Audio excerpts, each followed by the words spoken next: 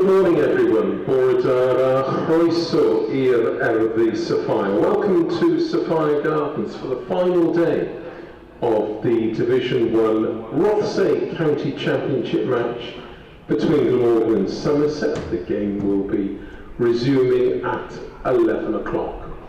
Glamorgan Cricket would like to thank all of their sponsors and partners for their continued support, besides extending a very warm Welsh welcome to all spectators here at Sophia Gardens today, as well as a warm Welsh welcome again to the players and officials from Somerset, plus on-field umpires Paul Pollard and Mark Newell, as well as match referee Jason Swift. We're also delighted today to have pupils from Sketty Park Primary School who are here for a watch and play activity, and they'll be forming the Guard of Honour just before the start of play.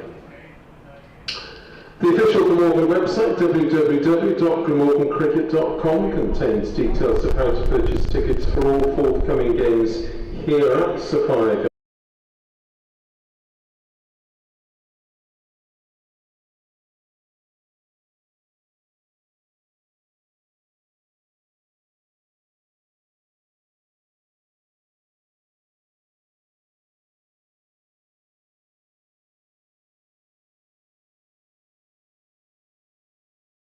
Norton is into bowl to Overton, and that's on leg stump and flicked away down to fine leg for 4 runs.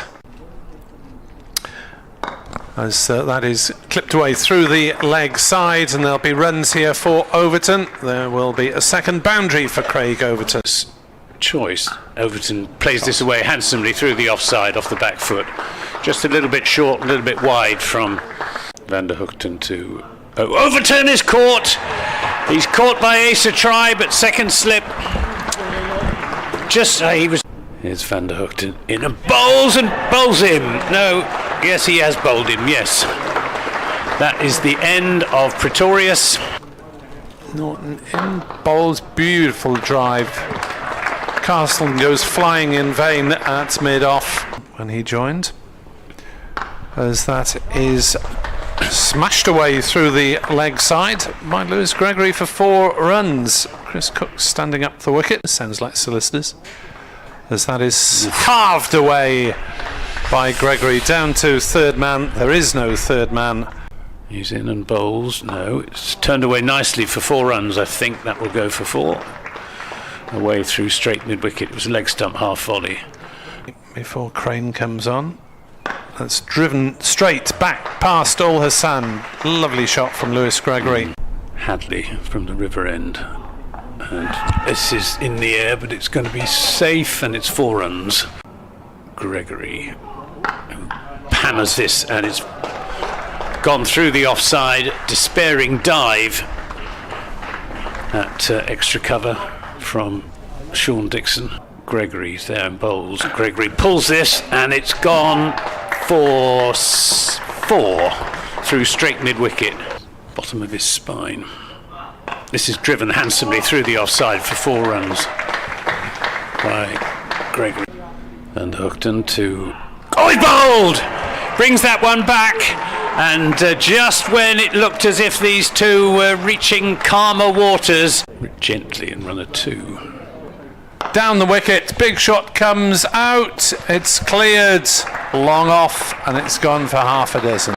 Van der Hoogten in and bowls, and they do indeed take the single off the 4th ball, and that's Tom Abel's 50. Norton in, bowls to Abel, who hits it over mid-wicket for half a dozen. Lofted away. 23 so far today. Norton bowls, short ball. This one's pulled away. It may go for 4. It does. Pushing it through at Abel, who reaches this, and it's going to land safely. And Tim Van der Hoogten's let it go through to the boundary. It was a vicious Crane bowls, and this comes off the edge of Ball's bat, but perfectly safely. And that will be lunch. And past the umpire, right arm over, bowls to Tom Abel, who defends towards Mason Crane at mid-on. Jake Ball as Hadley comes in, bowls, and that's a shout, and it's been given. So Glamorgan have made quick work of wrapping up first ball of Glamorgan's second innings, and that's played firmly by Ul Hassan, who scored 143, and he needed that knock. He's in bowls, angling this one in. It's turned away through mid-wicket. That'll be 4 runs. Josh Thomas can give up the chase there. Tom Norton. It's ball in and bowls, taking the outside edge and runs away through the slips between Tom Abel and to Ul Hassan down the leg side. Appeal for LBW. That's very optimistic. It's gone down to the fine leg boundary for 4 leg byes, 17 without loss. Bowls, and that's played firmly through the covers for 4 by Asa Tribe. Nice looking shot, just a punch. Gregory coming in past the umpire and bowls, and that's whipped on the onside, straying down leg, and Zainul Hassan on it quick as a flash, and it goes all the way for 4. In is Gregory, and that's driven through the covers. Lovely stroke by Zainul Hassan all the way for 4. Just a bit of width to work with, and he was on it immediately. Coming right arm over from the tough end of the ground to Asa Tribe, and that's worked through square on the onside for 4. That was loose, short, and given the treatment it deserved. Overton round the wicket to Ul Hassan, who punches that one through the offside and will get 4 runs, and that is the Glamorgan 50. Pretorius into that's a cracking drive and should make it all the way. Yes, it will. As Overton bowls up in the block hole, and Tribe drives through mid-on for 4 runs.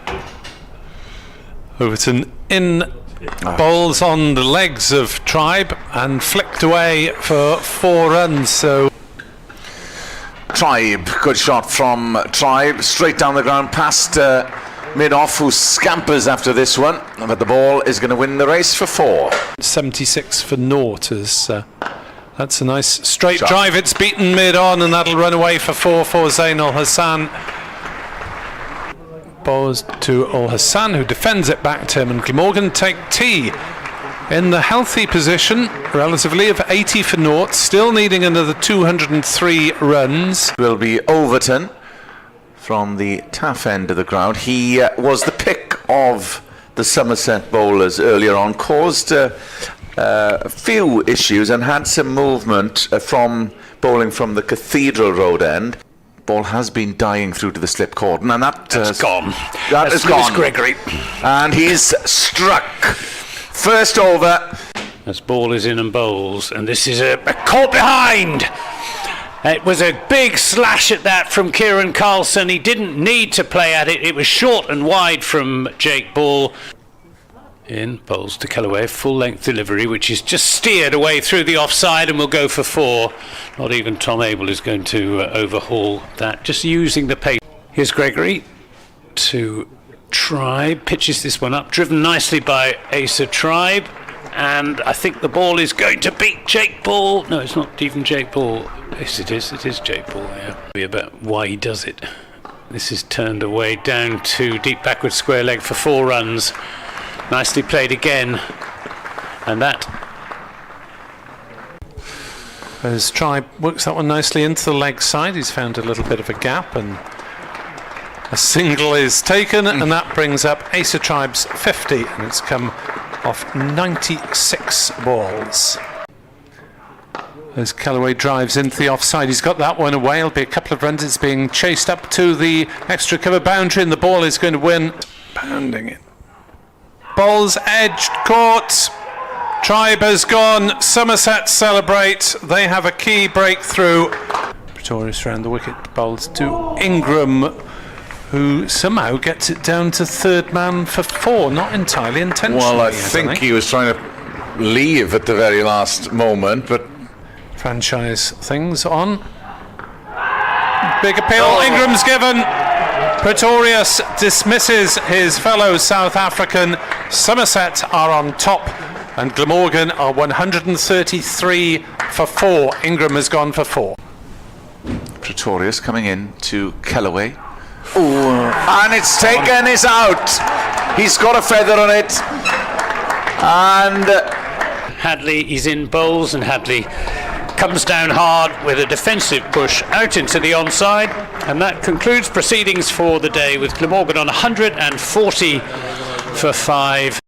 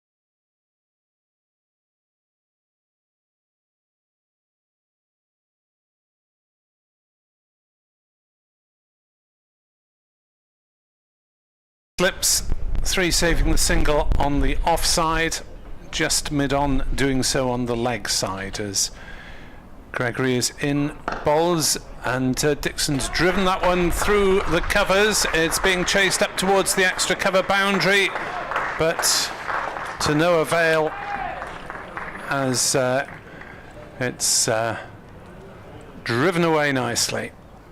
Yeah, nice shot. Didn't try and hit it too hard, just using the pace on the ball.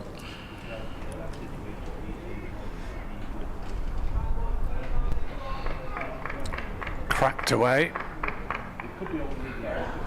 Glamorgan now more than halfway.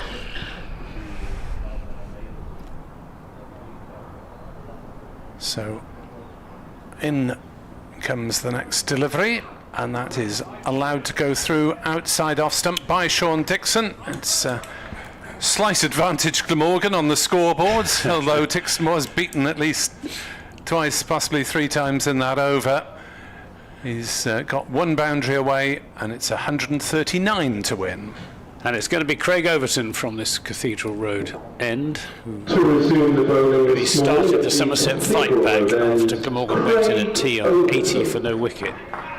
Craig Overton came out after tea and bowled a quite superb spell of bowling. He only picked up 1 wicket, but he set the tone. Bowled economically and accurately and threateningly. And his fellow seamers responded. Miguel Pretorius in particular. So he's going to be bowling to Ryan Hadley, who has 2 runs to his name from 26 deliveries. Here's Overton in, bowls to Hadley outside the off stump. No shot from Hadley. Hadley, who lasted for some considerable time in the Glamorgan first innings. We haven't seen much stroke play from him, but he survived for 38 deliveries in the Glamorgan first innings for his 5 runs. So presumably he's going to adopt the same approach second time around. Overton in bowls and goes past Hadley's outside edge. And Hadley just makes that gesture with his right glove to suggest or to confirm that that ball moved away off the pitch. Yes, never quite sure who those gestures are aimed at, really. Probably the batting partner, possibly the crowd to... I think his teammates is probably as much as anything. Reassure the crowd that he wasn't really beaten, even if he was. Overton in bowls, and again goes past the outside edge. I talked to Tom Abel at close of play yesterday and asked him how he saw the state of the game, and he said it's about 50-50. And I think that's about right. Somerset will be looking for early wickets to establish some momentum, and Glamorgan will be looking to get through half an hour by half an hour, and that one really does go sharply off the seam. That's 3 in a row that Overton has got past Hadley's outside edge. Well, his figures tell the story of how much threat he's proved, really. In his 17th over, 1 for 24, 6 maidens. May not have had the wickets that he deserved. Should have had tribe caught. Overton in, bowls to Hadley. This one straighter and turned into the onside. Jack Leach picks up from mid-on. I doubt Jack Leach will have a big part to play today, but you never know. And it's a pitch that's certainly done plenty for the seam bowlers.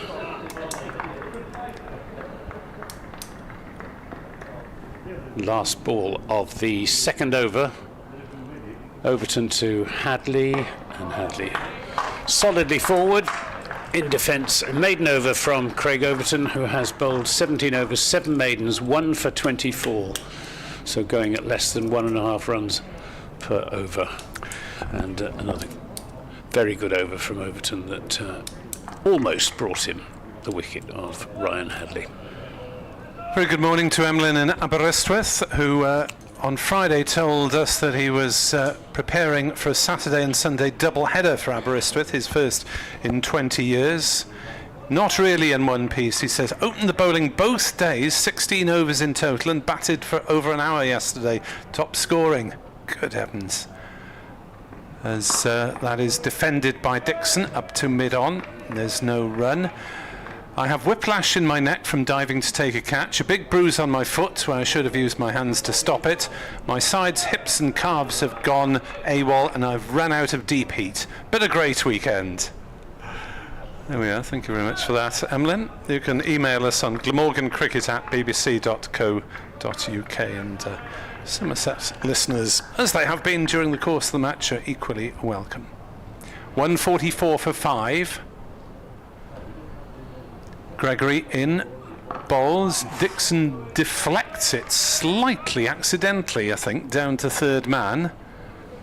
Wasn't sure whether he was looking to play a shot there, but at least he played it down. And he moves on to 9, and the total is 145 for 5, 138 needed. It does expose Ryan Hadley, who, much to my surprise, was exposed as night watchman last night, but survived. So well done to him. He's done his immediate job. Can he do any more? Gregory from the River Taff end. In and bowls, and Hadley defends that one to mid-on. And there is no run. The weather, well, there's a patch of blue sky just to our right, somewhere over the city centre, or over Cardiff Bay.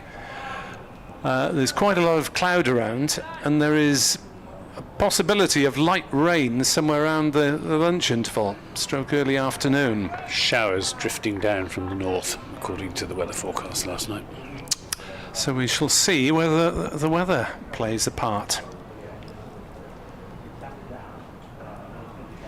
As Gregory is in to bowl, and Hadley up on his toes defends out on the offside, and there is no run, and Glamorgan can't possibly take the weather into consideration as well, because there's already enough factors to scramble the brain as to whether they go aggressively or defensively about this task. I think they'll go pragmatically about it. Good word.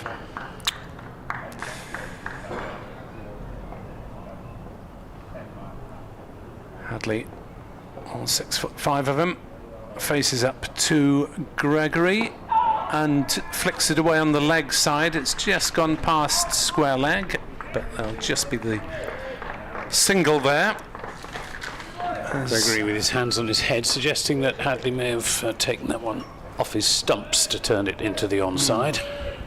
Who is the other bespectacled player on the side then? I think that's Josh Thomas. Oh yeah. Talking about bespectacled cricketers, and quite a few of them.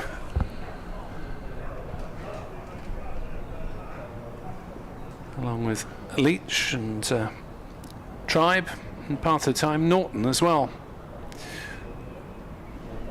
There's Gregory bowls. Dixon plays that well, out on the offside, got up a little bit. 146 for 5. Morgan have accumulated 6 runs in the first 3 overs. Crucially, haven't lost a wicket. 137 to win. 21 overs to go before the new ball. So if Glamorgan score at their present rate, they'll be just around about 200 when the new ball is taken. And who knows how decisive that might be. But Somerset won't want to wait until the new ball to take wickets. Overton into Hadley's there and bowls and goes past Hadley's outside edge. 3 saving 1 on the offside, 2 on the onside, and men out at long leg and third man. 2 slips. It's a pleasant morning. It's not as chilly as it was yesterday. Not much in the way of blue sky, but clouds not threatening at the moment. Most of the Somerset fielders in short-sleeved jumpers. Overton in and bowls and beats the outside edge yet again. Must be very frustrating. Craig Overton just stands in mid-pitch and looks balefully in the direction of Hadley, who ignores him and turns away towards him. The art of playing and missing successfully. Well, he looks to have a very good temperament. I mean, it's a stupid thing to say. I'm sure you can tell from looking at a batsman what his temperament is like, but he doesn't look in the least bit flustered by all the playing and missing. Ryan Hadley just gets on with it. Overton in and bowls, and this time he gets that out into the offside, and Will Smead picks up from backward point. Well, I suppose it doesn't really matter if it's a dot in the book. It's happened, it's gone, and it's of not much relevance to what happens the next ball, unless there are particular lessons to learn. But he seems quite sort of calm, measured in his movements. Overton bowls down the leg side, very well taken by James Rew. First delivery from Overton that's missed the mark, but Hadley couldn't benefit from it.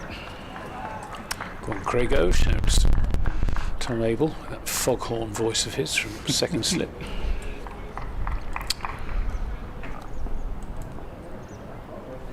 Craig Overton to Ryan Hadley,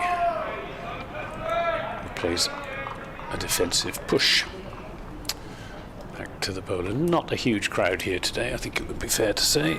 There are still quite a few up here from Somerset, come across the bridge this morning. I know Tractor's here somewhere because I've already heard his dulcet tones ringing out across the Fire Gardens.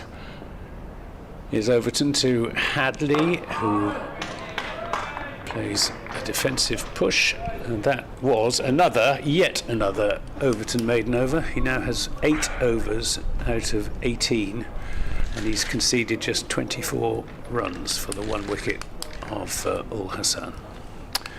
Elsewhere at Trent Bridge, Nottinghamshire are 112 for 1 in their second innings, leading Surrey by 78 runs in that match between two possible title contenders. Has had stalemate written all over it for some time, it seems, from a distance. Duckett is 41 not out, Slater 49 not out. Gregory trying to and break the stalemate here is in to bowl to Dixon, who pushes to cover, and there's no run.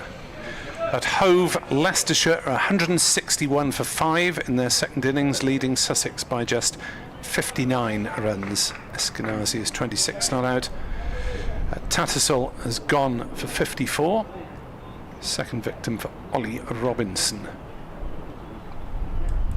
the former England fast bowler and a man who hopes to be a future England fast bowler as well.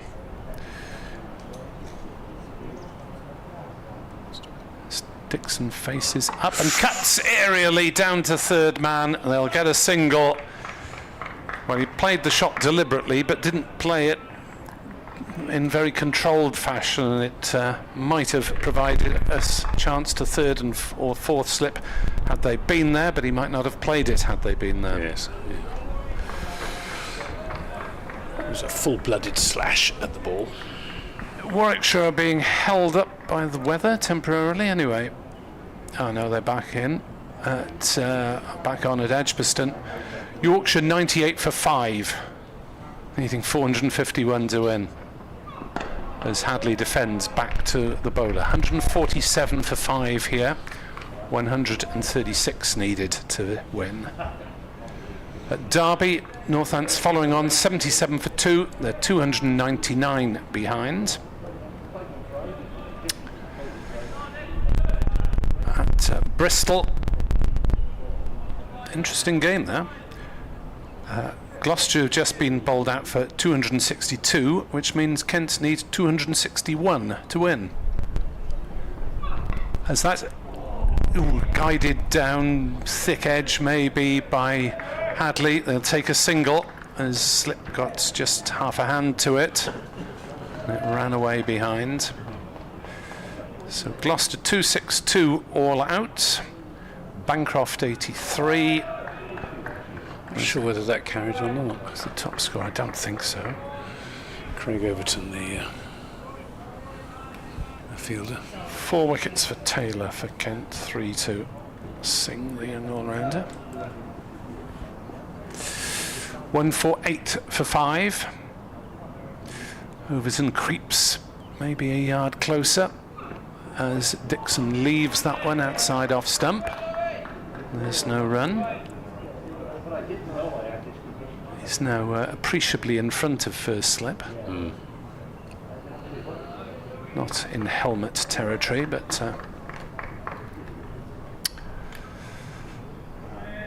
lurking with intent. Still a little bit of blue sky ahead, but the cloud is slightly lower and greyer than it was for most of yesterday, albeit the lights aren't needed at the moment.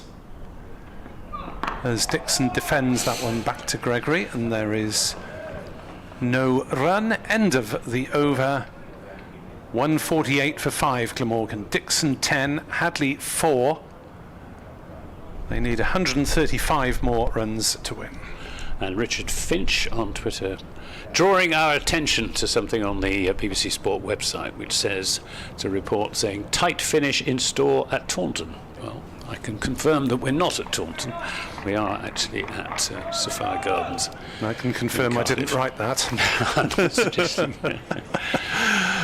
And Greg Hill, morning Greg, down there in Hunterston. Good morning Anthony and team. Hopefully Somerset can get this finished this morning. As Overton is in and bowls outside the off stump through to the wicketkeeper, because I have to record the football show this afternoon. I think it will be a failure if we don't get this over the line. But as I always say, Somerset never make it easy for themselves. Well, I'm not sure that's quite true. We had a pretty easy victory up at Chelmsford, but it was a nail biter down at the Utilita Bowl. And it could have been a lot closer last weekend against Yorkshire, as Overton is in and bowls and it's played into the onside by Hadley. Someone with the handle of rustic cricketer on the website messaged a fantastic advertisement for long format cricket. Fingers crossed Somerset can get the wickets. Credit to Glamorgan if they can get the runs, and he or she promised to be glued to the live stream, on which I trust the sound has been restored. Overton in and bowls, and Hadley just stretches forward but allows it to pass by as the sun comes out. Not sure it'll be out for very long because there's lots of clouds overhead, but scattered showers coming down from the north was the forecast, so it's quite possible we will avoid them altogether. Overton to Hadley, who plays that safely enough up to Jake Paul at mid-off. Overton has yet to concede a run this morning. They've gone past the bat a few times. BBC forecast suggests there's a 65% chance of some rain between 1 and 2, maybe in the lunch interval. Overton then into Hadley, short ball, and Hadley ducks underneath. It's the first time he's tried Hadley with the short one.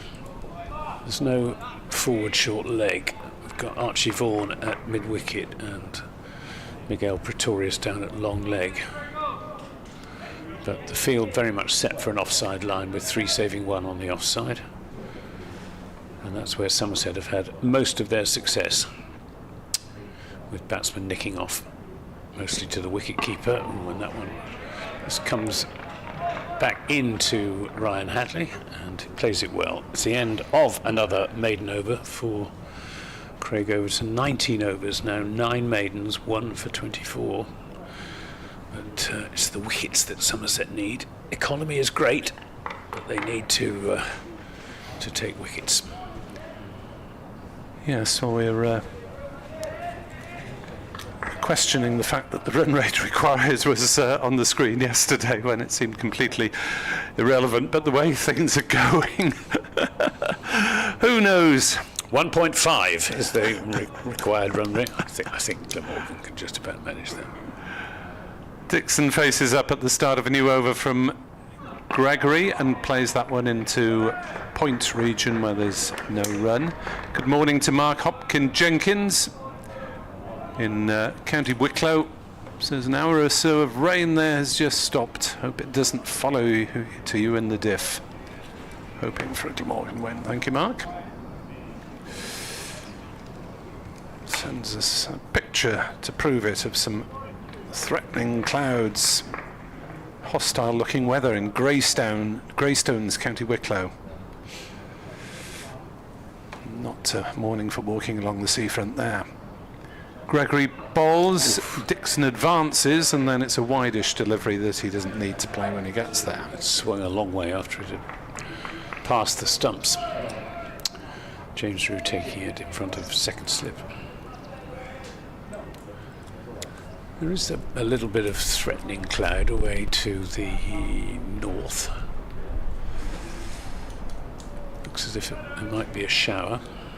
Yes, there's a very fast drying ground these days, but of course you start losing overs straight away on the final day. Gregory into bowl, and Dixon pushes into the offside. Thinks for a moment about a single, but there is no gap. There's a point to cover and mid-off rather than two trying to do the job of three. Do you think there's a case for a bit of a counter-attack at some stage from Glamorgan? At the moment, the bowler's just being allowed to bowl without really coming under any pressure, which is what bowlers like.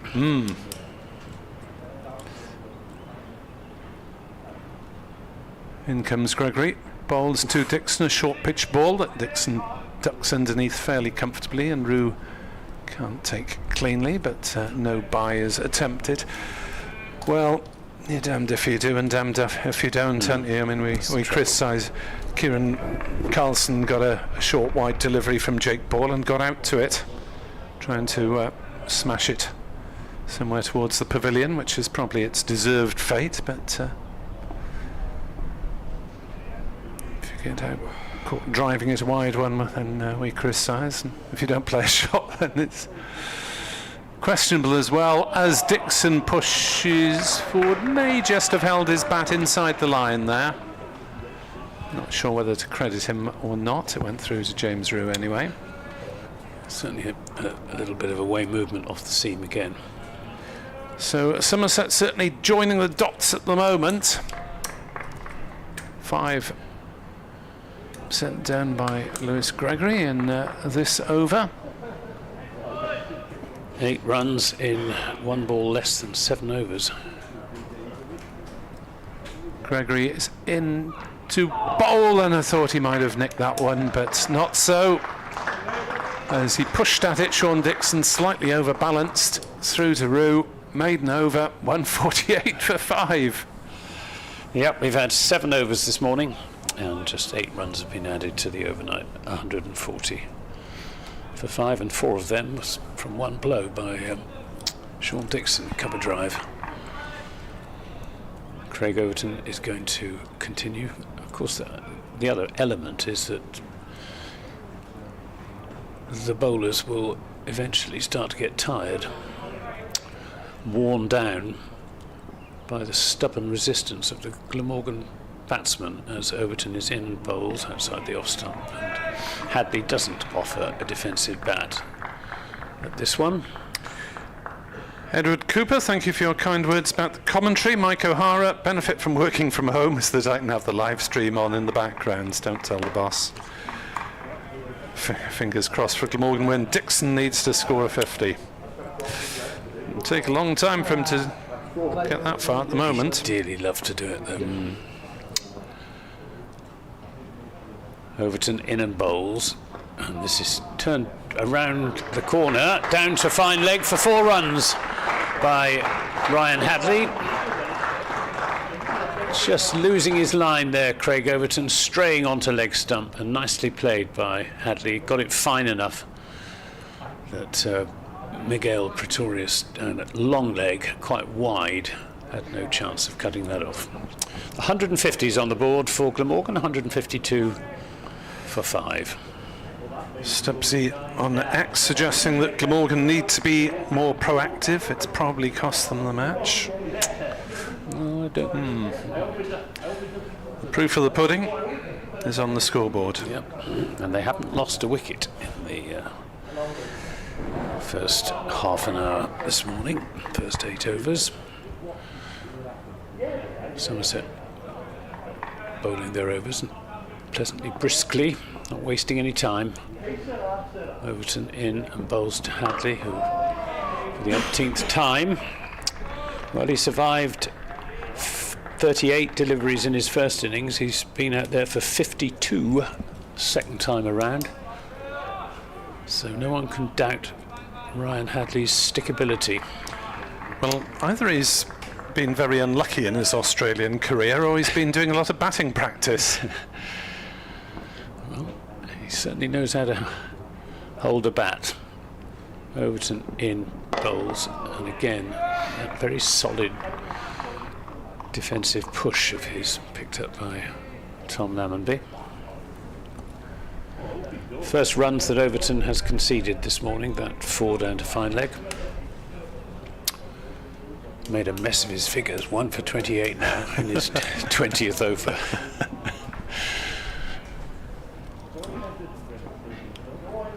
He tries again, up past umpire Pollard there and bowls. And Hadley annoyed with himself for not taking a fuller toll of a ball on leg stump, which he could have played into a gap on the onside. Instead, he hit it straight to Jack Leach in his faded Somerset cap. I'm informed it is tipping down in Malpas, which is an area of Newport about 12 miles to our east. Thank you to Jim Druitt for that. Last ball of this Overton over. He's in, bowls to Hadley on leg stump, turned into the onside. They take the single. Hadley goes on to 9. Glamorgan go on to 153. Still for just the 5 wickets. And Dixon and Hadley have got through the first half an hour unscathed. And they will be, if they're still there in an hour's time, trying to get through a new ball. That's 16 overs away, so just maybe a fraction over an hour if they stick with the pace. Anthony Gibson gives way to Kenneth Davis, and we'll try and walk a wicket probably, Anthony. Gregory in bowls, and Hadley is hit somewhere around the centre of the body, walks away to contemplate the meaning of life and make sure his essentials are still intact. Hasn't got a chance to get any revenge, since he won't be bowling again in this match. Mark Morley is in Doha. I've just read that. You could read it out, Nick. In comes Gregory to bowl to Hadley, who defends it back to him. Since today is Somerset Day, I've taken the day off and gone to the pub for a lunchtime cider in Doha. Oh, such things allowed. Obviously, yes. The bar is owned by the former Aston Villa footballer Andy Gray. Yeah. But Joss Butler, a batsman from Glastonbury, of whom we may have heard, drops by for a pint now and again. Oh, cider in Doha, that sounds inviting. Love the commentary. County cricket is so subtle, isn't it? Yes, Mark Morley, Martok Old Sexian. Next delivery is well defended by Hadley. There's a good ball from Gregory, who plays keepy-uppy for a while and then gives it away by trying to go for a 4th flick. I don't want to put the mockers on Ryan Hadley, but he's got good technique. Well, he's a lot better overall, even before today, than I expected, to be honest. I mean, I know the quality of Sheffield Shield cricket with a limited number of teams is probably higher on average than county cricket. as he had knows that one, and it needs a spectacular take from Maru in front of first Slip as he saves Slip's ankles from you mentioned Emlyn sending that message regarding Aberystwyth. Takes me back to my university days. It used to be what certainly used to be a cracking batting track on Vicarage Road. Okay.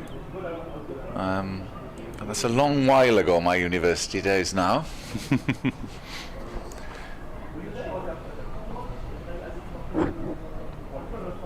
As the next delivery from Gregory again hits Hadley, again somewhere down the top of the thigh, and again Hadley retreats to ponder the unfairness of life. Neil Thornycroft in the Ridgeway area of Newport says, it's raining there, come on Glamorgan.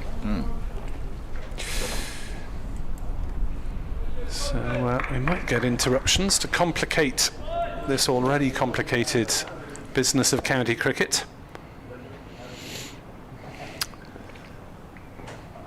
Lewis Gregory looking to strike on Somerset Day. Bowls outside off stump, no shot played. Through to Rue.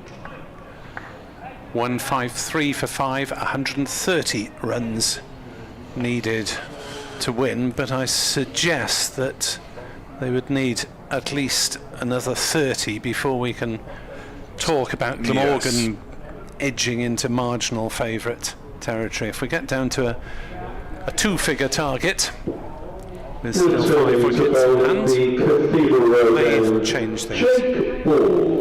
Jake Ball coming back from the Cathedral Road end. It was that end yesterday where he bowled very, very disciplined spell,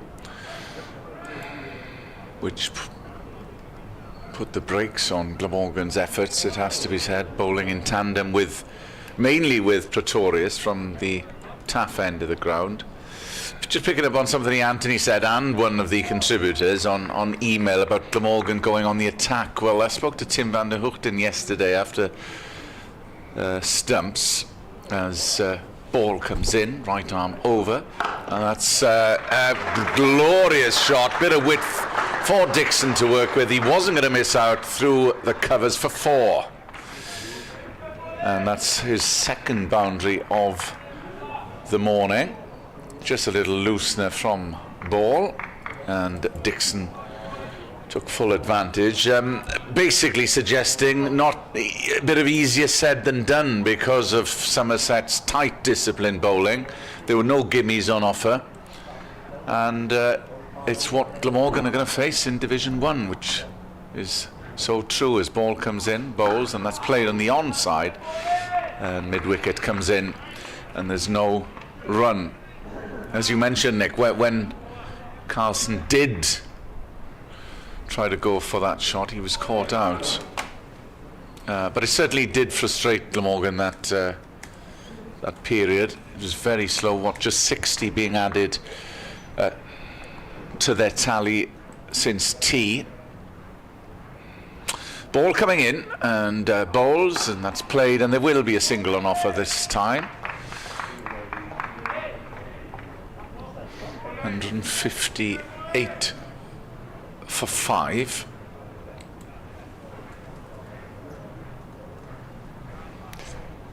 There's some old grey clouds. It's still bright at the moment. We will await and see if that deluge comes from the Newport area.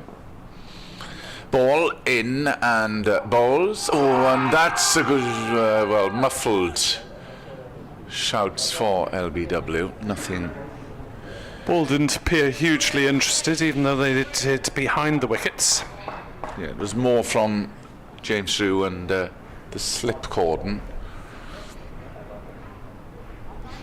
Oh, Tim van der Hoogten just saying, well, these are international bowlers, so this is the standard. And we would like to counter-attack. However, credit where credit's due was the message. Ball coming in, and bowls, and that's a waft by Hadley. That's more of a tail-ender's shot.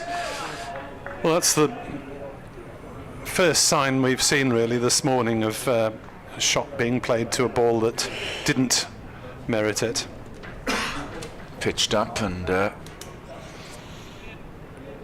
rash shot outside off stump by the tall Australian, who's here of course for the first block. In is ball, last ball of the over, and that whizzes past. And bizarrely there was a sort of an appeal from second slip, a la Kieran Carlson. End of the over, 158 for 5 on this final morning. Everything still possible at Sophia Gardens. Yes, it's 18 runs added, 38 minutes. Ball has beaten the bat probably as many times as the number of runs that have been scored. Clouds are moving southwards, according to Neil Thornycroft on email. Might miss Cardiff then. It could very well do.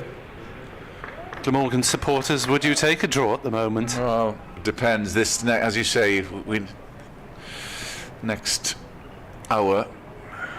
Gregory continuing, bowls and puts one past Dixon's outside edge again. Next hour will go a long way to determine the course of this match. Gregory is keeping himself going. Quite a long spell this morning. He's replaced Overton with ball at the Cathedral Road end. Presumably he will replace himself with Pretorius within the next couple of overs at the River Taff end. As Gregory is in, bowls, Dixon shuffles across and plays it defensively back to the bowler, no run. Still the 2 slips. Still Overton positioning himself a good couple of metres closer than first slip. Apart from that, point. Cover is now sweeping out on the boundary. So there's a single for Dixon in that region. Mid-off, mid-on, square leg is back, fine leg on the ropes in front of the cricket school away to our left. Dixon drives that from Gregory's ball and finds mid-off, no run. Getting slightly darker. No sign yet of the new floodlights flickering into life as they did yesterday for the what a momentous occasion that Championship that cricket was. Yeah, credit where it's due. I've been moaning about it for years on this stream. But it's now been remedied. Dixon plays no shot outside off stump.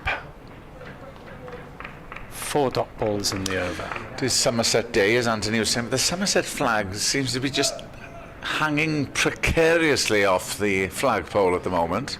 Yeah, whoever secured it didn't do a hugely good job of it. I mean, I know it's a large flag and it's a long way up on those flagpoles, but it is sort of blowing round in rather half-hearted fashion.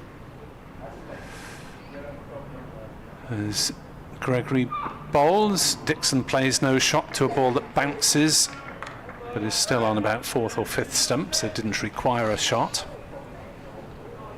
158 for 5. The deadlock goes on here in Cardiff. And whatever happens, we have to say it has been an excellent game of county championship cricket with several swings in momentum, particularly in the latter half of the game. After Norton's hat-trick, then Somerset fighting back yesterday morning. Morgan replying in the afternoon, Somerset having the better of the evening. As Dixon gets a ball that climbs on him and does well to play that with the deadest of dead bats as it came up towards his chest, just lobbed a couple of metres back down the pitch, but no risk of a catch. 158 for 5 as Gregory completes his 6th maiden. Do you see them trying to go through the gears? Because pragmatism is great, but it was more getting bogged down yesterday. Yep. Yeah, they did get bogged down, as you say.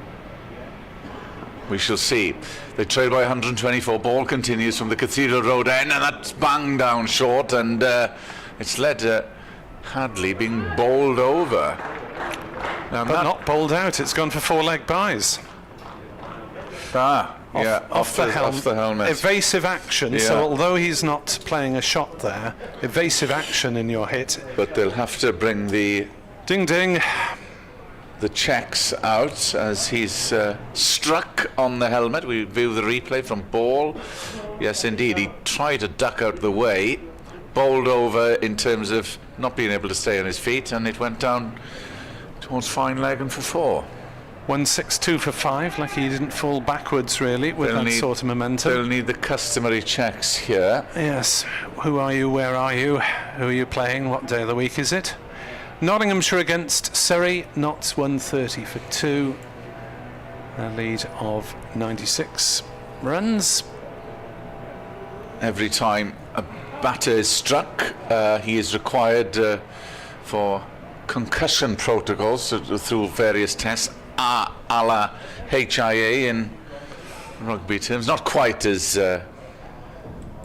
severe as they're required to go off for 10 minutes. Well, the Rugby HI protocols, I actually did them once. They did a demonstration of I've them been in the in them, stadium, yeah. and they're quite difficult. I mean, I can't, if I'm working on a match, who did Glamorgan play last week? Hampshire. I wouldn't be able to tell you off the top of my head every time. I think you can, if memory serves me right, and I was in that demonstration, they did one up the Vale with the Welsh doctor, Dr. Jeff Davis, and Prav, of course, who's the medical director of the Welsh rugby team. The individual chooses the questions, so they are different. Oh, okay. It's also against a baseline at the start of the season. So if you played dumb in the, if you were very cynical about it and you played stupid in the assessment, the baseline. Well, quite. But you could have an off day in terms of memory, Tell me about it. As mentioned. Who are you again? At Hove, Leicestershire 170 for 8, leading Sussex by just 68 runs. So Sussex well poised for victory there. And Yorkshire now 6 down, with Warwickshire, weather permitting. Almost certain to wrap that one up. Yorkshire nominally need a further 433 runs to win. Talking rugby, of course, the Wales squad is announced lunchtime by Steve Tandy for the forthcoming internationals over the summer. 4 of them, well, 3 plus the game against Barbarians. Here we go with more Ball to Hadley then. Underway as Ball goes back to his mark. Hadley is okay, he's been checked out as Ball steams in from the Cathedral Road end, right arm over, full. And again, it's past the outside edge. And again, Hadley does that movement with his right fist to suggest that moved away. Talking of other sports, I see on the BBC Sport website the former England goalkeeper Nigel Martin has been selected for the England over 60s cricket team. Is he indeed? Former Crystal Palace and Leeds keeper, full from Ball, and is defended well by Hadley. Yes, seniors cricket, a flourishing industry, or pastime rather than industry, since no money's involved, as far as I know.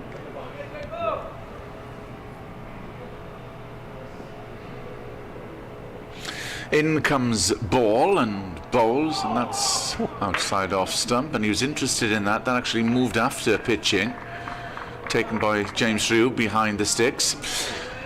Of course, speaking about Aberystwyth, of course, Thomas Owen, our former colleague, sadly passed away many years ago now. Used to open the batting for Aberystwyth. I'm not sure if his brother's in today. He's usually on the taff end of the ground at the back row with his father. How well?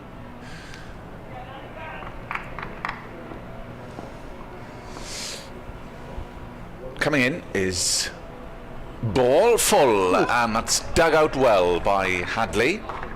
Well played. That man. 162 for 5. Glamorgan trailing by 120. Still grey crowds. I suspect that looks a bit more dubious to the left of us.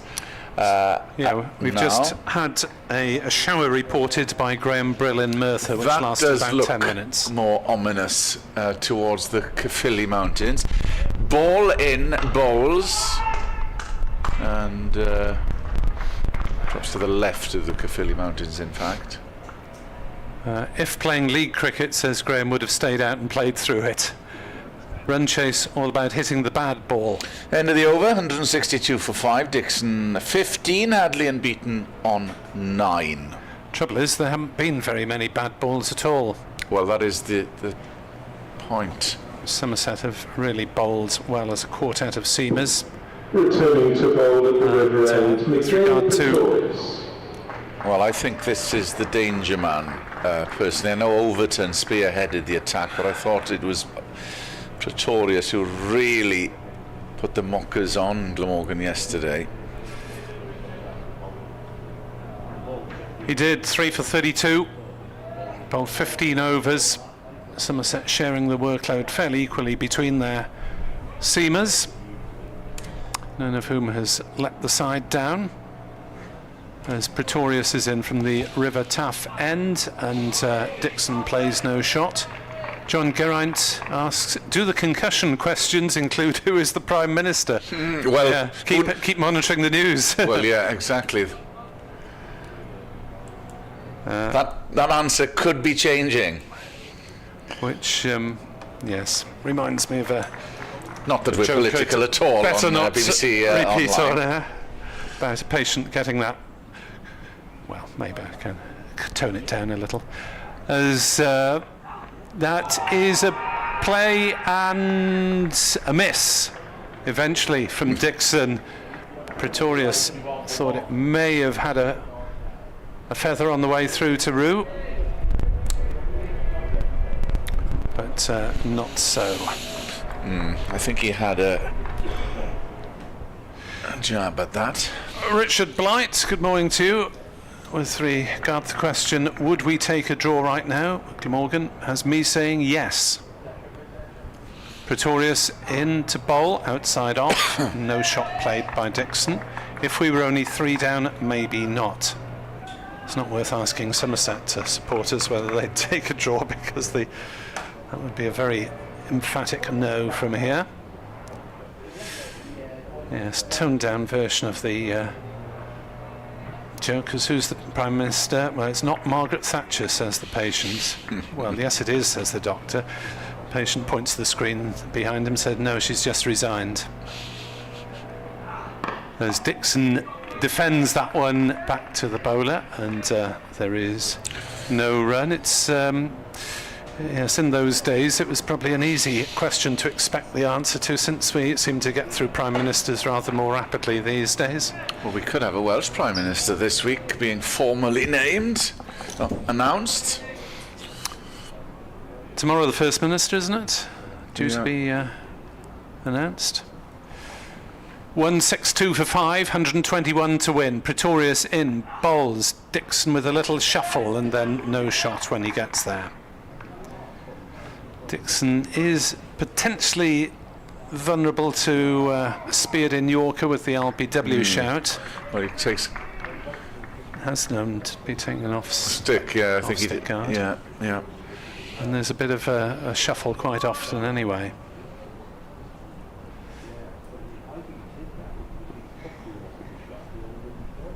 Touch of blue sky as well away to our left to confuse us on the weather front, as Dixon defends that one, thinks about a single, but thinks twice. As point and the bowler Pretorius both dash in, Hadley wasn't really looking ready anyway. 162 for 5 after yet another maiden over. Glamorgan have added 22 runs this morning, and we've had 52 minutes play. As the umpires come together for a little chat. Still some batting to come in the shape of Chris Cook, Tim van der Hoogten, Mason Crane obviously was agonisingly close to getting his maiden first-class century against Leicestershire. Stumped on 99. And I wonder, Nick, if there might be a change in policy after a wicket. Oh, and that was almost the wicket as it flew past the outside edge of Ryan Hadley off the bowling of Jake Ball. Van der Hoogten's got a fairly solid defensive game, so's Crane, and that one went over the top of off stump by a couple of inches, the replay shows. Hadley lucky not to lose his wicket there. But does like to score at the same time, Van der Hoogten, doesn't he? Yeah, he can play it either way. Yeah. Ball starts his run up and bowls, and Hadley well forward, studiously. Richie McMahon has reported that it's raining on the outskirts of Cardiff in Thornhill.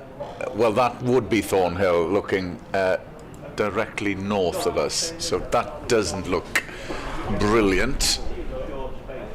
Thornhill just shy of Caerphilly, if for those listening from Somerset. Ball in, bowls, and that's played towards mid-wicket, and there's no run.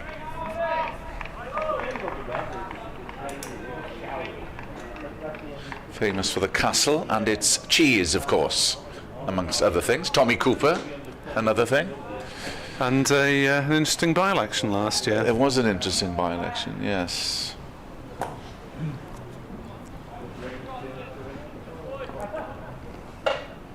In comes Jake Ball and bowls full. That's squeezed out towards point, and it's a dot ball. 10 dot balls in a row.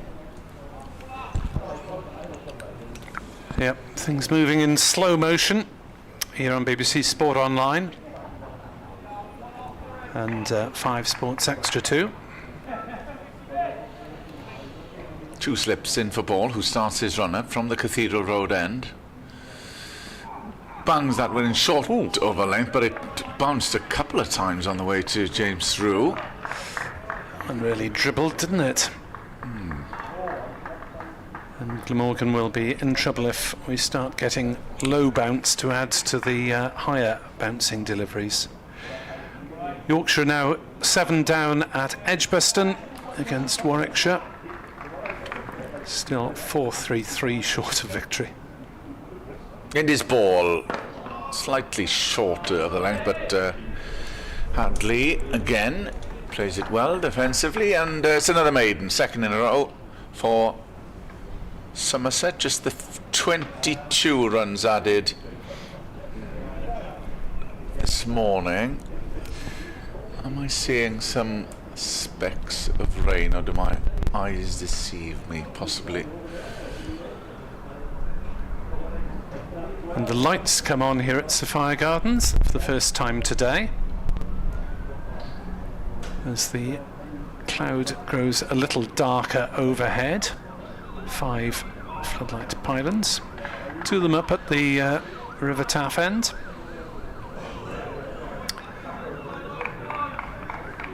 Three on this side of the ground at the Cathedral Road end.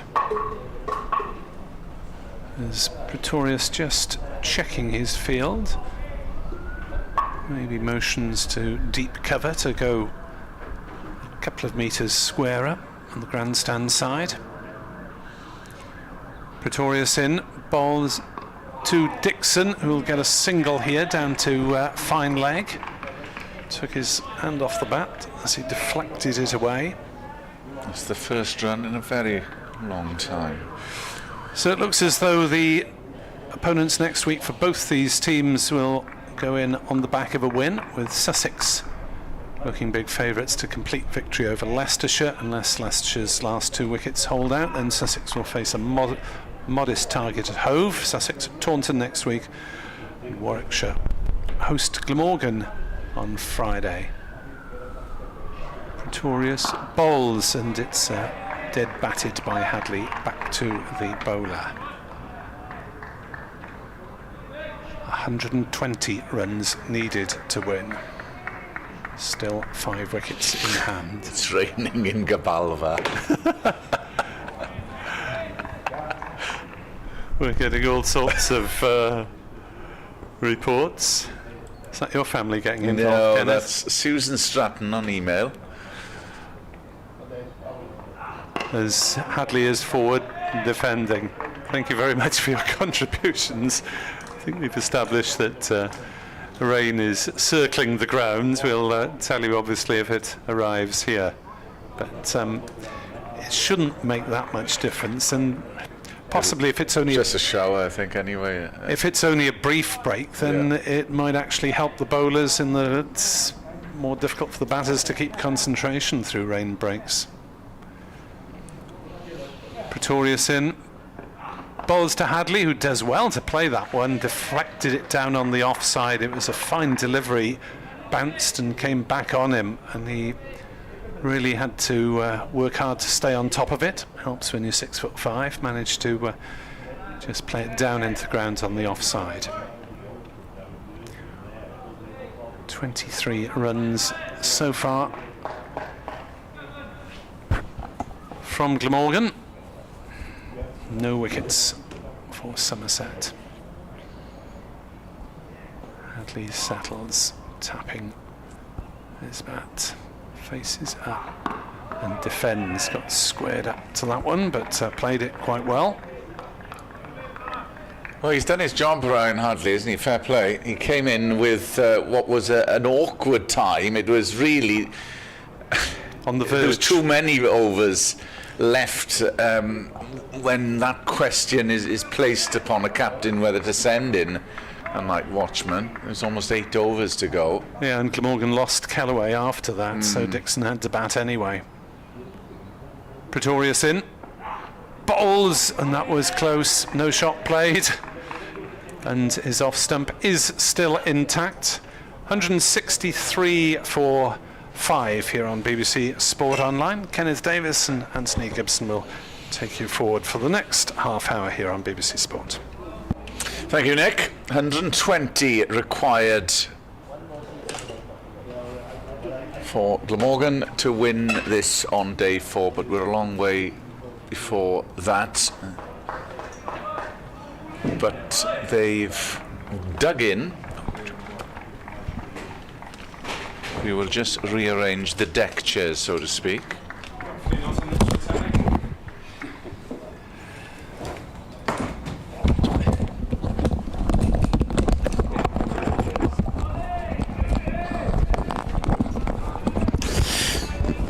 Ball was in, and still continuing from the Cathedral Road end. Dixon 16, and the Australian, the night watchman, Ryan Hadley, is 9. From 81 deliveries. Yes. It's been a dogged display. Dixon facing ball, and that's a good delivery, and that's played into the offside, and there's no run. Well, these two Glamorgan batsmen, they will start wearing the bowlers down. Nothing more frustrating for fast bowlers to keep running in and keep passing the outside edge, and in their own minds not getting their just rewards. Ball is into Dixon, who leaves outside off stump. Yes, there is that. Oh, still some runs to play with Somerset before you're getting into nervy territory. Well, we've got 8 overs after this before the new ball, which could have a big part to play. Ball chugs in. And that's played fully, not convincingly off the bat of Sean Dixon. Was there a loose shot there from Sean Dixon, as if he just momentarily lost concentration. Dixon, playing against his former county, of course, was brought in primarily a white ball specialist. He joined Somerset as a red ball specialist.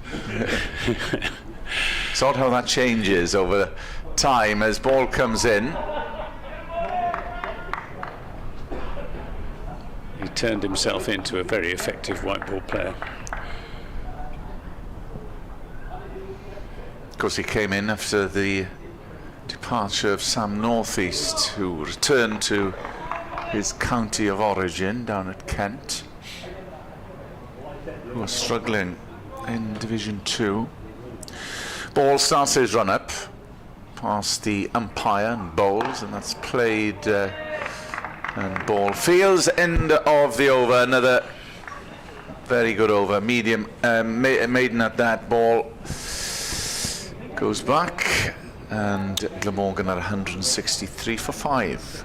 16 overs so far this morning, in which just 23 runs have been scored, but no wickets. So of the two sides, Glamorgan will be the happier as to the events of the first hour. I suppose the first target is just to get under that 100 mark, and if they can with these wickets intact, that would be one thing chalked off. Still a long way to go before that happens as Pretoria starts his run up. And he comes from the River Taff end, and this comes off the inside edge of Hadley's bat to Josh Thomas at mid wicket. We've got 3 saving 1 on the offside. Jack Leach down at third man, 2 saving 1 on the onside, and Jake Ball down at long leg. The 2 slips, Lewis Gregory and Tom Abel.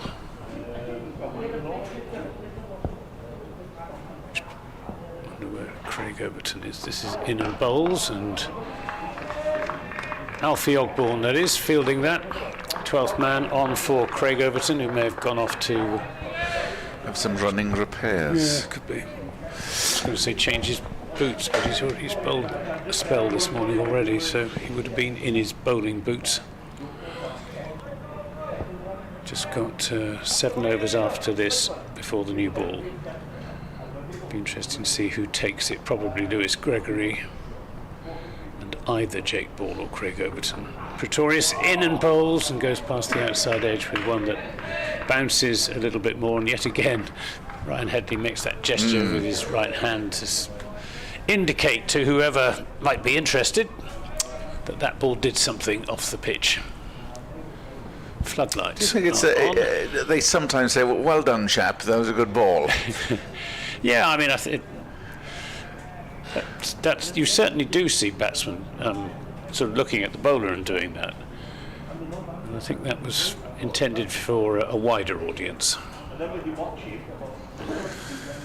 Victorious, this very straight approach. He's there now and bowls, and swing and a miss from Hadley. Just losing patience there. I think that might have flown by the inside edge of Hadley's bat, if we look at the replay. Yes. Oh, it went sharply off the seam, didn't it? It's a very ambitious shot for Hadley to have played. But he's shown immense determination and patience and resolve, doing a job for his side. Pretorius in bowls. So nearly finds the outside edge. This is a good over. Yeah, he's living a bit of a charmed life at the moment, is Ryan Hadley. Wanders away towards square leg umpire. Some heavy clouds away to the north. Yeah, but they seem to be staying away from this vicinity at the moment, and the sun is trying to make an appearance. Last ball of the over.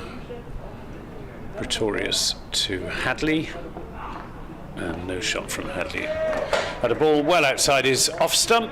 Another good over from Miguel Pretorius. 18 overs, 5 maidens, 3 for 33 for the big South African. No, Jack Leach was redundant, yes, and don't think we'll see a spin today. Mason Crane didn't get much turn out of the pitch in Somerset's innings. Yeah, Lewis Gregory just having a chat with Jack Leach, but I suspect he's just drawing on Leach's experience. He was limbering up for a while yesterday, but never came on. No.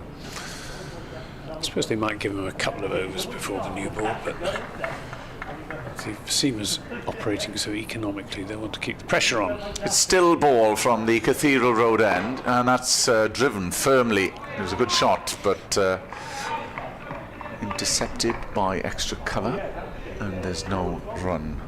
Just 23 added to the overnight tally. This partnership is worth 29. Chris Cook and Tim van der Hoogten, the next batters to come in. 2 slips in for Ball, who starts his run-up in, right arm over. That's good length delivery. It's played well by Dixon on the offside.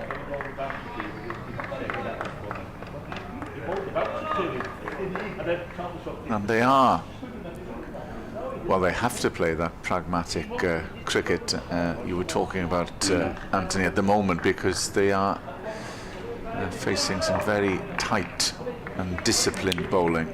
Some long time since a run has been scored. In is Ball.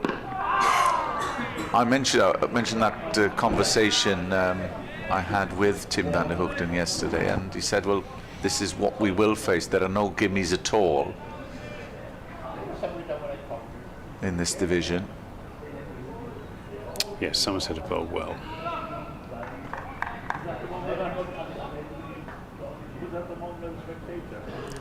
Mid off, mid on, point, extra cover, deep backward square. There's a man at fine leg. In his ball, bowls, bangs that one in short, and Dixon has no interest whatsoever, pulls away. Yeah, protection at deep square, and fine leg. There's a third man in place as well.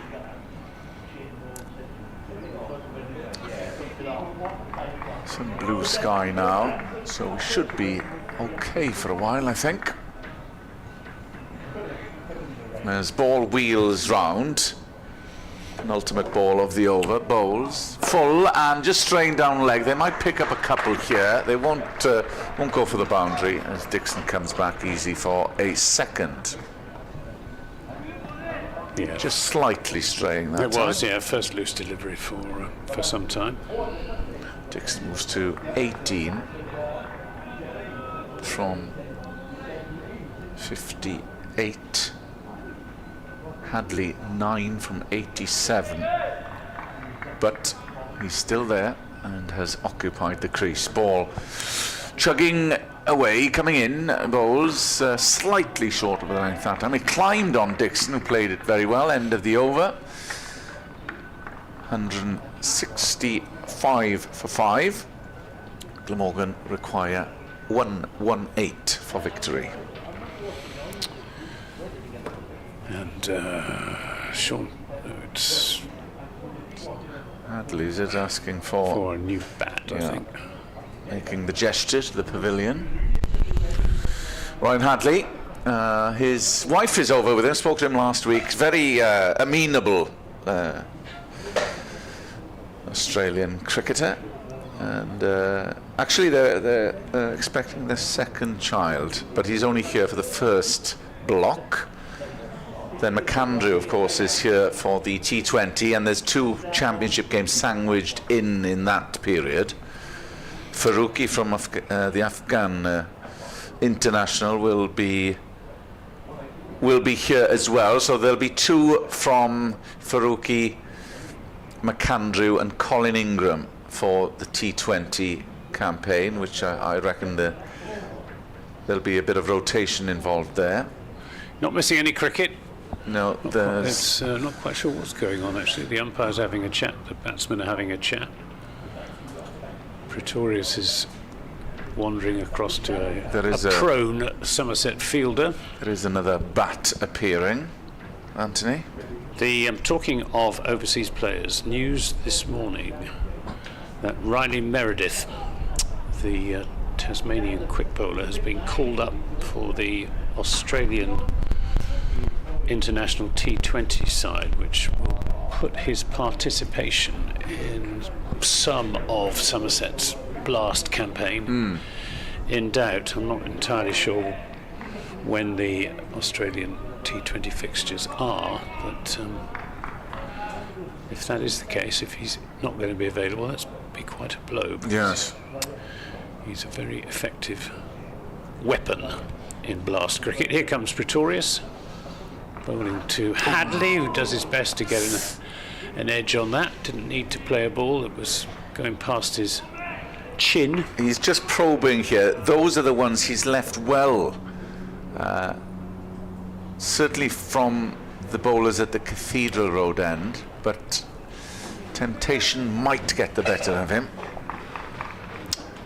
Well, he's been out there a long time. As Pretorius comes in again from the river end, he's there and bowls. This is driven into the covers where it's fielded by Archie Vaughan. 90 deliveries he's faced now as Ryan Hadley. He's been out there for 105 minutes. So an hour and 45 minutes. It's probably the longest he's ever batted in his career. But he can certainly play a bit. He's certainly solid. He's kept the bowlers at bay, frustrated them. Pretorius in, bowls a full length and slightly more expansive shot there from Hadley in response to that ball being pitched up in his arc, but hits it straight to Tom Lannonby at mid-off. We're in the 75th over, so 5 overs before the new ball. I've been saying that the new ball would come with Glamorgan at around about 200, but as things stand, they're nowhere near it. But that might change. Pretorius in and bowls, and again so nearly finds the outside edge, and James Rew looking to the heavens. I mean, there could come a time where Glamorgan may have to chance their arm slightly to just get some momentum going. Well, I think they'd be well advised to score as many runs in the next 5 overs as they can, because, as we've said many times, this is a new ball pitch. Pretorius in, bowls too wide, no shot from Hadley, a tumbling stop from James Rew. Again, plenty of clouds away to the north of us, where it's clearly raining, but I'm not sure that it's going to come our way. I think that's going to drift away towards the east or the southeast. Pretorius into Hadley. Well played up the onside of the pitch. It's the end of another maiden over. Pretorius has now bowled 19 overs, 3 for 33 with 6 maidens. 165 for 5, so just 25 runs this morning in an hour and a quarter. A few emails. Stephen Killick, if this carries on, then Glamorgan will have to keep an eye on the run rate required. Well, it's only 1.5. Yeah.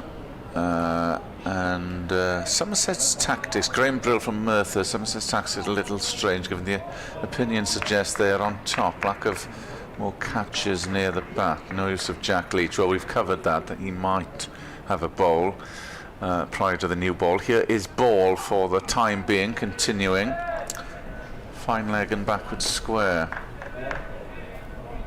I don't know, it isn't as if the ball has been up in the air anywhere near close. There was one slash from Sean Dixon that went through at catchable height through about 4th slip. That's the only instance where... Graham Brill suggesting that Somerset may be too defensive. Well, they've got to hedge their bets. In is Ball. Ball's full that time, but they will come through as a partially stopped bit of fielding at wide-ish mid-on. That's Alfie Ogborn. So they did come through for a single. And they're a collector's item at the moment. Any kind of runs for Glamorgan. Jack Leach off the field at the moment. Oh, right, okay. Whether he's changing his boots. 2 slips in for Ball, who comes in and bowls. That's banged in short, played down nicely to 3rd man by Ryan Hadley. And every run is greeted with warm applause from the Glamorgan faithful here at Sophia Gardens. Not as many in on the final day. It's very long, drawn-out tension, this, isn't it? It is. It is. But it's very good that we have that tension on the final day. And still question marks as to which way it's going to go. Ball in full and is left on length by Dixon outside off stump. Few have congregated on the far side on the stand that backs on to the Taff's trail by the River Taff end.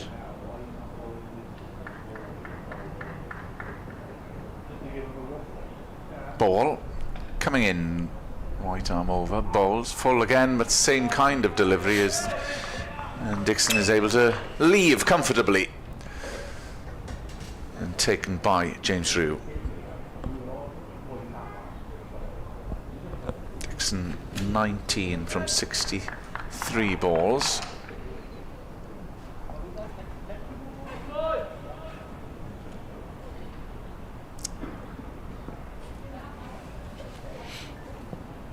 In and again is left.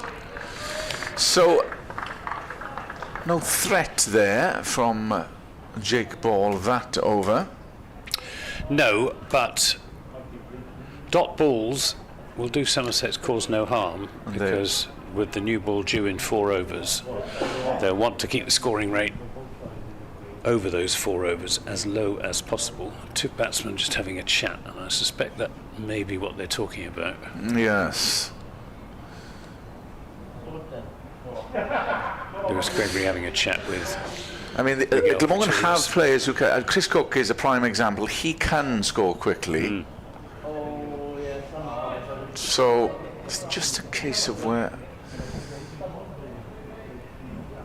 Glamorgan can be when Cook comes in. We trail by 115. So another over from Miguel Pretorius. He's in bowls. This is played nicely into the onside, not really timed by Hadley. He did get it into a gap, but without sufficient force to beat the field. It's fielded by Josh Thomas. They take the single. 168 for 5, 115 more. Glamorgan lead.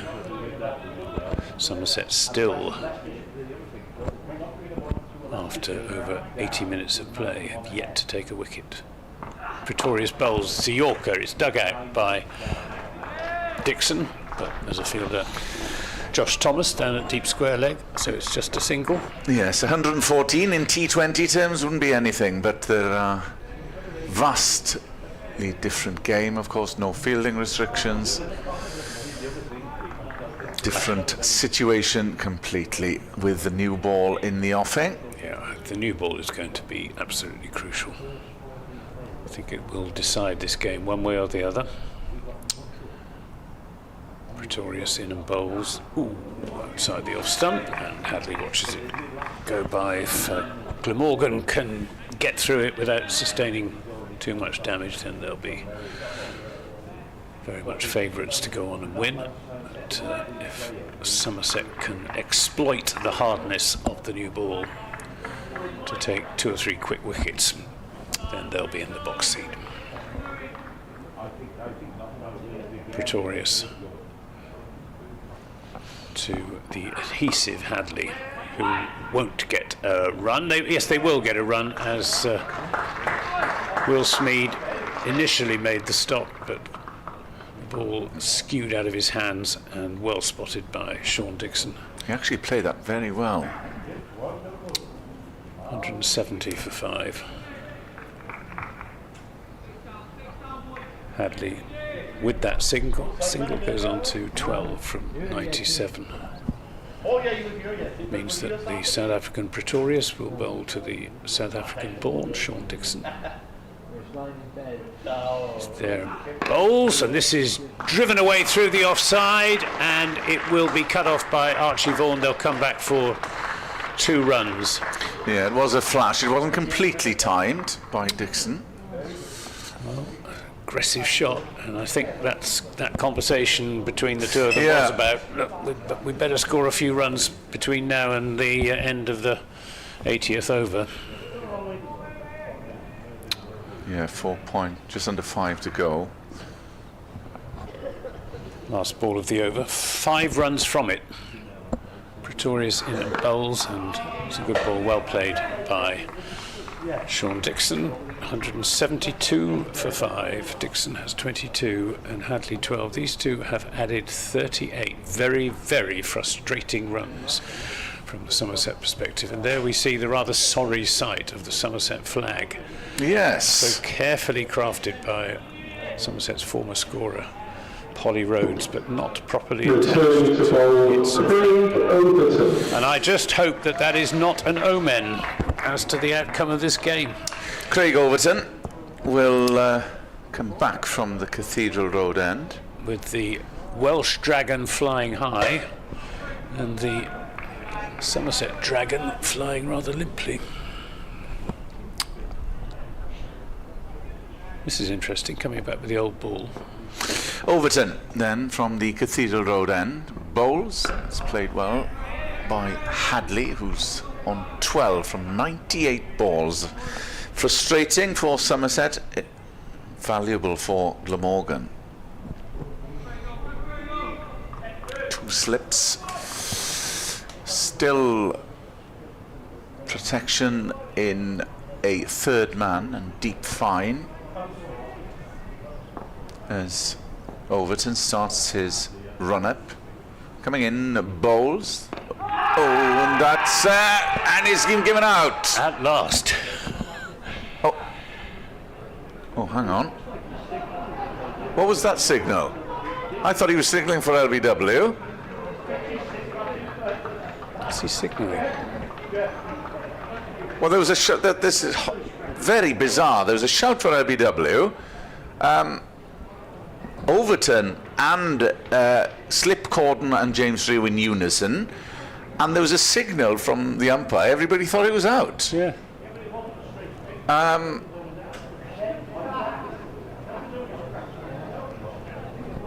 Let's have a look at this again. Overton comes in. I don't think it was out. Well, the Slipcorden started to run, just took it for granted. Looking at... No. He just doffed his hat. Yeah. And everybody thought the umpire had put the dreaded signal up. I wish they wouldn't do that. Very difficult from our van. I wonder if he changed his mind, even as he was lifting his hand and thinking... I mean, actually, it was a good decision. It was a good decision. I don't think it... I think it would have beaten him on height. And I think it clipped him outside the off stump as well. But, well, Overton thought that the signal was given. Yeah. Well, so did we all. I think everyone on the ground very, thought that. Very strange. Overton comes in again, bowls. Oh, that just dribbles along the floor on an even bounce, making it difficult for Hadley here. Testing over. Bamboozled everybody. I've never seen that before. An umpire raising his hand and then just doffing his cap, his hat.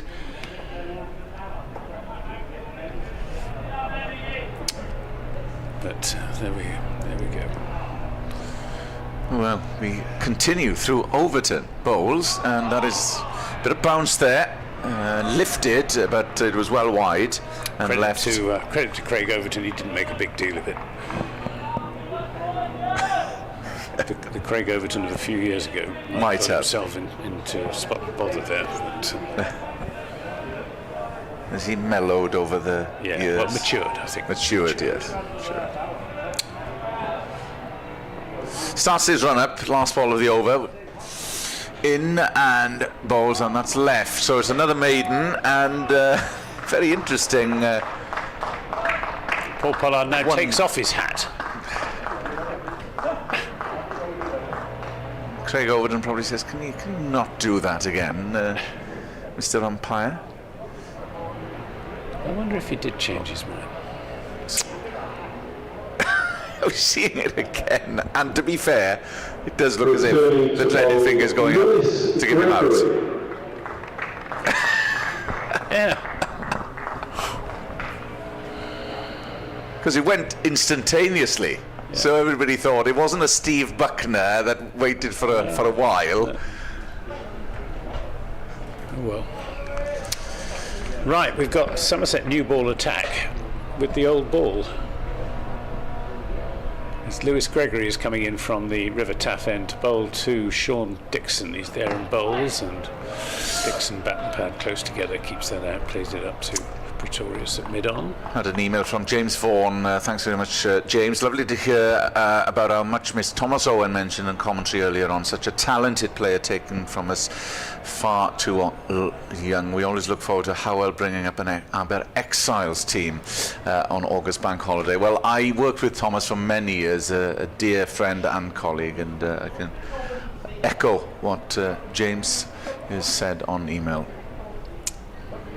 Gregory to Dixon, outside the off stump, no shot from Sean Dixon. This is the 79th over of the innings, so one more after this and then the new ball. And I suppose you could say that Overton and Gregory are sort of warming themselves up for the new ball, or perhaps they think the old ball will be a better weapon, make it more difficult for the batsman to score. Those dark clouds have reappeared again. It's going to be one of those days, isn't it, I think? It's Gregory in and bowls to Dixon, long way outside off stump, swinging further away.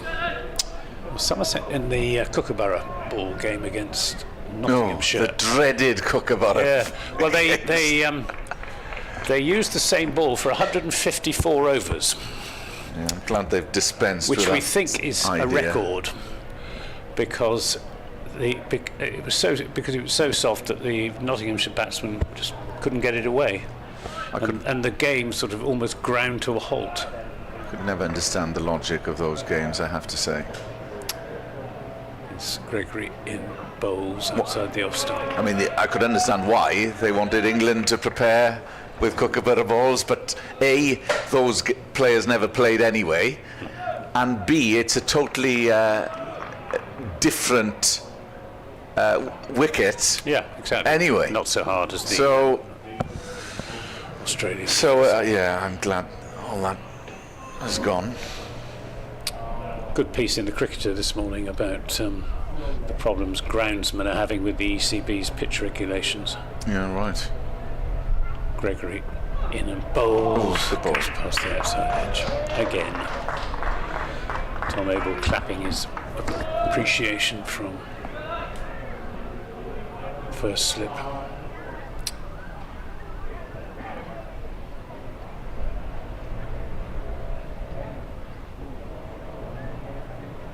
The differences between above average and below average are hard to, well, they're narrow and open to considerable interpretation. This is short of a length and well defended by Sean Dixon, keeps it out. 172 for 5, 111 runs still needed by Glamorgan, 5 wickets still needed by Somerset, 1 over to go before the new ball is available. Whether it will be taken remains to be seen. Dixon on 22, Hadley on 12. Their partnership now worth 38 frustrating runs for Somerset. Kenneth Davies makes way for Nick Webb. Why were you musing that the new ball wouldn't be taken, Anthony? Well, because it goes off the bat Yeah. harder. Yeah. Here's Overton in bowls and turned into the onside by Hadley. There has been chatter, though, in the infield of let's get a couple of wickets before the newie, so that would tend to suggest that they will take it as soon as available. Well, you would have thought so. I just a little bit perplexed as to why Gregory and Overton have come on Yeah, fair 2 point. overs in advance Fair point. of its availability, as Overton is in and bowls. This comes off the edge. It's just going to be a single as Josh Thomas scurries across the outfield at third man to do the fielding. 173 for 5. It's a dirty, great big grey cloud drifting over the ground at the moment, but it's not producing any precipitation, and the other side of it is blue sky, so hopefully we will escape this particular burst of shower activity. Overton into Dixon, who will pick up a single down to Archie Vaughan, who's quickly across the ground and sends in a bullet of a return over the stumps to James Rew. He's a very fine fielder, is Archie Vaughan, either close to the wicket or in the deep. I was wandering round when that incident happened. How fooled were you, or otherwise, by the umpire tapping his hat or scratching his nose? Very fooled. Yes. Overton in and bowls, and this doesn't carry through to James Rew, sprawls in front of first slip, can't take it cleanly. I was saying to Kenneth, I think he changed his mind, even as he was raising his hand to give the batsman out. He thought, well, perhaps he wasn't out after all, because it flicked the pad outside the line of the off stump. I can't. I mean, because it's such a measured way in which he was raising his arm. Overton in bowls brings this one back into Hadley. Lots of encouragement from the Somerset slip fielders for Craigo. Graham Smith says the non-dismissal reminds me of an old teacher running our school under 13s who's umpiring when there's an LBW appeal. He signalled what everyone thought was out. The batter walked off. A couple of overs later he exclaimed, "Where's Liddington?" Transpired he just signalled the end of the over and the batter was reinstated. Overton in bowl short, and goes past the outside edge yet again. Now then, are we going to have the new ball? My money's on yes. There's Gregory's at the end of his... Yes, there we are. Umpire Mark Newell signalling to the score. New ball has been taken. Ian Evans emails, whatever the outcome of this match, I feel strongly that Glamorgan will survive this season in the top flight. What an engrossing game it's been. It's raining where he is, but since he's in Norfolk, he says that should make no difference to you. And I think that potential shower is moving on its way. So, what I think will be the crucial passage of play. Here comes Gregory, bowls to Dixon, who drives back to him on the bounce. No run. Went for a circuit to the ground, and there were actually a couple of spots of rain, but obviously not enough to interrupt proceedings. Right, new ball, 174 for 5. Still 109 runs. A figure that has been going down very, very slowly in the course of the morning. Gregory bowls outside off. Dixon plays no shot. Well, you've got to give full marks to these two Glamorgan batsmen. They have shown great determination and patience and resolve in keeping the Somerset bowlers at bay, even if they haven't scored very quickly. They're doing a great job for their side. Dixon at his most obdurate. Has taken the game far deeper than we might have expected. And there was a fair chance that it would be over yesterday one way or the other. Gregory in bowls, and that is a rare attacking shot. It's slammed away by Dixon to the point boundary with the relief of a man temporarily at least breaking the shackles laid into that one. And your point about the new ball sometimes going harder, well, that one was hit very hard. It was a bit of a pie, to be honest. Short and wide. 178 for 5. 105 needed. Sean Dixon will feel better for that. Yes, he moves on to 27. As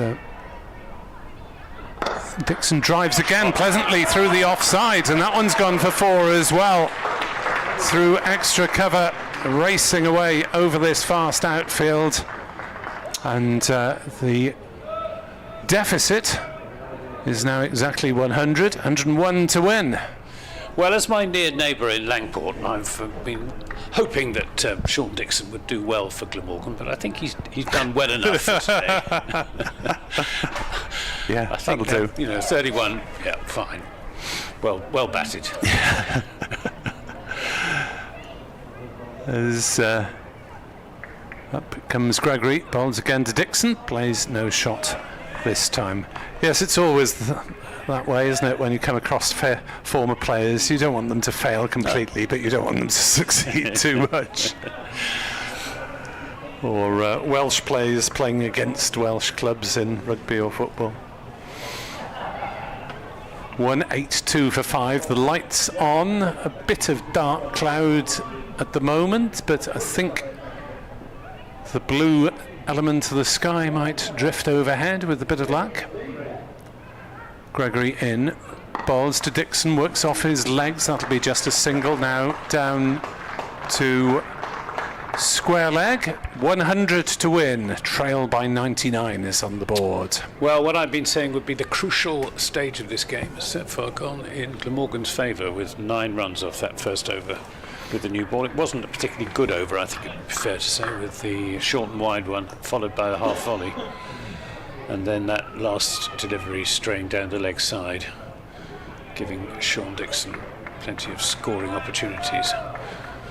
So can Craig Overton do it for Somerset as he's done it so often in the past? Absolute pillar of this side for the last 14 years. He's bowling to his old teammate Sean Dixon. He's in and bowls, and Dixon back on his stumps, turning that up to Jack Leach coming in from mid-on. Exactly 100 runs are now required. Yes, John Hughes, Lord Tenby on X, says whatever the result today, I think there's enough evidence to suggest that Glamorgan can survive in Division 1 this season and potentially thrive in years to come. Tribe and Callaway, serious talents to build a team around. Yep, wouldn't disagree with that. Overton in and bowls a Yorker, or full length delivery. It wasn't quite a Yorker, and swing and a miss from Dixon. Pitching that one right up to invite the drive. Good piece of bowling from Craig Overton. But more frustration. Good afternoon to Kevin in Risker, urging Glamorgan on in the rain where he is. Overton in the sunshine into bowl to Dixon, who gets one down the leg side, doesn't make any contact with it. Well taken by James Rue, who flicks it to Tom Abel. That's second slip. Lewis Gregory, the Somerset captain, standing with his hands on his hips at first slip. It's been a deeply frustrating, disappointing morning for Somerset. Nearly an hour and 3/4 of play. They've failed to take a wicket so far as Dixon pulls his bat out of the way of the ball, leaving him outside the off-stump. Umpire Pollard signals that's the 4th ball of the over to his colleague at square leg, Mark Newell.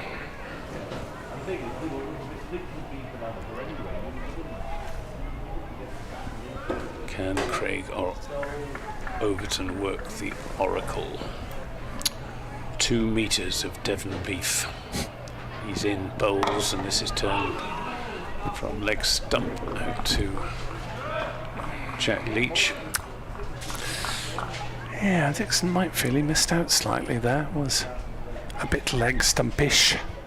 He hit it too straight. And there's a vast gap on the leg side down to deep backward square. Last ball of the Overton over.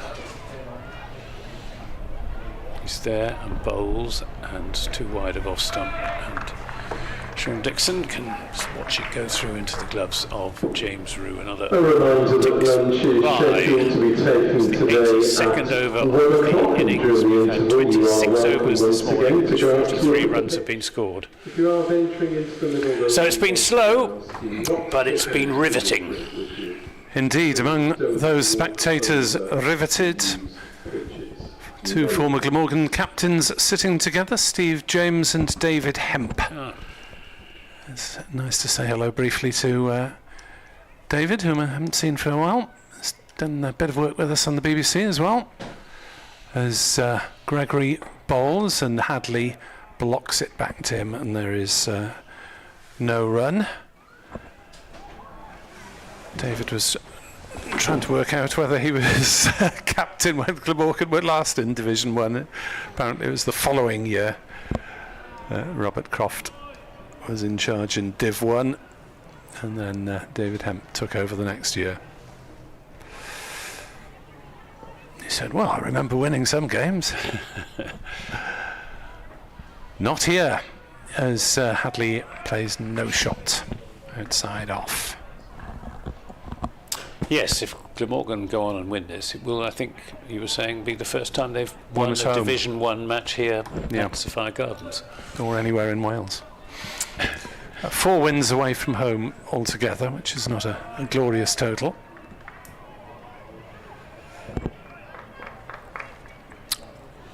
As Hadley waits again, Gregory charging in bowls, Hadley playing it down into the ground to point, no run. New ball not making, it's not behaving significantly differently to the old ball yet, but that may change when the lacquer comes off after the first 5 or 6 overs. Yes, it's always a mystery to me up here as to when how long the new ball, usually 20-25 overs. It's proved tricky batting in that period in this match in particular, as Gregory bowls and beats Hadley's jab outside off stump, and he gives an almost comic gesture to himself as to how much he regrets either playing at the ball in the first place or failing to smash it through the covers for 4. John Grace on Twitter says the bowlers must bowl at the sticks. Glam don't need to score quickly, so we'll ignore balls bowled wide of the sticks. Well, that's true, but there's a lot to be said for just building pressure. And most of the wickets that have fallen have been nicks from balls outside the off stump. 4 out of the 5 in this innings, as Hadley plays this one on the leg side, and there is no run. And a few catches. 1, 2, 3, 4, 5 in Glamorgan's first innings were either keeper or slips. Only Norton was caught anywhere else, chipping to mid-on, the debutant. Gregory in bowls, Hadley plays to mid-wicket, no run, another maiden over goes by. The 8th sent down by Gregory out of his 19, but 0 for 55. No success so far for the Somerset skipper in this innings. Tom says, you reference the Somerset Dragon. However, as I've heard you correct others on, 'tis a wyvern we fly. No, It's wrong, Tom. I've been correcting people who said it's a wyvern. A wyvern is a very inferior heraldic beast. Okay. That only has 2 legs because its front legs are wings, whereas a dragon has 4 legs.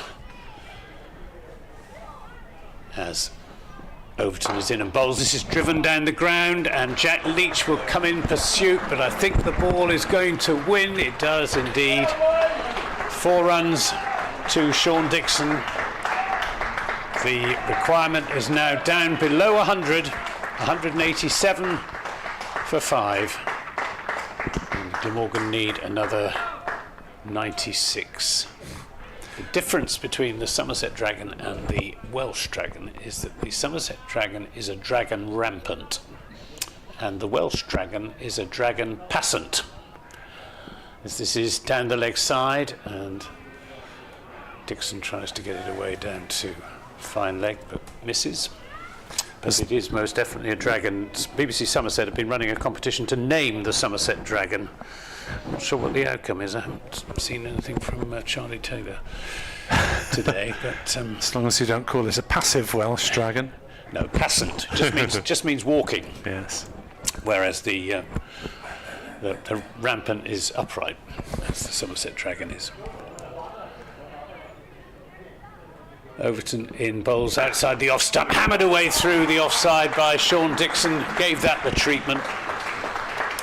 Half volley wide of the off stump from Craig Overton, and Sean Dixon is now warming to his task. He moves on to 40. It's 191 for 5, and Glamorgan moving into a position of favouritism. One feels rather. Eek.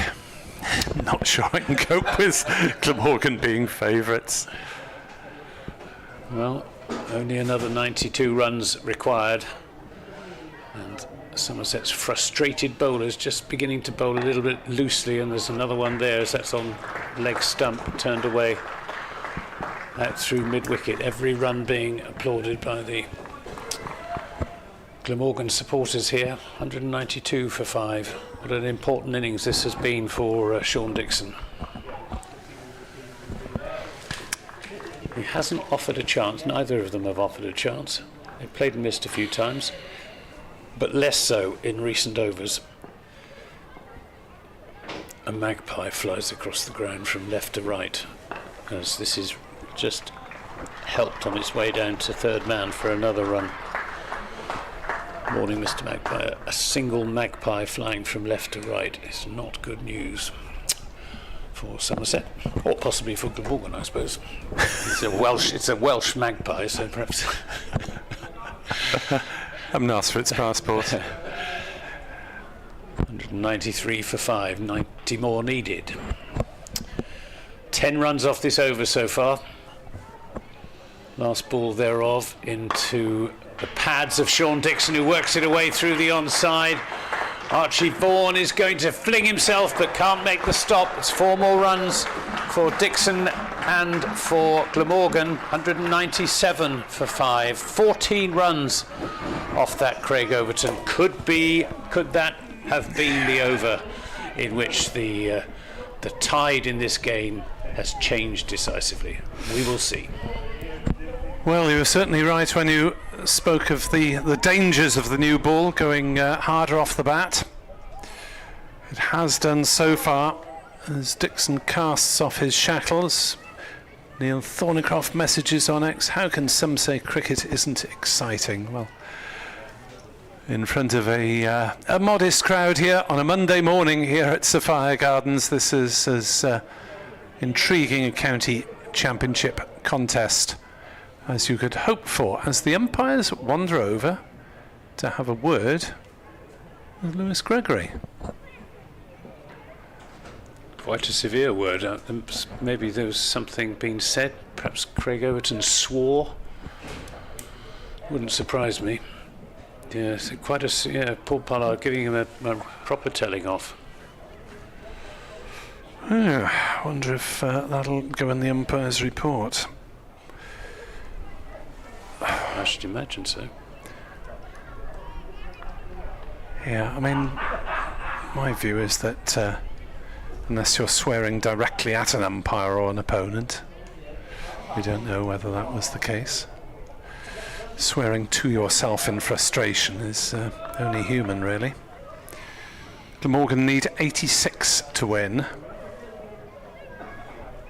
They've scored 57 runs this morning without so far losing a wicket, as Gregory is in to bowl outside off stump and Hadley allows it to go through. There's a party of excited school children on a no doubt educational visit, who are packed in a few rows in the corner of the pavilion seating.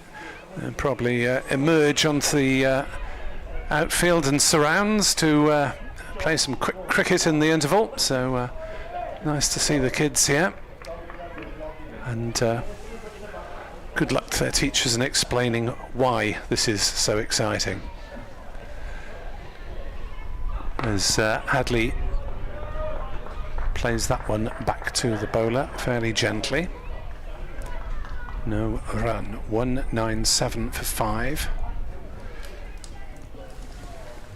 And Sean Dixon has had a couple of scores so far for Glamorgan. An important 90 against Leicestershire. Drawn match and 54 not out at Southampton, but his teams were well on top before he got in that innings, thanks to the efforts of Al Hassan and Carlson. Gregory in, bowls a short ball that Hadley just about manages to sway away from without losing his balance. Through to Rue.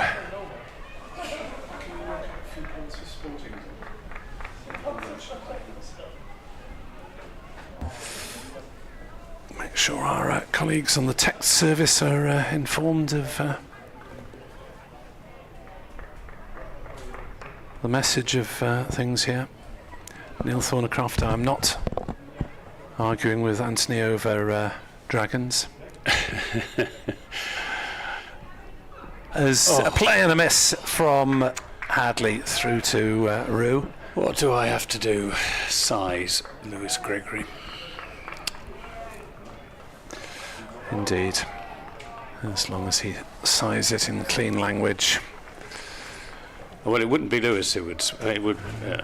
Craig Overton is sometimes An Efra and Jeffer. Yeah. The Somerset bowling coach Steve Kirby. Let's tell you off this ball. As Hadley plays it on the leg side, there's no run. Was playing against Glamorgan at Colwyn Bay, which is a very short ground, straight boundaries. Our sound effects microphone was on the boundary. Kirby was bowling at our end, at the embankment end, and we actually had to remove the microphone and put it elsewhere because he was effing and jeffing to himself as he strode back to his mark.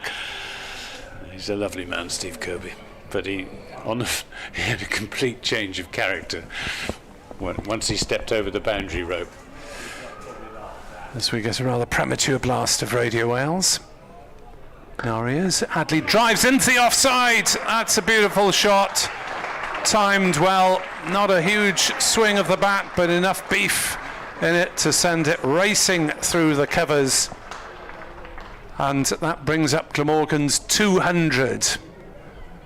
A landmark of little significance in itself, but it signifies that Glamorgan need a further 82 runs to win. That's 201 for 5. Sorry about the accompaniment in our ear holes. Well, Somerset have got, I think, probably one over before the lunch break to break this partnership. Over of twirl? No. No? Well, he's loosening up. It's Jack Leach. Is it going to be immediately, or Yep, I think an so. over at the other end? No, immediately. To bowl at the Cathedral Road end, Jack Leach. Well, if it's played defensively, Somerset might get another one in. 4 minutes to 1. I shouldn't think he'll be in any hurry. I think Somerset need to get off and regroup after what's been a deeply disappointing and frustrating morning. As I wonder if the sounds of Backman Turner overdrive floating in our ears are in any way prescient, informing us that we ain't seen nothing yet. Baby.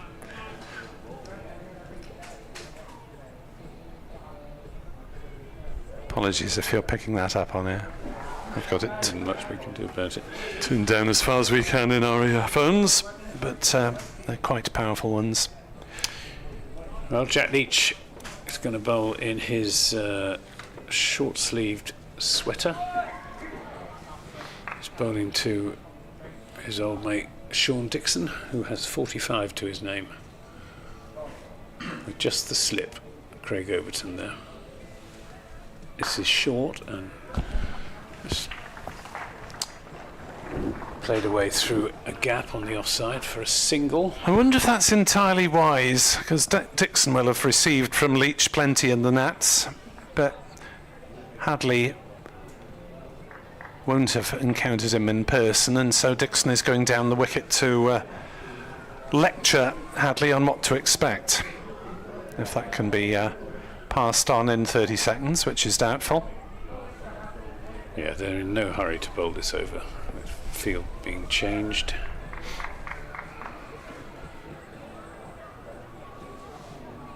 And Ryan Hadley, equally in no hurry, just taking a fresh guard.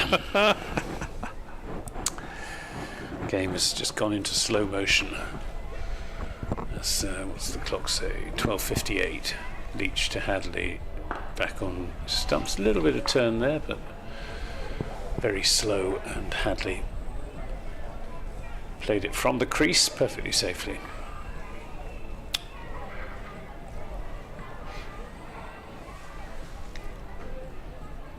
Leach bowls. Ooh. Some Amdram stuff from Rue. Can't have missed by much. Overton as well at slip, thought that so nearly bowled Ryan Hadley. I'm sure they'll inform Hadley of that fact. Leach again to Hadley, just steers that into the offside. 202 for 5, so 81 more needed by Glamorgan. 5 wickets still needed by Somerset. It's been Glamorgan's morning, unquestionably. Leach, oh, that one didn't bounce very much. Threw outside the off stump. That wasn't even half stump high, was it? The clock's still saying 12. Oh, it's ticked over to 1300. Last ball of the morning session, therefore, Jack Leach bowls to Ryan Hadley, who keeps it out for the umpteenth time, and Glamorgan go into lunch at 202 for 5, needing just 81 runs more to win this Division 1 County Championship game against Somerset. It's been their morning. They've added 62 runs without losing a wicket. Indeed, there'll be a summary for BBC Radio Wales listeners in a couple of moments, but commentary will resume here on BBC Sport Online and on the county websites at 1:40.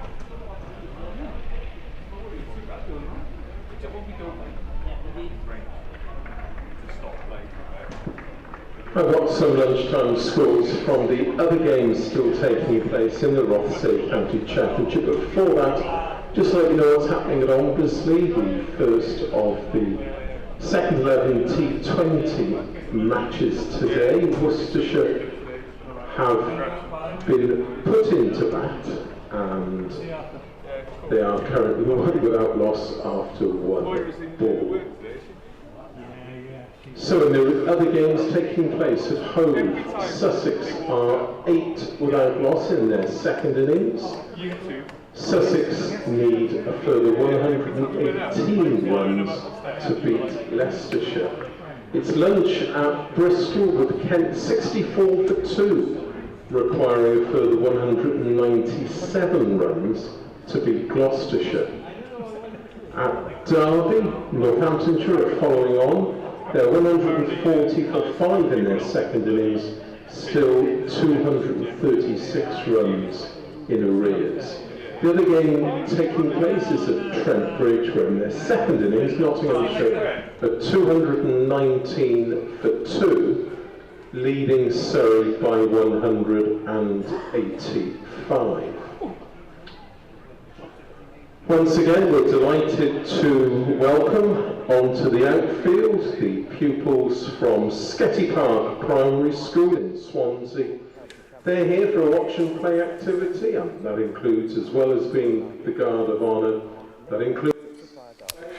Glamorgan are 202 for 5. It's been a morning of largely agonisingly slow progress, but the overnight pair of Sean Dixon on 46 not out and night watchman Ryan Hadley on 18 not out are crucially still there. They've taken a few boundaries off the new ball. It's still in the balance. Glamorgan need 81 to win a home match in the First Division for the first time ever. 202 for 5. Of cricket equipment and other items, including replica Glamorgan kit. As far as refreshments are concerned, a full range of food and drink can be purchased in the Pyramid Cafe situated on the ground floor of the Thatcher's Pavilion. Don't forget there's a 10% discount for Glamorgan members and season ticket holders on all food sales. Hot drinks, cold drinks and snacks can also be purchased from the mobile unit beneath the Castet Howell stand at the Cathedral Road end of the stadium. Snacks are also available from the vending machine at the rear of the indoor school. The Museum of Welsh Cricket is open during the lunch interval. It's situated on the first floor of the National Cricket Centre. Lots of displays and films for you to look at, as well as the brand new interactive units, thanks to a generous grant from the Welsh Government. A special brochure called Hugh Morris, A Life in Cricket, has also been created. It's available for purchase in the museum or from reception. It costs just £10 with all proceeds going to Velindre Cancer Hospital. The museum also has a number of second-hand cricket books, old Glamorgan yearbooks, and other items and souvenirs which are on sale to raise funds for the running of this facility.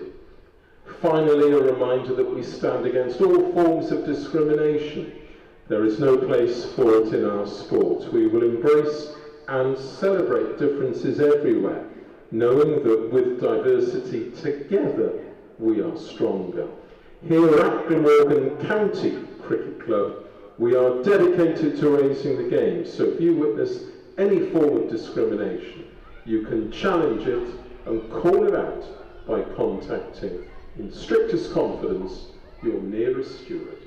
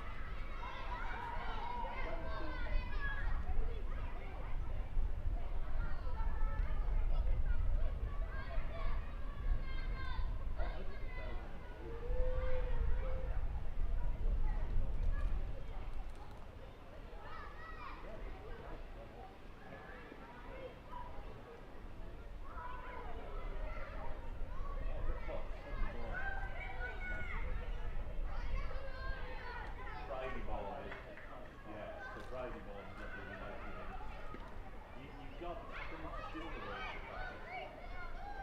So you've got like, when I go after about 3 minutes,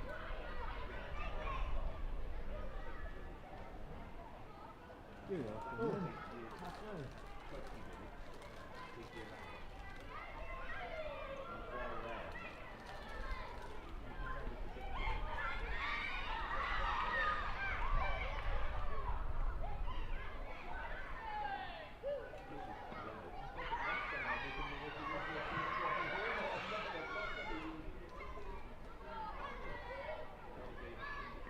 I said to Richard,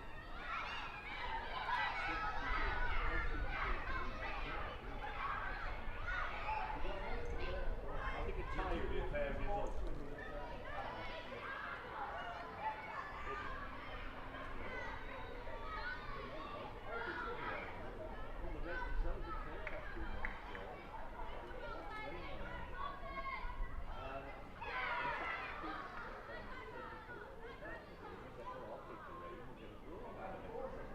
Now I'm saying to them, look, I said, do you want the rain now? But it's...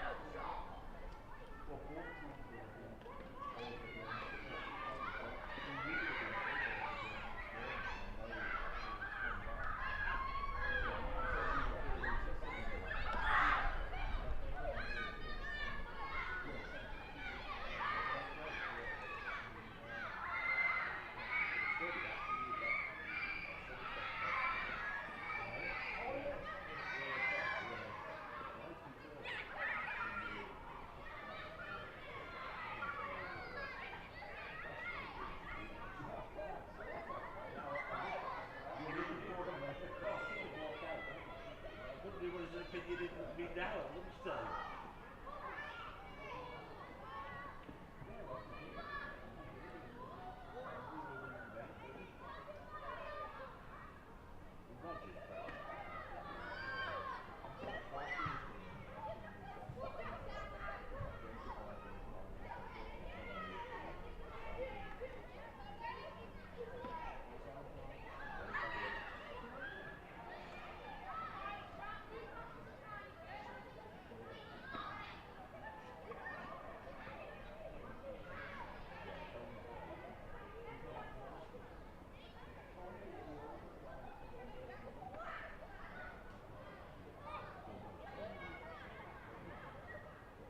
He doesn't limit Swindon. As you say, he doesn't limit Swindon.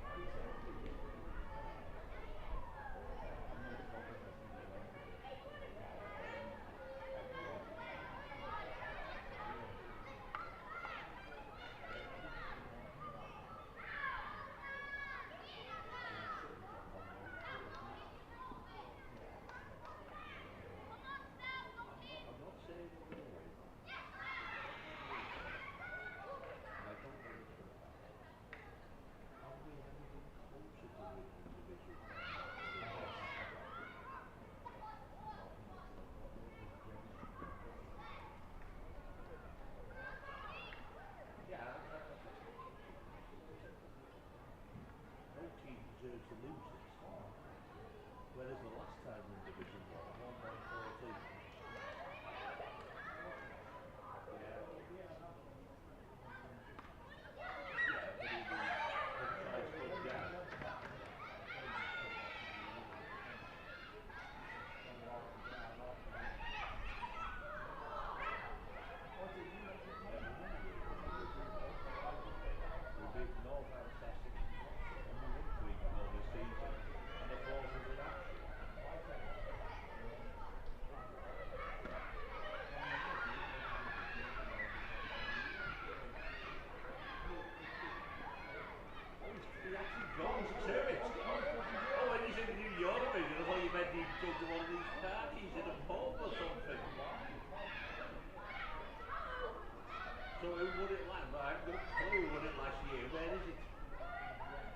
the end. I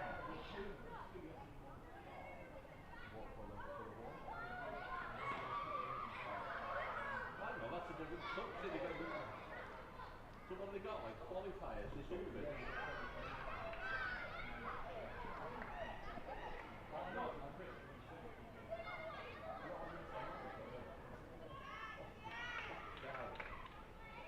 So sad. Have you seen the crowd? Yeah.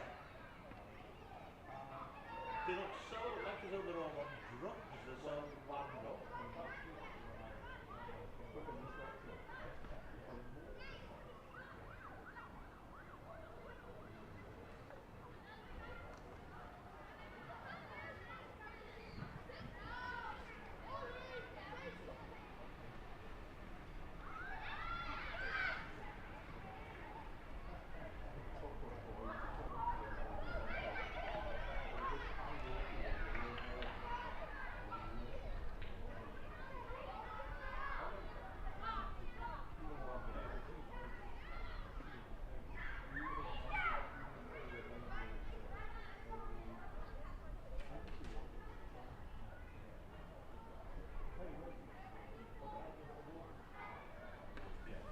And the other thing, deliberate garbage. Now it's all too serious now. If that makes sense. Yeah, where they just sort of then got 40 people on the street in Latvia and said, hey, I will give you a funny costume, get on there and do something. Yeah, don't bother practicing. Just act like a pillow. And then you had about the judges. What was funny then, Logan used to say, you don't think you're going to act like that. I can't believe Poker will punch for that. He's even really serious, Logan.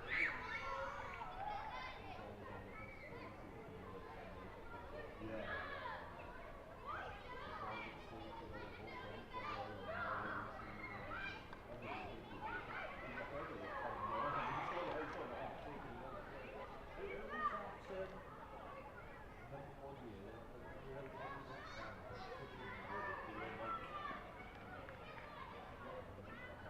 Yeah, and they were moaning like hell about it. Yeah.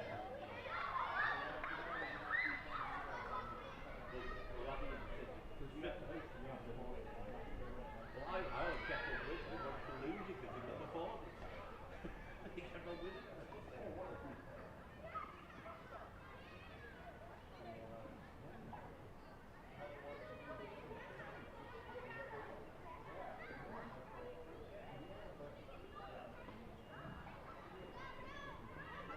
Even the Somerset fans.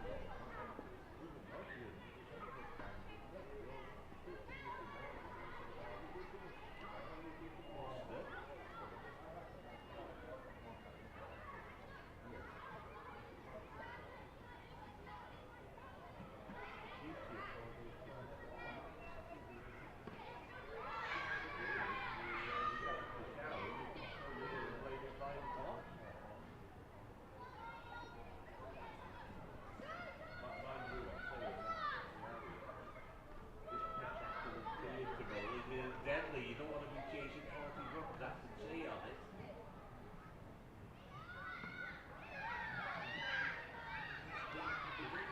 Session, it's even session by session. You can't tell what this is going to do. In the next section now, it might show that they're wickets fall. But then this next, we play the pancake. After the first ball, first off ball, we got the last wicket. We were then the Dalton tea. And then after tea, it was a ball again.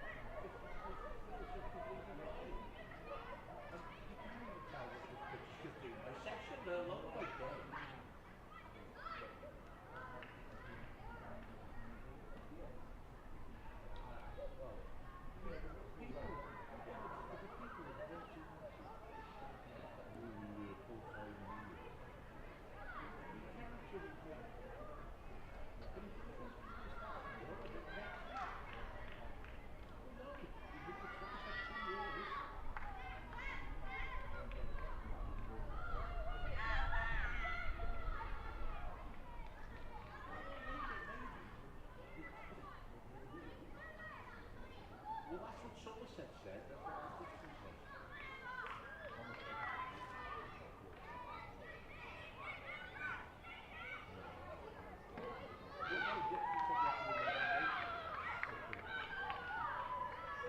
anyone for all forms of cricket.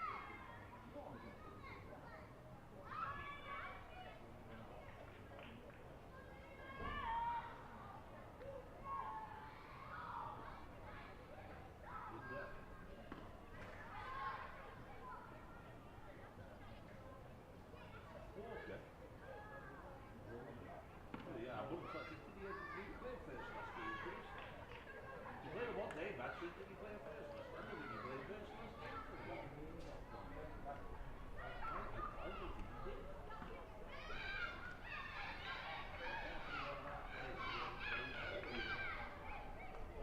He's from Wrexham. Huh? He's playing for Shropshire, was he? He's playing against Wales.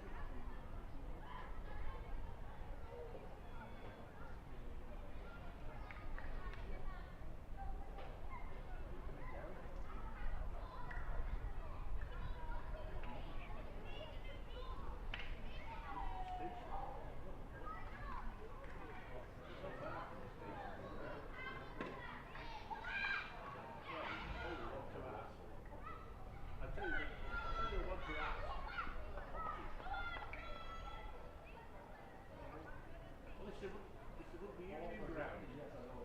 What's the same ground?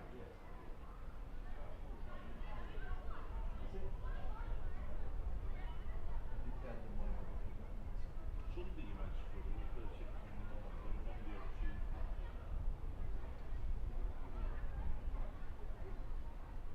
Yeah, and then that'll be me in cricket. So, well no, the second week is that what the competition game. The week before, we played Sussex on Thursday. So on Monday, that's being played.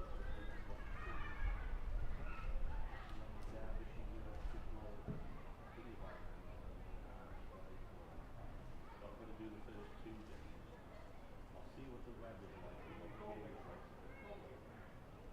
Yes, that's a Thursday. I'm going down on the Thursday. On the Friday start again. And there's dog racing on the Thursday night.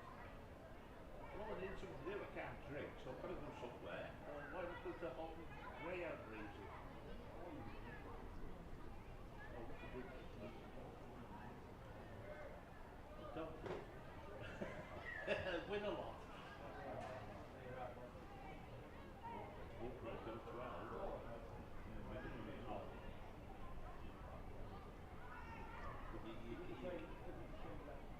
No, he's done longer races.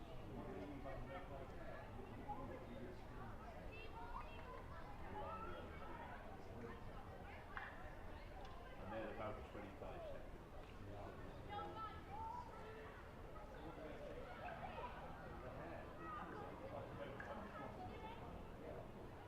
You never catch it. Well, what a real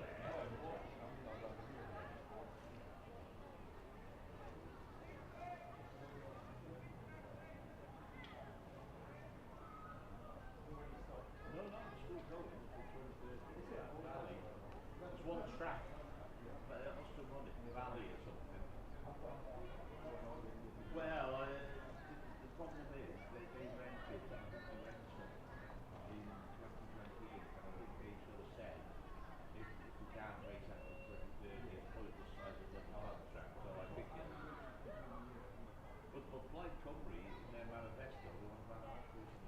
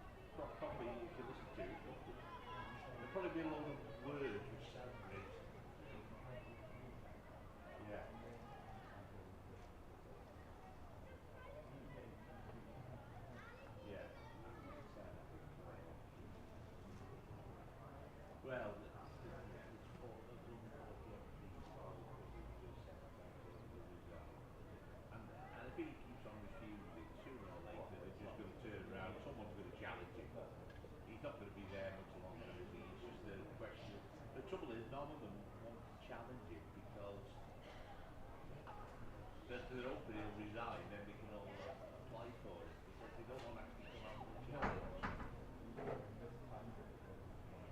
Yeah. You got one go with it. So.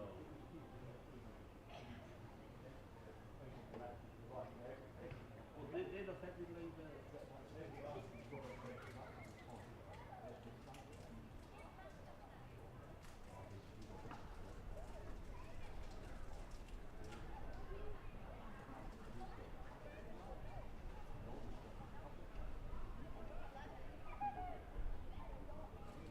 people were right with commute, doing work for that, whatever. And it was so much shorter. And yeah, it's sort of it's a team man. But then Muslim world is what's that? Well, the fact that they've got the green, that's what the green do them so well. They do a lot of things, you know.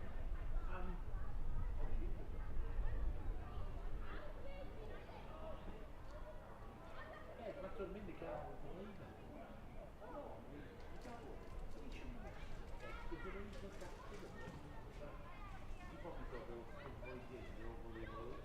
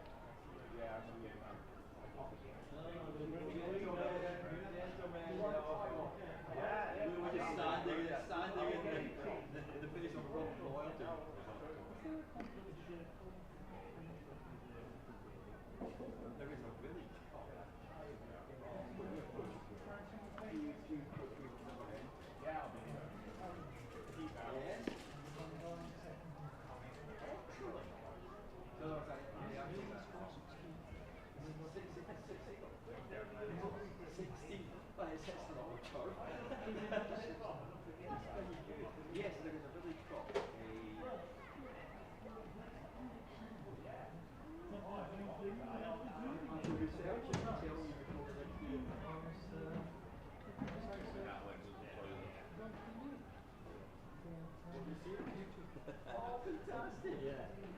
If we lose too quick after lunch, it'll be a different game again. It's brilliant, isn't it? And they haven't bowled Leach all game. As soon as they take the new ball, they bring Leach on. Where's the common sense there?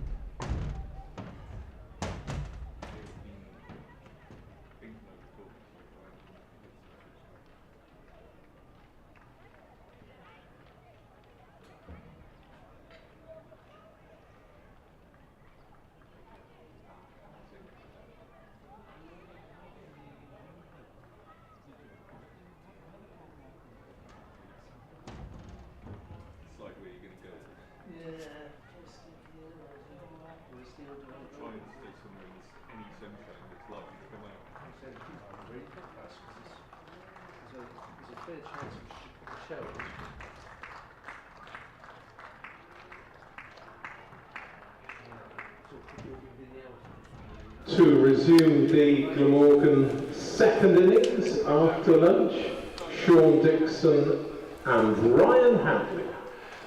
Very good afternoon and welcome back here on BBC Sport Online, with Glamorgan resuming on 202 for 5, still 5 as it was overnight, requiring a further 81 runs to win, and on Somerset Day they've done their best to spoil it so far. They have indeed, thanks largely to a great knock of 46 unbeaten by the former Somerset man, Sean Dixon, and supported brilliantly by the dogged defence of Ryan Hadley, the night watchman, who scored 18 from 126 balls.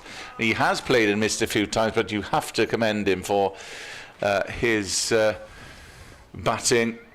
He's stabled the ship to calmer waters, and we shall see. It's still that nervy period for Glamorgan. And for Somerset, no doubt, as Pretorius is in to bowl, and forward comes Dixon, defending to mid-off, and there is no run. All four Somerset seamers have been accurate largely. We had just a little flurry with the new ball, which was taken at 174 for 5, and then we had Dixon taking 2 fours off 1 over from Lewis Gregory, and then 3 off 1 over from Craig Overton, but those were very much the outliers. We saw 1 over from Jack Leach of his left arm spin before lunch. We'll see whether that continues as Pretorius is in to bowl. Dixon tries to pull through the leg side but mistimes it completely, and the ball goes off the toe end of the bat up to mid-on, looking through a big gap at mid-wicket. There's a mid-on, and there is a square leg on the fence on the pavilion side away to our left. Fine, deep fine. Deep fine, just peering around the corner of our screen here to make sure there is one. 3 on the leg side, 2 slips as Pretorius bowls and goes past the edge for the umpteenth time today. But Dixon somehow survives. I'd be far more confident, Nick, had Somerset not managed to accumulate about 50 runs more than Glamorgan would have hoped for at the tail of their second innings. courtesy of Tom Abel and Lewis Gregory, of course. Yeah, Gregory played the aggressor, and then Abel farming the bowling agonisingly for Glamorgan. As Pretorius steams in and bowls, and Dixon does drive this one into the leg side. There'll be a couple of runs up to mid-wicket as square leg. Thomas runs round to do the fielding. 204 for 5, 79 runs needed to win. The batting to come, Cook, Van der Hochten, Crane and Norton, all of whom capable to varying degrees. Cook a little bit out of nick at the moment though. 39 in the first innings as Dixon drives again on the leg side, gets this one fine, and it'll be just the single on this occasion. And Ryan Hadley, who was a surprise package as choice as night watchman with 7 or 8 overs to go last night, has made me eat my words. Yes, you did make that comment, Nick. So far I've just eaten my sandwiches. 205 for 5, 78 to win. Pretorius bowls and Hadley drives it back to him. There's no run. 3 runs off the first over after lunch. Very good afternoon to Trevor, who was in Dublin urging us to keep at it. Edward Cooper, I mentioned the 2 hours-ish to end the game. He said 2 hours could be optimistic. I'd stick around for the Welsh cakes at tea. And Garantia says, for the first time this season, I haven't been watching the live feed. I'm afraid to start now in case I jinx them. So it won't be a spin. Leach has done his token over before lunch. And it will be Jake Ball as Somerset stick with their pace quartet to do the vast majority of the work. Jake Ball. Morgan avoided yesterday when the wicket of Zainul Hassan was taken after the tea interval. Ball in, and that's played soft hands down to point. There's always a danger you come back after an interval. Yep. That a wicket will be taken. There was another email that we've received. It might have gone into my junk. But it had the picture of the air traffic controller in the film Airplane as ball comes in, and that's leg side-ish. That may be for, yes it will be. Straying down leg and full, and Dixon helped it on its way, and that's half a century for the former Somerset player, Sean Dixon. And if Glamorgan are going to get over the finishing line, they will be indebted to the South African-born player. 99 deliveries for his half-century. Yes, the former, if you know the film, the Airplane, I picked the wrong way, the week to give up my tablets. In comes Ball over the wicket, full. Oh, and that's a flash, and that's a bad shot, which he doesn't need to do. That was his 8th boundary to bring up the half-century. It's his 3rd time that he's passed 50 this season. Yeah, against Hampshire, but that was, of course, it was under considerably less pressure than this. A lot, yes, given the prowess of Zainul Hassan. And Carlson in full, and Dixon is to the pitch of the ball. It was Leicestershire was the other. Yeah, he got 90 here in that innings of 390 knocks. Yeah, he's gone down the order, which I think suits him better. Well, there generally is less pressure in batting at 6, isn't there? But not in this innings, there wasn't. No. Ball starts his run up, right arm over past the umpire, bowls, and that's left. Too wide from Ball as he tries to get his radar on song, so to speak. Still those grey clouds hovering above. I went outside just before lunch, and there was a few specks, but it evaded us as it has done throughout the course of the morning. 2 slips in for ball, who comes in from the Cathedral Road end, and that's a good length delivery. Oh, he's dropped it. Dropped at slip. Well. And how important will that be in the context of this game? Sean Dixon's half-century. Ball with rotten luck as we view the replay. Brilliant ball, shapes away, unplayable, and it's dropped. And that is a huge let-off for Sean Dixon. Difficult delivery, came more or less on the shoulder of the bat, went through waist high. Should have been taken. Gregory, he took Zainul Hassan yesterday at first slip, and that is one 9 times out of 10 you would have taken. Here comes Pretorius then to start a new over. Bowls down leg side. Hadley makes no contact. So he looks to glance it away. Rehearses the shot off his legs into unfamiliar territory. But if he can stay there, Nick, we were speaking in the lunch interval, if they can just get this tally down, and if a wicket were to fall, Cook would be more than happy. We've seen him knocking tallies off. As Hadley defends that next delivery, and there's no run. Lights still on. Still a bit of dark grey stuff overhead, but so far we've dodged the showers. The showers have circled around the Sophia Gardens Megadrome. 2 slips, 5 saving the single for the night watchman on strike. As that's a viciously climbing delivery from Pretorius. Well. That was a really good ball, and Hadley had to spin round to get his gloves out the way of that one. Yeah, how often do you see someone fend that to the keeper? It was a brilliant ball. Oof. Just managed to withdraw the hands back towards the body.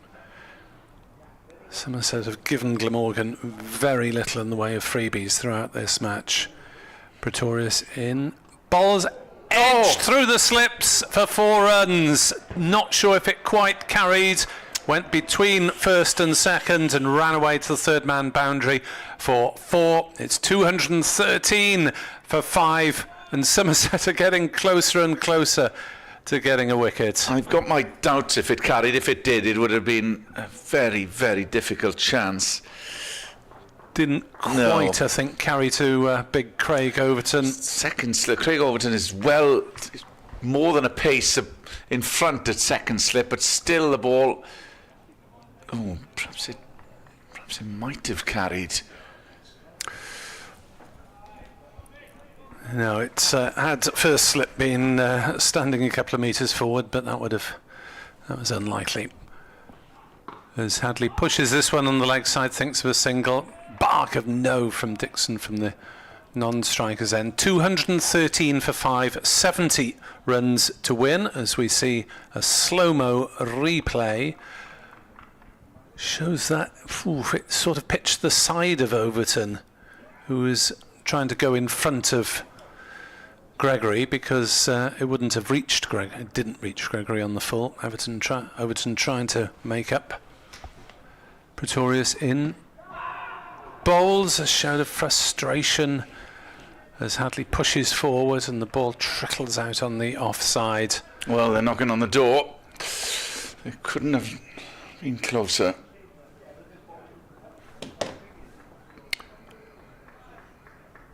It is very nerve-jangling stuff for us, probably for you listening, and I'm sure for many of those out there.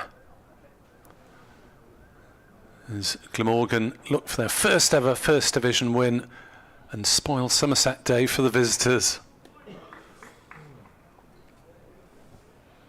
Jake Ball to continue. Somerset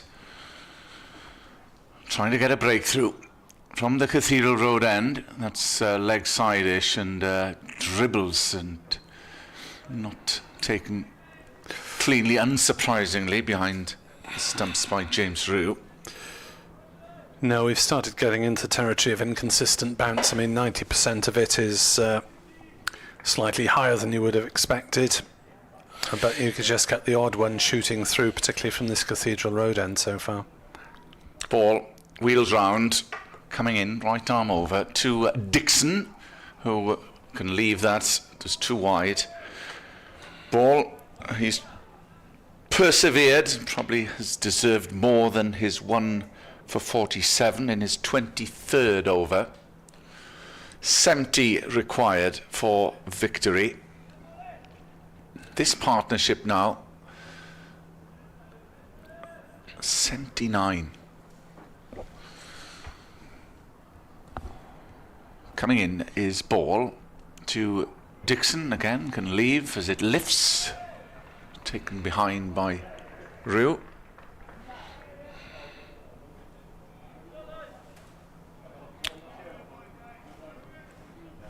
The main topic of conversation at lunch was the signal that never was from the umpire. Yes, quite. Umpire Pollard appeared to be granting an impassioned plea from Somerset for LBW. In his Ball, Dixon awaits, and that's full, and perhaps Dixon missed out slightly there. It was leg side-ish, played toward mid-on. Yeah, it was much straighter than he was trying to hit it, I think, because there is that tempting gap through mid-wicket still. There is. Trying to draw an LBW, though. As we've been mentioning, he is a candidate. Full again. Yeah. Same. Once more towards mid-on. And it's a dot ball. Good over this from Jake Ball. I can confirm that this is uncharted territory for Ryan Hadley. His previous first-class best was 15 Is not it? out. Yeah.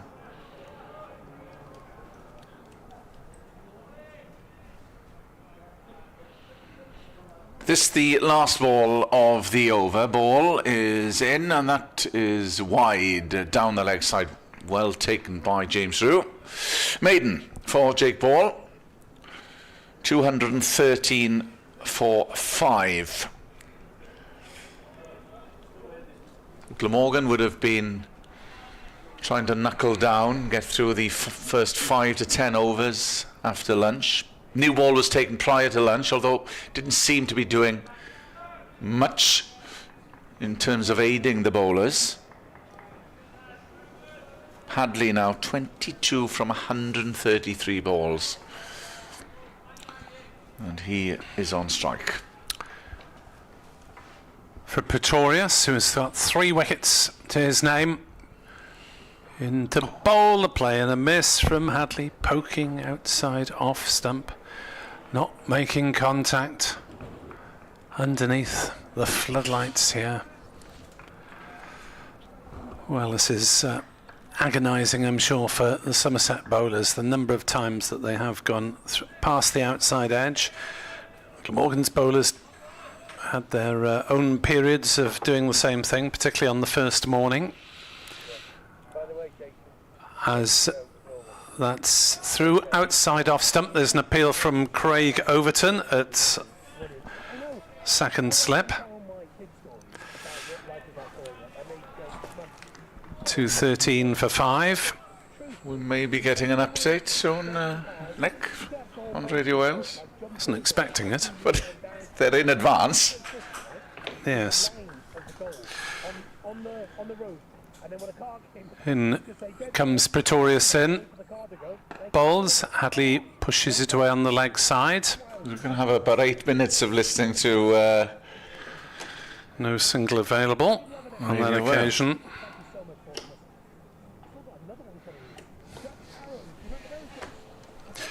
Jason Mohammed on BBC Radio Wales. I played cricket with him.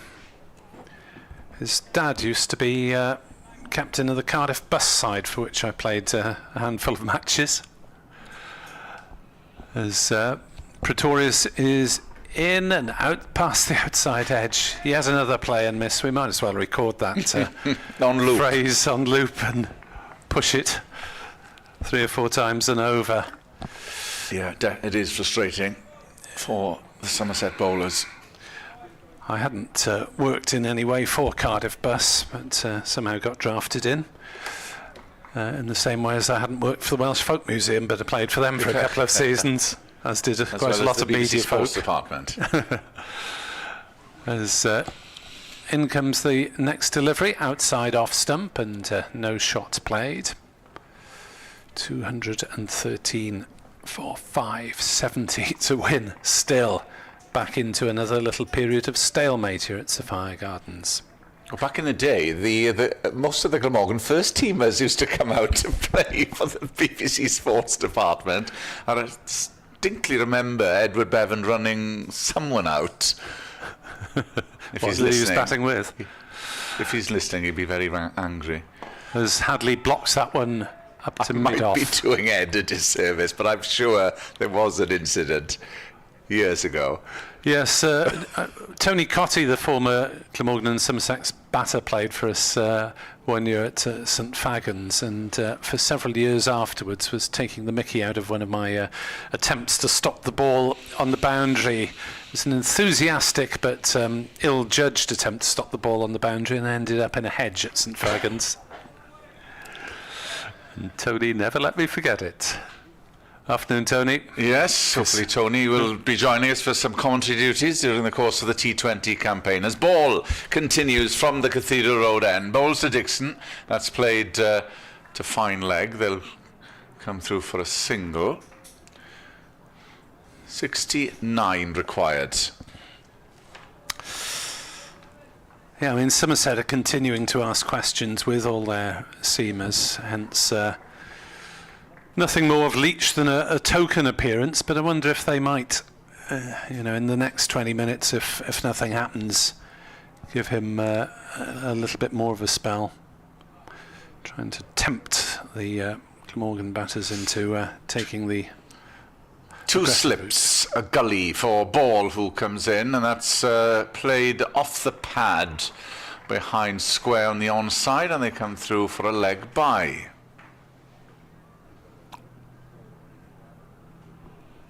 .68 needed, and it is going down to the wire on the final day. At one stage yesterday we were predicting a result either way on the third day, and it has ebbed and flowed as ball comes in, and that was played uppishly for a moment towards mid-on off the bat of Sean Dixon, who's unbeaten on 54. He's not quite timing those drives, is he, towards Jack Leach? Second or third time it's looked a bit uppish. That's the position where Leach dismissed Tom Norton with a catch. 2 slips, point, deep backward square, deep fine, mid-off, mid-on, and a third man. Ball starts his run-up, right arm over, coming past the umpire. That's played resolutely by Dixon, and there's no run.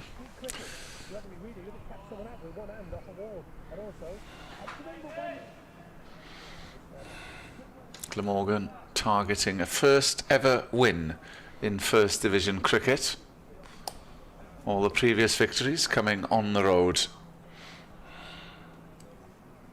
Ball coming in and bowls, and that's played, and there's an easy single on the onside. Big gaps as deep backward square comes in. Yeah, virtually everything is earning applause now. We're into the realms of that situation now. Rain somewhere. There's the big screen left of us. Another county match. Is that Sussex? Yes. In this ball, and that's played well by Hadley on the onside. It's a dot ball. Yes, Sussex will be frustrated if it does rain here. End of the over. Glamorgan 216 for 5, and they need another 67 for victory. Steve West says, I once played for CBC, the independent radio station as was, against the BBC, and bowled John Hopkins around his legs. John Ponty Hopkins, he was a stalwart opener for Glamorgan in his day. Here, 67 to win for Glamorgan, 5 wickets to take for Somerset, as has been the case all day. Pretorius has been plugging away, so far in vain. And he comes to bowl to Sean Dixon, who drives into the leg side, and they'll get at least one. They should be able to turn and go back for a second, as it's wide of mid-on. 218 for 5, 65 runs to win.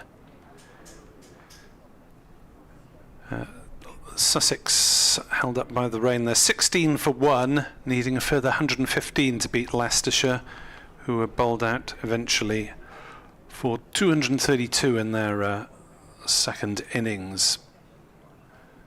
So Sussex should get there if the rain permits, as Pretorius bowls and Dixon is up on his toes.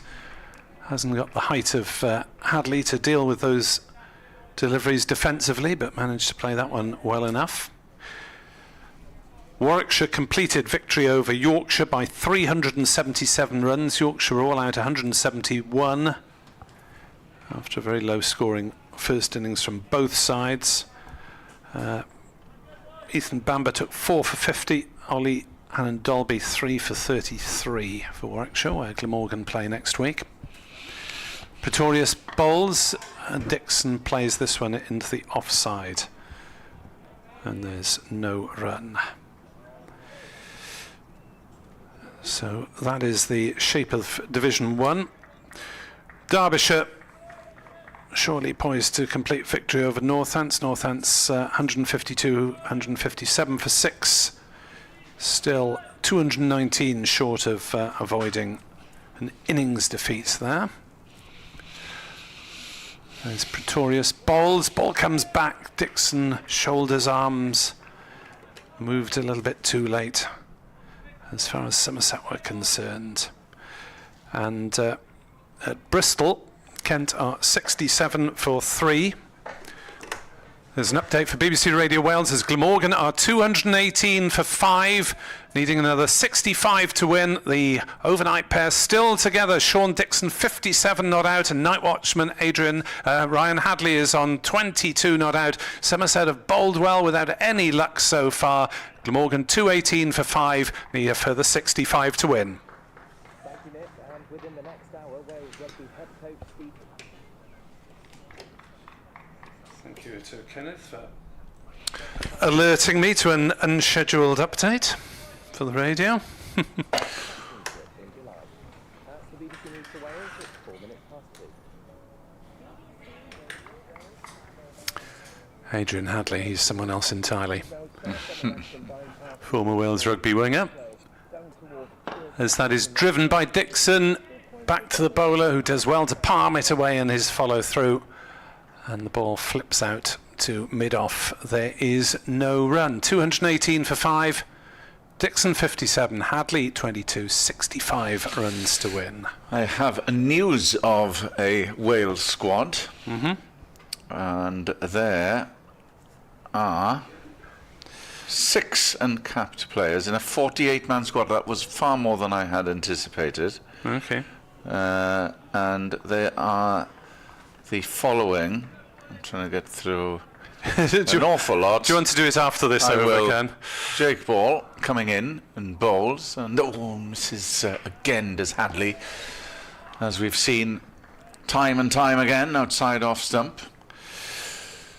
Yes, Jake Ball, of course, would probably still be a potential candidate for the Wales rugby squad. He is injured at the moment. Different The chap entirely. uncapped players, Rhys Barrett from Cardiff, Kane James, who played for England under 20s, is there. Ryan Woodburn, Dragons, Ben Warren from the Ospreys, and Bryn Bradley from Harlequins. In comes Jake Ball, bowls, dug in short, and Ryan Hadley has no interest whatsoever. Jack Morgan, Max Llewellyn, of course, and Teddy Williams, who was out for most of the season, are back. So there we have it, 4 games over the summer. Coverage on BBC Radio Wales and BBC Sport website. And Radio Cymru as well, Nick. And Radio Cymru, of course. In comes Jake Ball. Bowls full and is played well by Hadley once more. And it's a dot ball, 65 needed. Do you know in which language you'll be operating? I'm not sure. I suspect I'll be doing a bit of both, I would have thought. Just so I know, to keep you on your toes. Just so I know which one I'm doing at the time. Saesneg now, That has happened English now. before when I've been doing updates. It usually happens. In comes Ball and bowls and just down leg, but it's played towards square leg and there's no run. I think it was Lloyd Williams, wasn't it, the former Lloyd Wales Williams. scrum half, who started speaking the wrong language on a television Well, it was interview. because he saw our colleague Catherine Heledd Who's normally approach talking him, to Welsh. and she quickly said, no, can you do English, please? Ball is in from the Cathedral Road end and bowls, and steadfast is Hadley. Keeps his poise in defensive mode. John Hughes says, when play started this morning, Glamorgan's chances looked slim. I was quite relaxed. Now they're in with a chance. The nerves have kicked in and the blood pressure's rising. The life of the sports fan. Well, you mentioned this. As a Somerset supporter, I'm resigned to Glamorgan winning. This is from Ross Knuckles.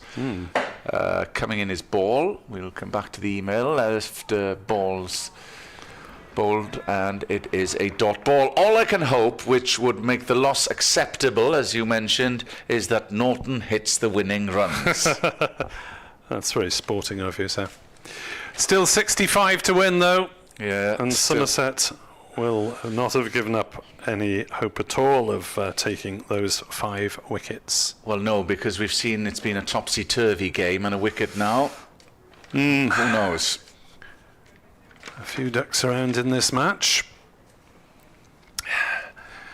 1 brings 2, 2 brings 3, etc. I'm sure will have been said out there in the middle. As Pretorius is in to bowl to Dixon, who defends back to him, and there's no run. So Glamorgan took lunch on 202 for 5. We've had just 16 runs since that in nearly half an hour. The run rate was very slow for the majority of the morning until a brief flurry against the new ball from Dixon. As Pretorius is in to bowl, and Dixon turns this into the leg side, and it is fielded at wide mid-on, and they're through for a single. Just run for a couple of overs, but that's not the first time we've said that either today. 219 for 5. The partnership worth 85. But still a long way to go for Glamorgan and for Somerset. Pretorius bowls outside off stump. Hadley plays no shot. Richard McMahon, thank you for your message. It's getting tense now, weather a bit dodgy here in Pontprenai. I'd love to have been a fly on the glammy wall at lunch. Mark Jenkins offers the thought that as in Ivor the Engine, all dragons in my book are called Idris. Yeah.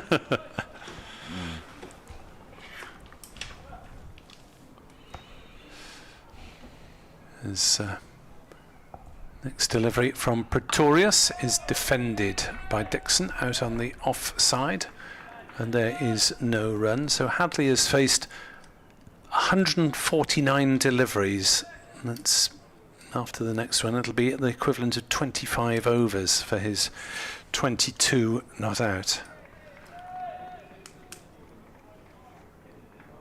Very few, maybe even only 1 or 2 attacking shots played by Hadley. in this innings. Plenty of playing and missing, but enough defence so far as he gets that one on his glove, I think. Bounces down on the leg side. And there is no run. It's probably half an hour after lunchtime. We had Anthony back, so I'll give way at the end of this over if Kenneth can prepare to swap over. See if we can swap around without anyone falling over the wires. I usually manage to do that at least once in a session of broadcasting. Pretorius is in to bowl, and a prod by Hadley. Doesn't get particularly near the ball, but doesn't make contact. Wishes he hadn't prodded at it, but it doesn't really matter. Anthony is back, and well, so close, but yet so far in terms of Somerset breaking through. Well, yeah, I mean, that was a poor miss by Lewis Gregory at first slip, I must say. You could say that perhaps James Rue might have gone for it.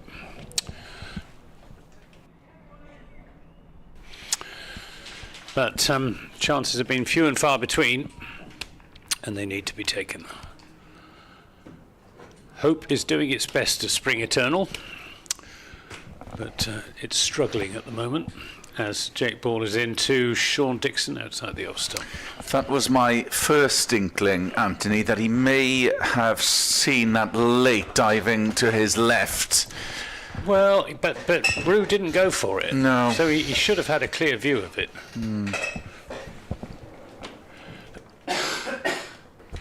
And, you know, it was his catch. Yeah. And he doesn't miss much. He'll be absolutely gutted. His ball in bowls outside the off stump. And Sean Dixon, who's batted really well for his 58. I just wish he'd chosen another occasion on which to do it. Well, you have been mentioning that possibility all along, Anthony, that he would rise to the occasion. Yeah. To show his former teammates and the Somerset cricket establishment what they're missing and why they were wrong. That's a stout forward defensive shot. I have some Dragon news, however. I've discovered what the Somerset Dragon has been named in the competition run by BBC Radio Somerset, and it is Dunkery. Dunkery? After Dunkery Beacon, which is the highest point in Somerset on Exmoor. Okay. And it'll be I presume it's a he, I'm not sure, it could be a she. He or she will be known as Dunk outside the off stump. I'm indebted to Charlie Taylor for that information. Dunk the Dragon. It's not perhaps the most, I don't know, striking name, I think. There were other alternatives. Skittles was one, and Spitfire. Oh, well, that is more striking. Yeah, that would be more like it, because that's what dragons do. As this is just dropped into the onside, and some fancy footwork from Jake Ball, who's one of the better footballers in this Somerset team, but he misses the stumps, and Hadley was safely home. I've also heard from Steve Pittard, who tells me that Hadley has opened the innings once for New South Wales. Has he indeed? Right. Scoring a duck, and also batted at 4 and 5 for them. Now, Steve says as a night watchman, I'd imagine, but actually night watchmen aren't much favoured in Australian cricket, are they? They don't really believe in it, so it may be that he's come in higher up the order for New South Wales. His batting average is nothing to write home about. But he's done well today, and he's on strike there and playing and missing for, I should think, the 35th time. But he is still there, hanging on. And there was just a look of a dejection amongst the slip cordon there. Yeah. It's been a very, very frustrating day for Somerset and their supporters. Yeah. But it's not over yet. No, there's still 63 runs needed for a Glamorgan victory, which a lot can change in that time. It will be Pretorius to continue from the River Taff end. 2 slips for the South African, mid-off, mid-on. Point, deep cover, deep square leg as Pretorius comes in and bowls, and that's whipped away, and that should go all the way for 4. Through mid-wicket, over-pitched, and Dixon with a fine shot. And every boundary now greeted with huge applause around Sophia Gardens. And Pretorius must be getting tired. He's in his 26th over. And just drifting that onto leg stump. It was a leg stump half volley. Nicely played by Sean Dixon. Yeah, so strong around that area is Dixon. We saw him cream a few through the offside as well prior to lunch. Pretorius starts his run-up, charging in, and that is left. Outside off stump by Dixon. 224 for 5. The lead, the runs required now is 59. John Hayes on Twitter says, why have we not bowled Leach more? Abel, Lammonby, someone, something, anything, just to try and knock this Glamorgan wall down. Well, Jack Leach did get 1 over before lunch. Yeah. And almost clean bowled Hadley. Pretorius coming into Dixon. That's played solidly by the South African born player. I think the answer to John's question is that both sides have decided that this is a pitch for the seam bowlers. Yeah. And they will get more out of it than the spinners. Tom Lammonby, yeah, his left arm seam up, but he can be expensive. And Tom Abel hasn't bowled for about 2 years, so It'd be a lot to ask him to turn his arm as Pretorius comes in full and played firmly by Dixon, but is fielded by the bowler. time was when Tom Abel probably would have been put on as a sort of partnership breaker because he was very effective at that. But ever since he got a side strain when he was chosen for England in a series against Sri Lanka and couldn't play in it, he's been very wary of bowling. Yeah.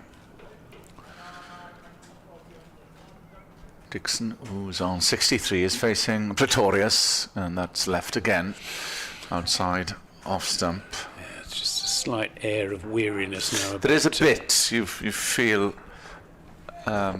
with Pretorius, who's so accurate yesterday.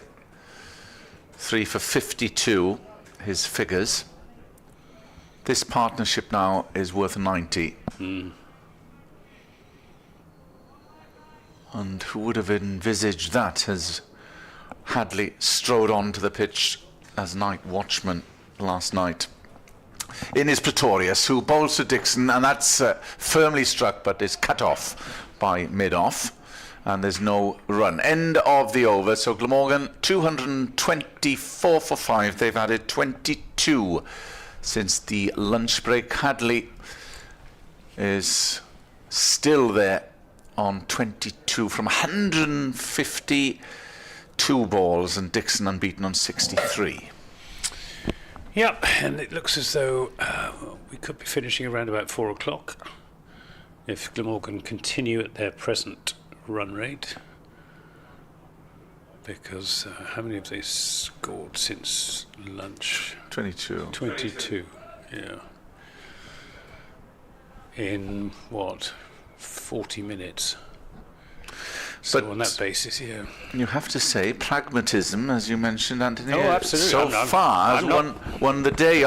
Many were suggesting that they might have gone for it.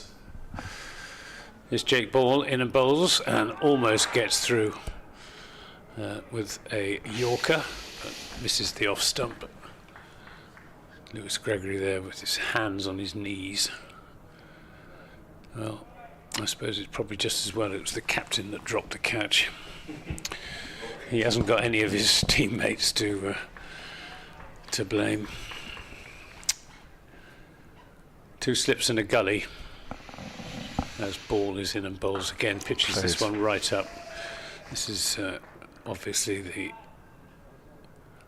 revised line of attack rather than, well, perhaps just a short-term variation on the line of attack, which has been on or just outside off stump, aiming at the top of off stump, as they say, which is what Somerset have done, but maybe erring just outside off stump for quite a lot of the time.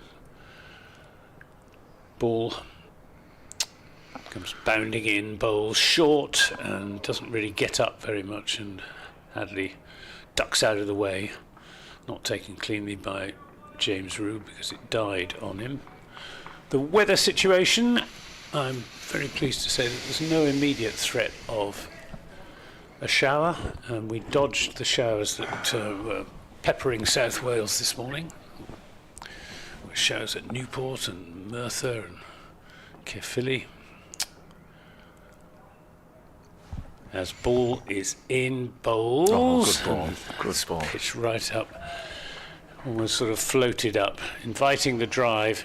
Hadley just sort of poked indeterminately at it, and for the umpteenth time it missed his outside edge. 224 for 5. Been saying 4-5 for much too long from a Somerset perspective. It's been a fruitless day so far,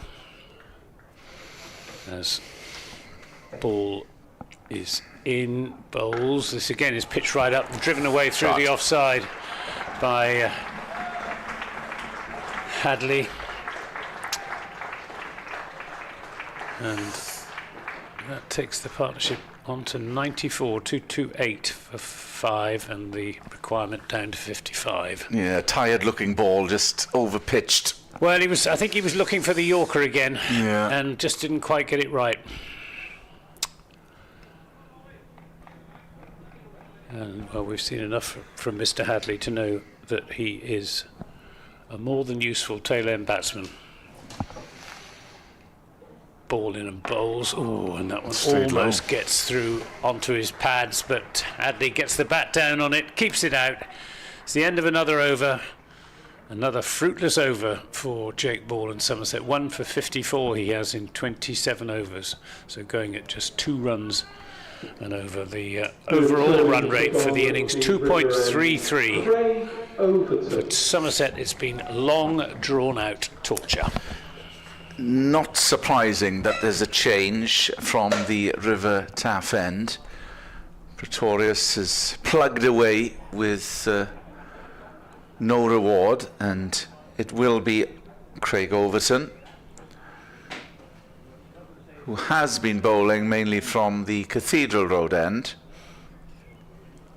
Is bowling now from the Taff end of the ground. Glamorgan needing 55 for victory. 2 slips for Overton, 1 for 45 his figures.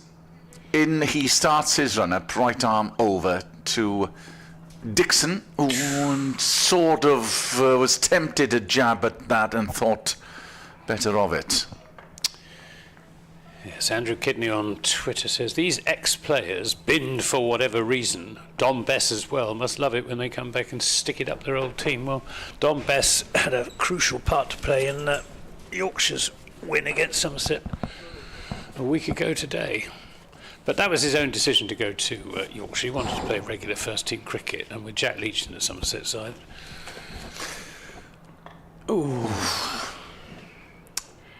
That is... Am I doing Craig Overton? No, I think you are. Am I? Oh, I've lost... beg your pardon, I'm Anthony. doing Jake Ball. That's all right. That was played streakily off the bowling of Overton down to third man, but it's another valuable single for Glamorgan. Don Bess, 4 for 60 in the Somerset second innings last weekend.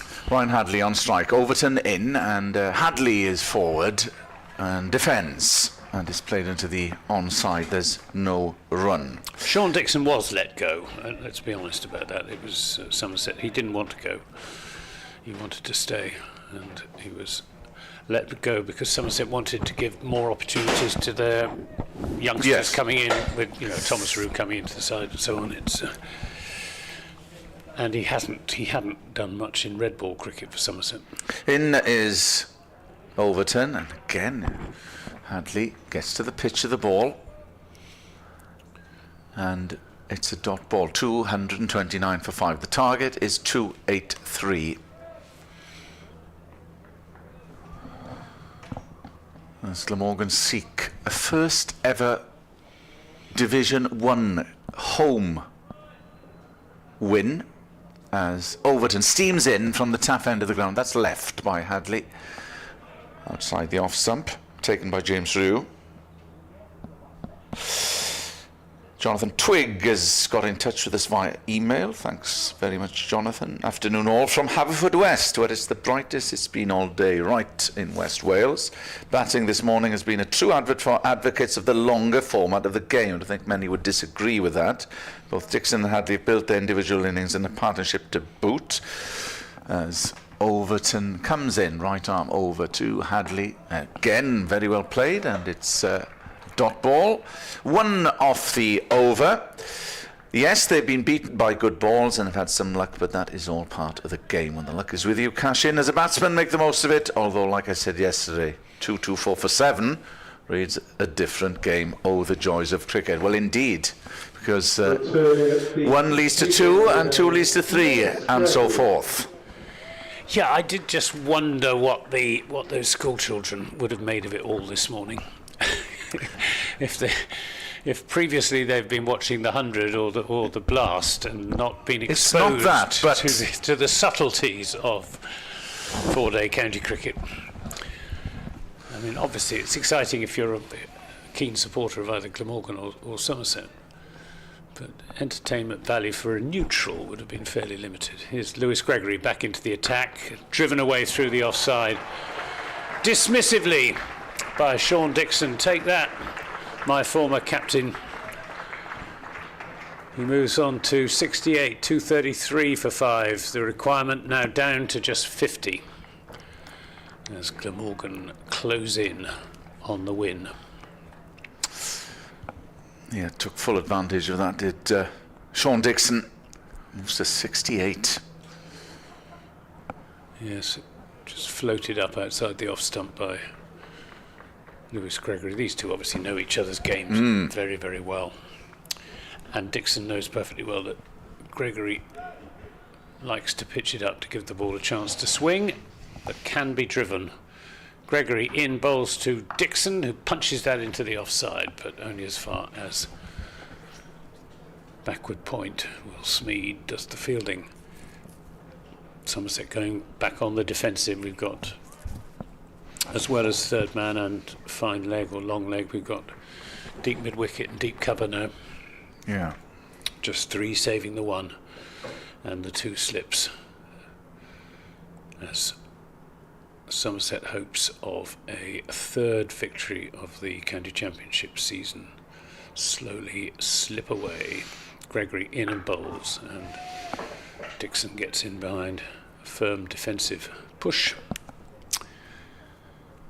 If Somerset do go on to lose this game, it will be quite a body blow, given that they took a first innings lead of over 100 against Yorkshire last weekend and lost that, and had a first innings lead here, well over 100. And looks highly likely they're going to lose this as well. Gregory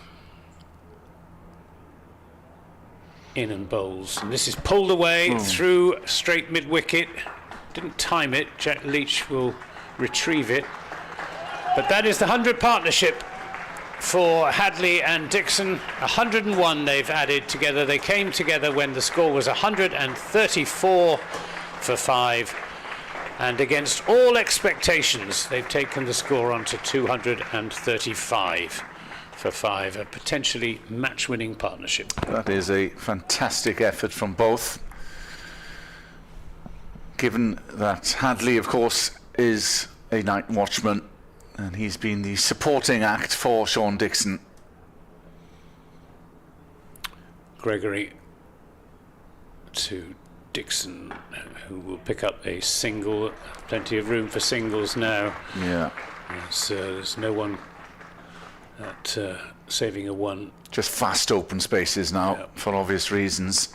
236 for 5. Deep mid is coming up now.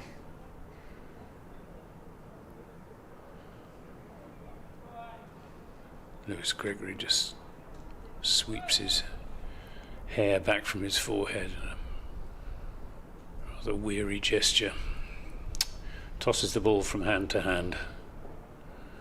Sets off, accelerates up to the crease. He's there and bowls to Hadley down the leg side. Peeled by Craig Overton for a catch down the leg side. Supported not particularly enthusiastically by Tom Abel, but nothing from James Rew and nothing from Lewis Gregory. And that concludes the over. Gregory 21 overs, 8 maidens, none for 66. He'll be bitterly disappointed not to have taken a wicket and to have dropped that catch. It's 236 for 5. Glamorgan need another 47.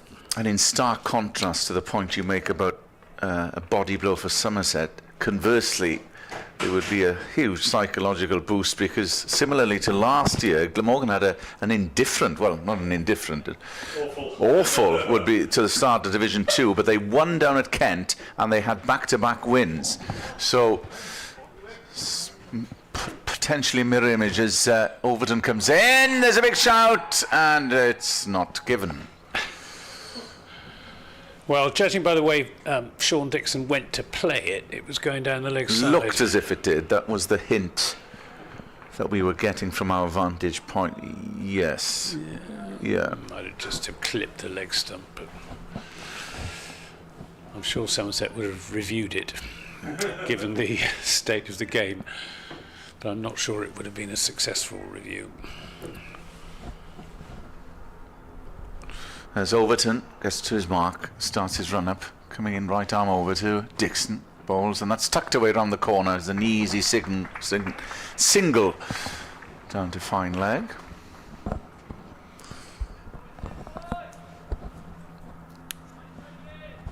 Yeah, well, I mean, wins, any win is invaluable in this win, but if you can get back-to-back wins, and that's indeed what happened last year.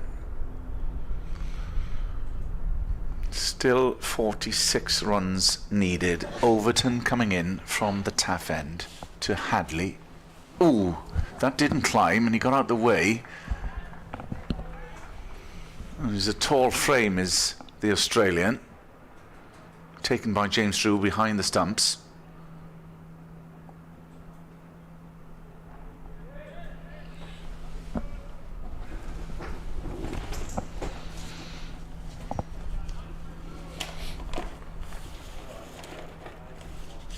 Still 2 slips in for Overton, who starts his run-up. Coming in to Hadley, and again studiously plays defensively, and it's fielded by the bowler. I've been reliably informed, and it would be my best mate. It might have been myself or yourself, not sure. Gareth Bale that we mentioned when mentioning Ryan Hadley, we mentioned Adrian Hadley. Yeah, that was that was Nick, our very good friend, Mr. Hadley, and that's left, and that's close again from Overton. Not sure how much cricket Adrian played in his time. Of course, powerhouse of a winger in both rugby codes in his time was Adrian.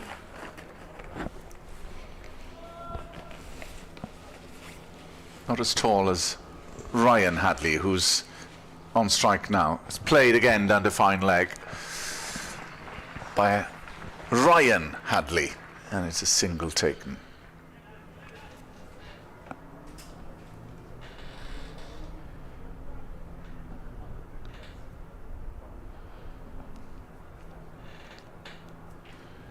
If Glamorgan win, they'll take 19 points, won't they, which will take them up to 69. Warwickshire have 74, and they've won their game. Notts are still in progress against Surrey. That's looking like a draw. So they'll probably be... they might even go top if it's a draw. Yeah, but they will. Here's Gregory in bowls and beats Hadley outside the off stump. Surrey will be up there. Somerset will have 62 points there, assuming they lose this game. 3 bowling points. Oh, they get 2 batting points. Oh, they got 3, so 6 points. So Somerset will go up to 64. That will put them down, I think, to 6th probably. So disappointing couple of games for Somerset as Gregory's in and bowls, and this is turned into the onside, and Archie Vaughan will field. Glamorgan next venture to Warwickshire on Friday.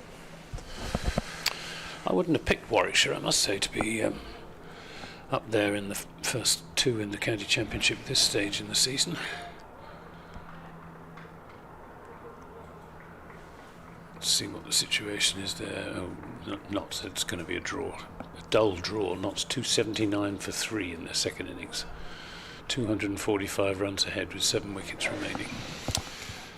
Not dull here, not if you're a Glamorgan supporter. That's outside the off stump. And no shot from Ryan Hadley, who has been a considerable thorn in Somerset flesh.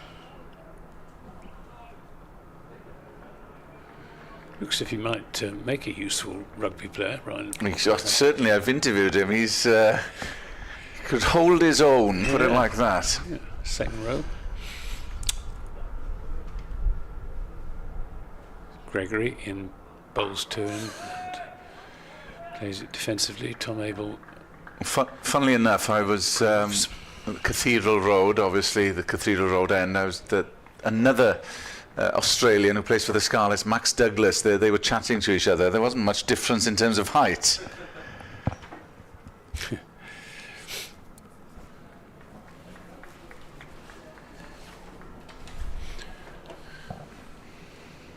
.45 more Glamorgan need. Gregory in bowls to Hadley, lifts his bat out of the way of ball, leaving him outside the off stump. It's a pity there aren't a few more people here to celebrate a historic indeed victory for Glamorgan. Assuming it is a victory, I mean, you never know with cricket. No. 1 wicket could trigger a dramatic collapse. Counting their chickens at all.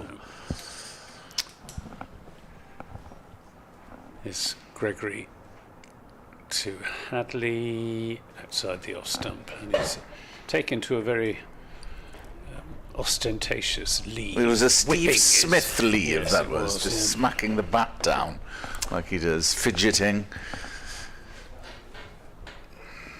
Steve Smith, of course, who played here for the Welsh Fire last year, although wasn't a happy hunting ground, I have to say.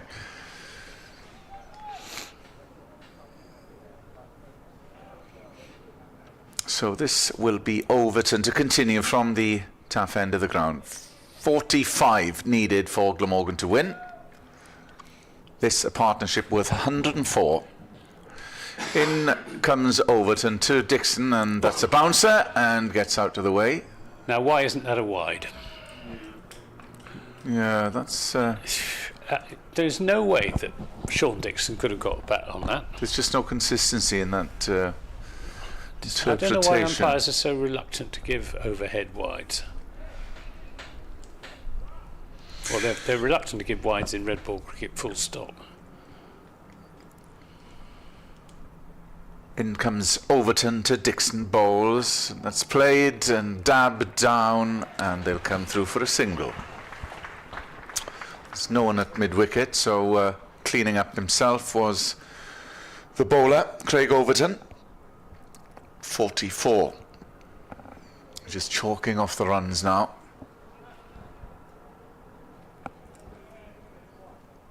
Glamorgan, who were 140 overnight and were trailing by 142.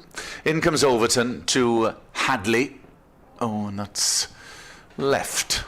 Again, how many of those have we seen today?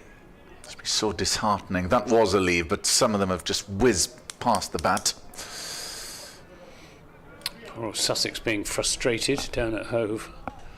Still rain. Yeah, 16 for 1, needing another 115. Somerset's next opponents. Yeah. Wheeling round is Overton, coming into Hadley, bowls, and that's left outside off stump.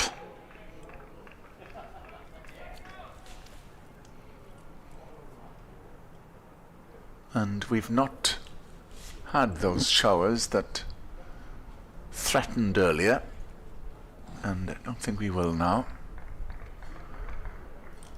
Blue skies above Sophia Gardens. In comes Overton, bowls to Hadley, and there's Overton interested. Head in hands once more, as well as the slip cordon. I might have stayed a touch low, possibly.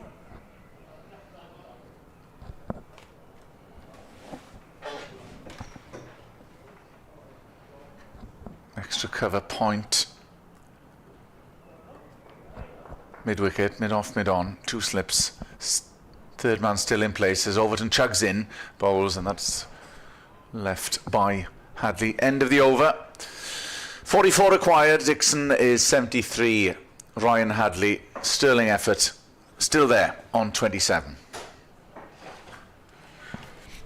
Yep, and Matthew Cleave on Twitter saying, might we have rotated our bowlers more? Well, I'm not sure. They have rotated. They've rotated the seamers. What they haven't done is put Jack Leach on at one end and rotated the seamers at the other, which I think there is a case now for giving Jack Leach a go. They've not got much to lose, Somerset now. They've simply got to make a breakthrough in the next 3 or 4 overs. Otherwise, this game will continue to drift away from them.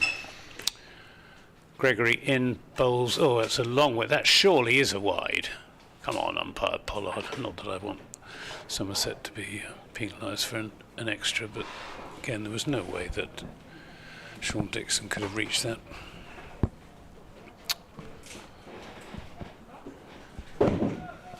Strange, isn't it? Because there have been 1 or 2 wides on height during the course of this game. Yeah.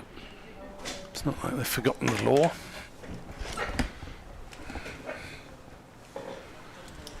Gregory up to the wicket and bowls. It's through to James Rew. A little bit more pace and bounce in that one. Yeah, you got the feeling Somerset need to do something slightly different. They haven't been doing much wrong with their pace bowlers, all of whom have bowled pretty accurately during the course of this match. You can't say anyone's been taken apart. Yeah, I mean, they haven't bowled badly. They haven't had much luck. And they've come up against 2 very determined Glamorgan batsmen, Gregory in and bowls, outside the off stump. And a pitch that I don't think has done as much today as it did last evening. No, there's still the odd ball climbing a little, 1 or 2 keeping low, but not as frequently as Somerset would have wanted.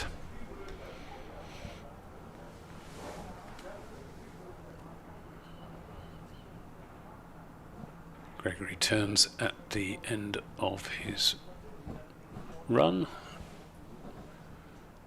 Is in and bowls, brings this one back into Sean Dixon, who turns it up to Jake Ball at mid-on. I'm glad to say that the Somerset flag has been put out of its misery. It's been taken down. It's a shame, really, because it's a sizable bit of cloth. It is. Polly made 2 flags, a home one and an away one. All right. That, I don't know what we'll... When they need replacing, I don't know what we'll do. Hopefully Polly will still be around to stitch some new ones. If it's bouncer from Gregory, not a bad bouncer either, Dixon not to be tempted. Will it be a batting one and a fielding one, like the T20? Now they are, I think, identical, the home and away. But, just makes life a little easier for the scorer, whose job it is to take the flag to away matches. Yes. If they don't have to concentrate on taking it down at Taunton and then making sure it's packed away. It's a good thought. Is Gregory in the bowls, and this is steered easily down to third man for a single by Sean Dixon, who moves on to 74, 240 for 5. So exactly 100 runs have been added today in exactly 48 overs. So not a particularly striking rate of progress, but it's been slow but sure from Glamorgan, which is exactly what the situation demanded. So Overton is going for under 2 and over. Into his 28th over of the innings. It's in bowls. Dixon drives impressively hard out to extra cover, but will just get a single as it's well stopped on the boundary. Matt McWilliam, Matt and Reese, father and son, watching in Miami. Good afternoon to you in Miami, or probably good morning there. If Glamorgan do win, there have been some massive moments in the match. Late wickets on day one, big early wickets in Somerset second innings, and some brave batting by Dixon and Hadley. Thank you for that, Matt and Reese. 241 for 5. Overton bowls. Oh, this could be out. It's lobbed towards square leg, but doesn't get there from Hadley. That was no way under control. Hadley couldn't manage to keep that one down, but it didn't quite carry. Afternoon to Jonathan in Haverfordwest, saying this has been a true advert for advocates of the longer form of the game. Both Dixon and Hadley building their innings. Ian Evans saying Hadley's innings has reminded me of Chris Tavare, the former Kenton England opener. As he ducks that one, tries to get out of the way. It's flown for 4. Will that be allowed? Yes, it will. No shot played, but evasive action tried, and that counts as Hadley was hit somewhere, possibly on the shoulder, trying to get out of the way, and it's flown down the boundary. 245 for 5, 38 runs needed to win. Absorbing match and a marquee result if we do get over the line, says Ian. Thank you for that. As another short pitch ball comes in, Hadley ducks underneath it, and Glamorgan remain 245 for 5. If Glamorgan go on to win this, they'll be 4th in the championship. Notts top with 80, Warwickshire second 74, Surrey third 72, Glamorgan 69, Somerset 64. Sussex could possibly go ahead of them if they win against Leicestershire. Glamorgan will be suffering from vertigo if that happens. So high on the table. Next delivery down leg side comes off something, and it'll go for very nearly for 4, but that was a fine stop on the rope. That is Jake Ball, I think. It was a good diving stop as Hadley glanced away. He did get bat on it, to be fair. 247 for 5, 36 needed to win. Hadley on to 29, not out.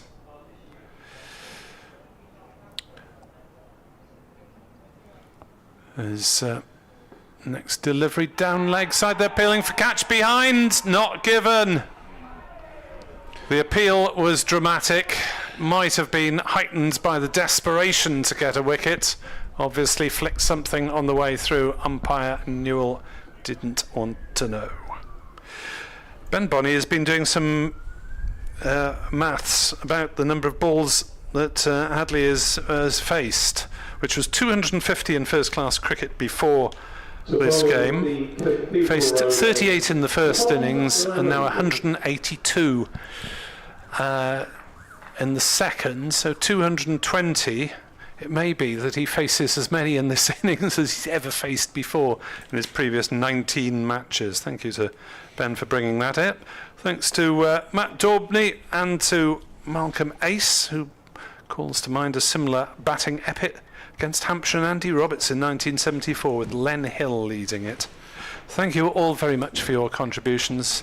Good afternoon to Alvin Wallace as well, who's been unable to listen or watch at times. Well, Somerset are going to ring the changes with their bowling attack, with Tom Lammonby coming on to bowl from this Cathedral Road end. He's bowling to Sean Dixon. Dixon fences at one outside the off stump. She didn't need to have anything to do with it at all because it was very wide. Yes, Notts first, Warwickshire second, Surrey third. Glamorgan will either be fourth or equal fourth. If Sussex go on and beat Leicestershire, then they will have 69 points, the same as Glamorgan. And if Sussex win, they'll have 61. So Somerset will be either fifth or seventh, as this is turned to deep square leg for a single by Dixon, who moves on to 76. And then bringing up the rear, we will have Yorkshire, Leicestershire and Hampshire. So they were leading the way, Somerset, after 2 games in the county championship, but been slipping down the table with the likelihood now of 2 successive defeats. Lammonby to Hadley outside the off stump, bowling gentle medium pace. I'm slightly surprised James Rew doesn't stand up to the stumps, but he does swing it, does Tom Lammonby.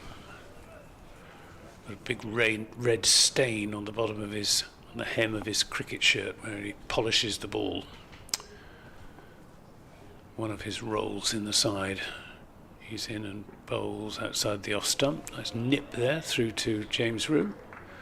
Yes, I'm not quite sure why teams have specialist polishers, but many appear to. There we are. See, if you're watching on the live stream, you can see that's very pronounced. I thought the art of rubbing one side of a cricket ball on your jersey or trousers was not that difficult to master. There's Lammonby into Hadley. That's not a very good delivery. He's looking to bowl a bouncer, but got the direction wrong. It went down the leg side. Yeah, Marcus Trescothick used to do it for Somerset, and he would rub the ball vigorously on the back of his left thigh. And he was ball polisher in chief, but it's a role that Tom Lammonby seems to have inherited. Miggy Pretorius is good at it as well, actually. As Lammonby bowls a better bouncer, but Hadley has nothing whatever to do with it, and just the 1 run from the over. 248 for 5, 76 to Dixon, 29 to Hadley. Glamorgan need another 47. Probably fewer than that, Anthony. Oh, I beg your pardon. I was looking at the wrong. I was looking at the overs. It's 35. Sorry. Yeah. You're quite right. I was looking at the overs, which say 46 and adding 1. Yes, quite easy mistake to make. 46 remade. It could be 46 runs, but no, it's 35 to win. As Overton tries to break this frustrating partnership, and Dixon tries to pull it. Sets off for a run that wasn't there. The ball had just trickled about 2 or 3 metres off his gloves to a short leg position where James Rew dashed to seize it and prevent a quick single being taken. Not even a look exchange there between James Rew and Sean Dixon, let alone any words. Not that I think I'm not suggesting there's any sort of hostility involved. It's just that this is business, not pleasure. That could be a bit of pleasure. It is. Dixon finally goes for 76, and Overton has the breakthrough. 248 for 6. Is there a late twist left in the tail of this match?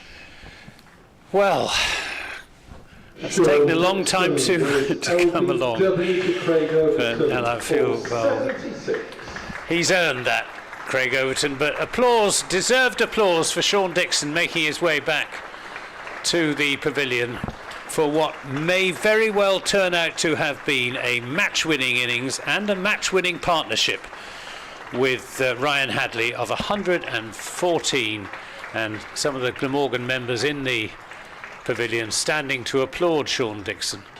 And what a valuable acquisition he has proved for Glamorgan. Indeed, after a disappointing start, he's really made his presence felt in the last few matches, and the story is not over. 35 to win, 4 wickets left. There is batting capability there, but they will now face an attack, given a psychological lift as well as one on the scoreboard. Chris Cook, as you'll have heard Andrew Hignell saying, is the new batsman. So Somerset had waited all day for that, and a few overs last night as well. Came together about half an hour before the end of play. And all around the country, Somerset followers will be checking the score and seeing that at last the 5 has changed to a 6. Wicket update, yes. I think a lot of Somerset supporters probably haven't been listening to us or watching the live stream, just sitting hoping that when they next turn the computer on, a wicket will have fallen. Here comes Overton, who's made that happen. Bowls to Chris Cook, who plays it down to backward point, no run. The sun comes out. Yes, I don't think we're quite in the days of watching on CFAX anymore, but it was that sort of agony as you waited for those electronic numbers to flick around. Well, I think if I'd been at home rather than commentating, I wouldn't have been watching or listening. I'd just have a look every now and again. Overton in, bowls to Cook, who defends that one on the onside, and there is no run. So Callaway fell in the 51st over and Dixon in the 107th. So they have scored basically 2 runs and over. So it's been lengthy, but it's got Glamorgan somewhere near the victory post as Overton bowls. Cook works on the leg side. Oohs and ahs. Just getting the ball to nip back into the right-handers at the moment, Craig Overton. Chris Cook got 39 in the first innings. Looked pretty good. Not Quite his... impressive, 39 from 50 deliveries. Yeah, not his season generally with the bat so far. Be interesting to see the dynamic between these two, whether Hadley thinks he's the senior partner now. Here's Overton in to bowl to Cook, a pill for LBW, not out. That must be close. I'm guessing he got his pad outside the off Just stump. outside the line, I think. Did get a little bit Certainly have forward. hit the stumps. The replay will show us that was blooming close to being in line. Well, when it's not going for you, it's not going for you. Just a fraction of doubt, and of course in this county game without the benefit of DRS and so on and so forth, the umpire has to give the benefit of the doubt to the batter. Craig Overton just having a friendly word. It was a friendly word to Chris Cook. He still hasn't got it right. It's our Spanish friend. I told Andrew last night it's Miguel, and he's insisting on calling him Miguel. Okay. Right, let's see if Pretorius can come to the party and remove the adhesive Mr. Hadley. And he comes close to it for the umpteenth time as Ryan Hadley gropes for that one outside the off stump. Yes, here's the other ball polisher in chief, as you can see from the viewers on the live stream can see from the stain on his cricket shirt. He's quite an expert, particularly with the kookaburra, which of course they use in South Africa. And he did manage to get the kookaburra to reverse at Edgbaston last season, did Miggy Pretorius. He's in bowls to Hadley, who will get a single down to third man. Every run being applauded, and that one takes Glamorgan to 249, the requirement down to 34. Well, who knows what might have happened had that LBW decision been given. The last ball of Craig Overton's over. Might have caused a few Palpitations. pigeons to be fluttering. Pretorius in and bowls. This is whacked away through the offside by Chris Cook. Short and wide from Pretorius. And Cook seizing the opportunity with both hands. 4 runs, 253 for 6. The 250 is on the board for Glamorgan. And, well, I think it may very well be that Mr. Cook is going to take this run chase by the scruff of the neck and get Glamorgan home sooner rather than later. As Pretorius is in and bowls. Oh, and that just runs out into the offside. Lammerby quickly in, but Hadley backing up well. Takes the single, 254 for 6. Pretorius walking back slowly and thoughtfully. He's got Hadley, who's on 30. And that is his, I should have said this earlier on, it's his highest score in first-class cricket. By some margin. Yes, 15 is previous best. Pretorius bowls to Hadley, who is beaten by one that nips through to James Rue. Seemed almost to gain pace off the pitch, that delivery from Pretorius, obviously getting it right bang on the seam.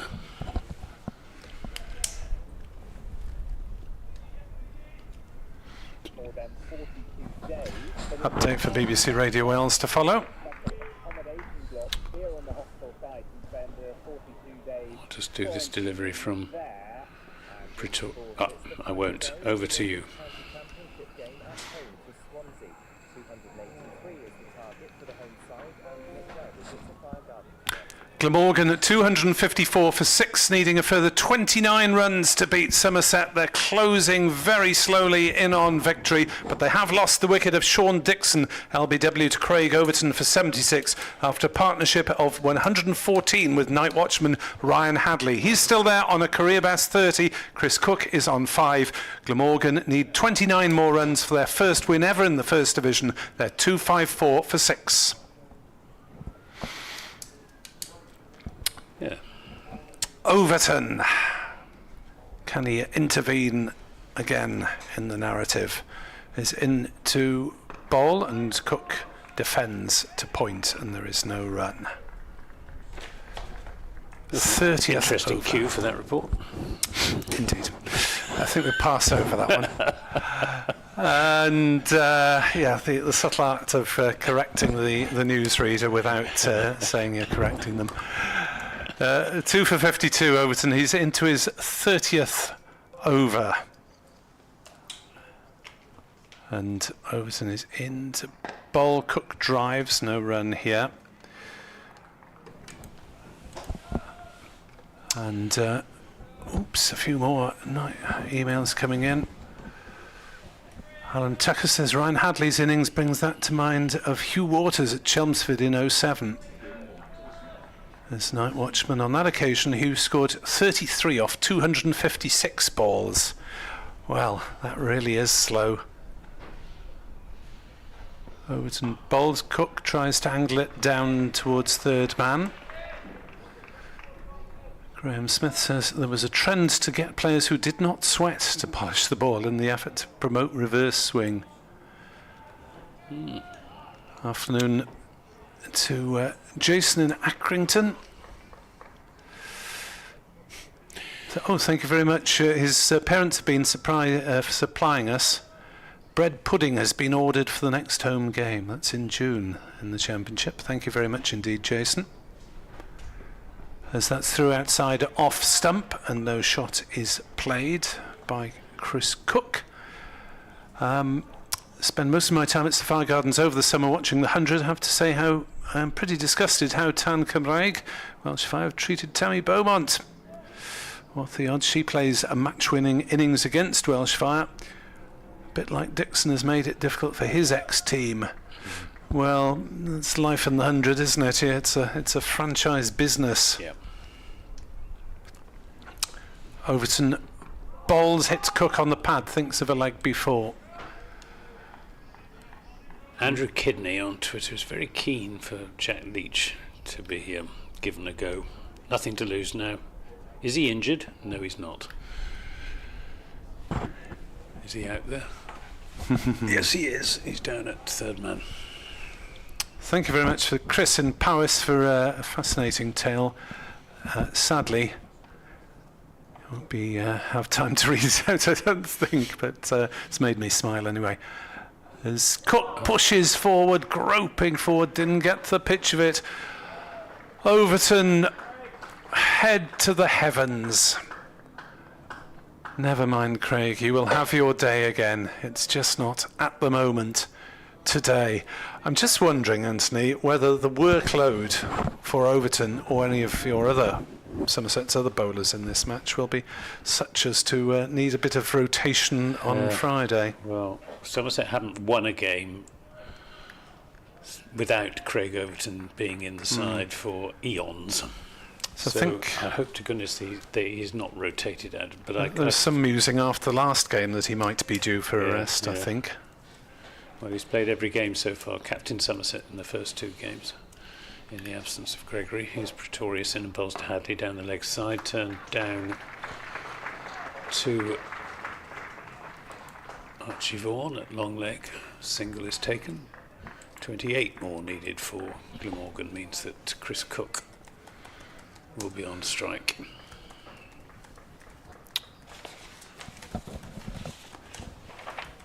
Once again, we've got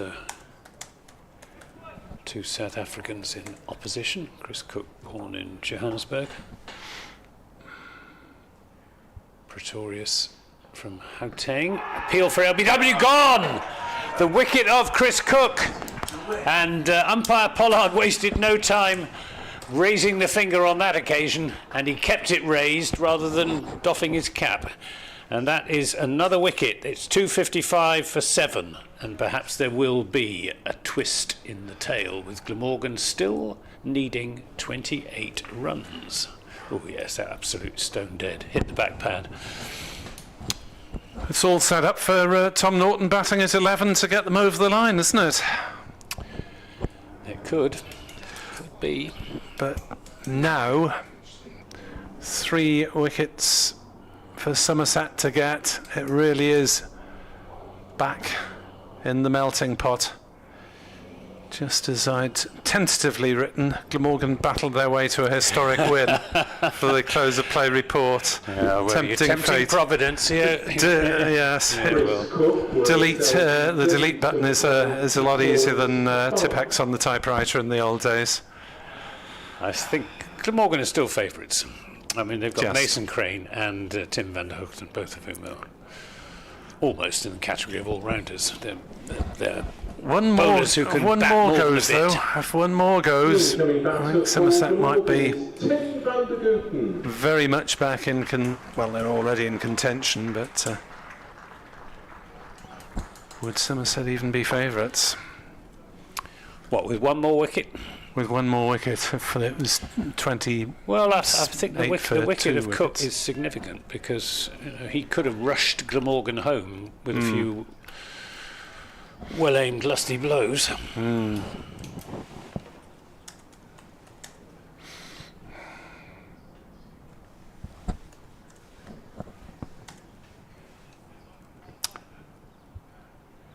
Yep, Tim van der Hoogten in reasonable batting form, made 30 in the first innings, last man out. I'll make way for Kenneth at the end of this over. So I think I've almost overstayed my No. Well, welcome. we're happy to have both sides represented on air. Well, we'll see what... And if another one falls, then you might be needed to shout your side home if they're 9 down. It's Pretorius in bowls, and this is played quietly back to him by Van der Hoogten.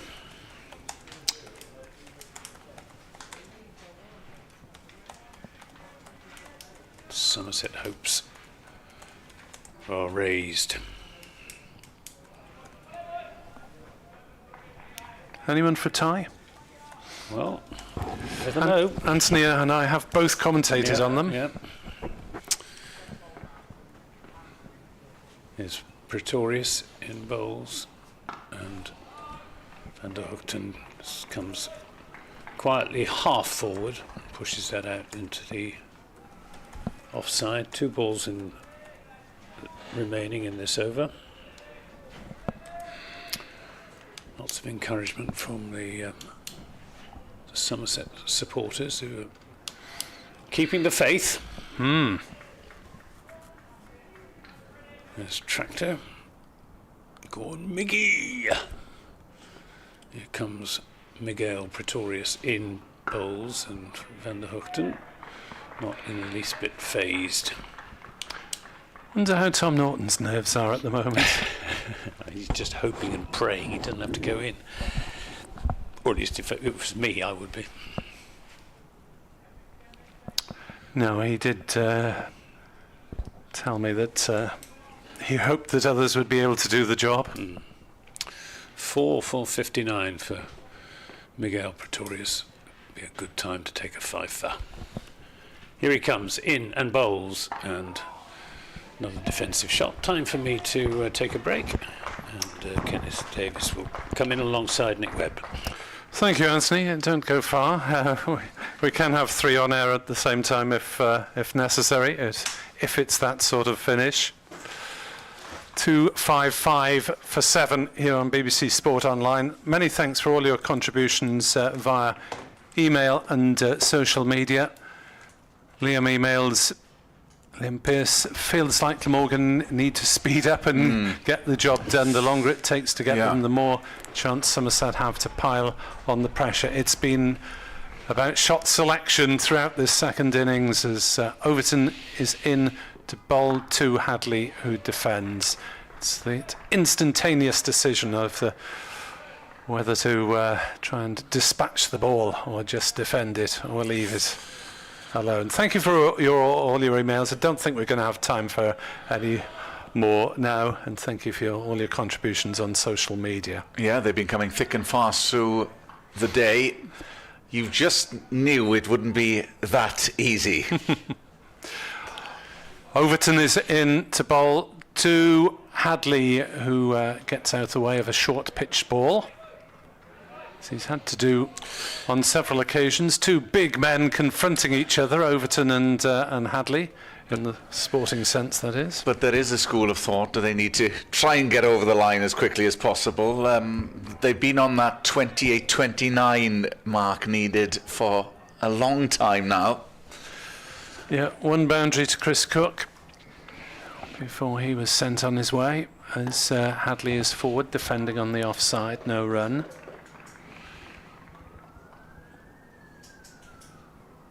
Two 5-5 for 7. The lights are still on. Not needed at the moment, but you can't keep flicking them on and off. Distracting for the players. 2-5-5 for 7. 28 needed. 3 wickets needed.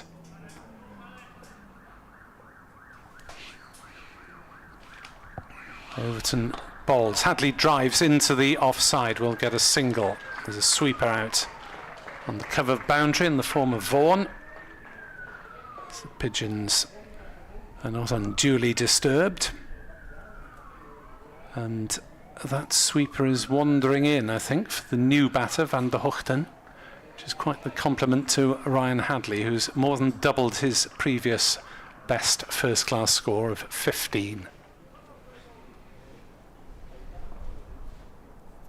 Overton in balls, and Van der Hoogten drives to mid-on, and there's no run. More than able batter Tim Van der Hoogten, as is Mason Crane to come, although I'm sure Mason Crane would dearly love to just view proceedings from the balcony. Yes, Glamorgan in need of a couple of boundaries there from somewhere, but not there, as Van der Hoogten plays it gently to mid-off. And if they... You just get the feeling, as some of our correspondents have hinted, that if they try and got home at 1 or 2 and over, then that gives Somerset more opportunities. Obviously, a couple of boundaries would relieve the pressure after the fall of a couple of wickets now. Yeah, but they've been in short supply of late. The last one being that Chris Cook boundary. But he fell, LBW Pretorius, for 5. So Hadley, who's been there since just shy of 8 overs to go when he came out as a night watchman last night. This is Pretorius to Hadley, and just walks across his stumps. There was half an appeal from wicketkeeper, and the 2 slips in. 27 needed. I think if you told Glamorgan supporters at the start of this innings that Ryan Hadley would be a main hope, you would have had a fair few bob on it. Yes. Pretorius starts his run-up from the Cathedral Road end to Hadley, and good defensive stroke from the Australian. Dot ball. We had the feeling from yesterday's play that if Glamorgan were to make a serious victory bid, then it would take time today, and that really has proved the case. 62 runs coming in the morning session, and just 54 since. In is Pretorius, bowls. That's pulled aggressively, and that'll go all the way for 4. Oh no, it's a full complement for Ryan Hadley. Invaluable runs. It's the first one we've seen today. Just lost the flight of it, but it was banged in short, and the tall Australian got everything on that, and it flew, evaded the man at deep fine leg all the way for 6. It's the second 6 of his first-class career. It's in his exactly 20th the match. relieving boundary you were speaking about, Nick. So 21 needed. As Pretorius chugs in again from the Cathedral Road end. Right arm over, bowls, and defensive stroke, and even the defensive shots now are applauded by the Glamorgan supporters. Yes, it's not a very big crowd, but those who are here of a Welsh persuasion will surely remember it for some years to come. 2 balls to go in this over. Ryan Hadley is on strike. Pretorius coming in from the Cathedral Road end. He bowls, and and it's caught! And has that been given? No, they all went up in unison that time. Bowler, wicketkeeper and slip cordon, they were convinced that it had glanced the bat of Ryan Hadley. Not so, said the umpire. Well, the replay will give us some idea. There was some deviation, maybe natural swing of the ball. Might even have been a noise. The bat was close to the pad, and Might have been that, yeah. you can't really get much closer than that without taking the edge. As the umpires are coming together again, whether they will just jot down a few words about Somerset's reaction, because they were obviously very disappointed. Well, prior to lunch, there was some kind of altercation between umpire and Captain Lewis Gregory. Yes, umpire Pollard did. He was sort of admonish Gregory over something. gesticulating that to keep quiet. Obviously, tension is running high. Pretorius, head in the air, can't believe it. As we view they were convinced that it came off the glove, I think, was it? It was very, very close, very close. There was a deviation, there was probably some noise Yeah. at the same time, and they've got to go up for it. He lives to tell the tale again, does Ryan Hadley. Pretorius, determined, coming in, and that is left, it's wide outside off stump, and that is the end of Pretorius's over. Hadley still there on 38 from 201 balls. What a monumental effort that is from Ryan Hadley. As both batters come together. To bowl at the river end, Jake Ball will return from the river end. He's more accustomed with this near Cathedral Road end to us here in the media centre.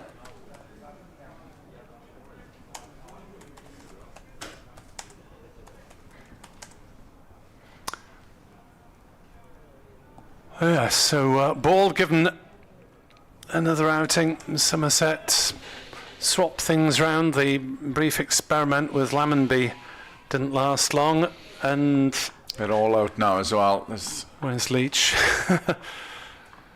Just the one over before lunch.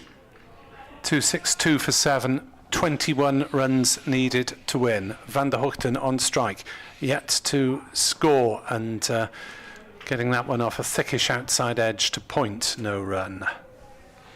Mid off, mid on, point, 2 slips, mid wicket, deep fine, deep cover, and third man.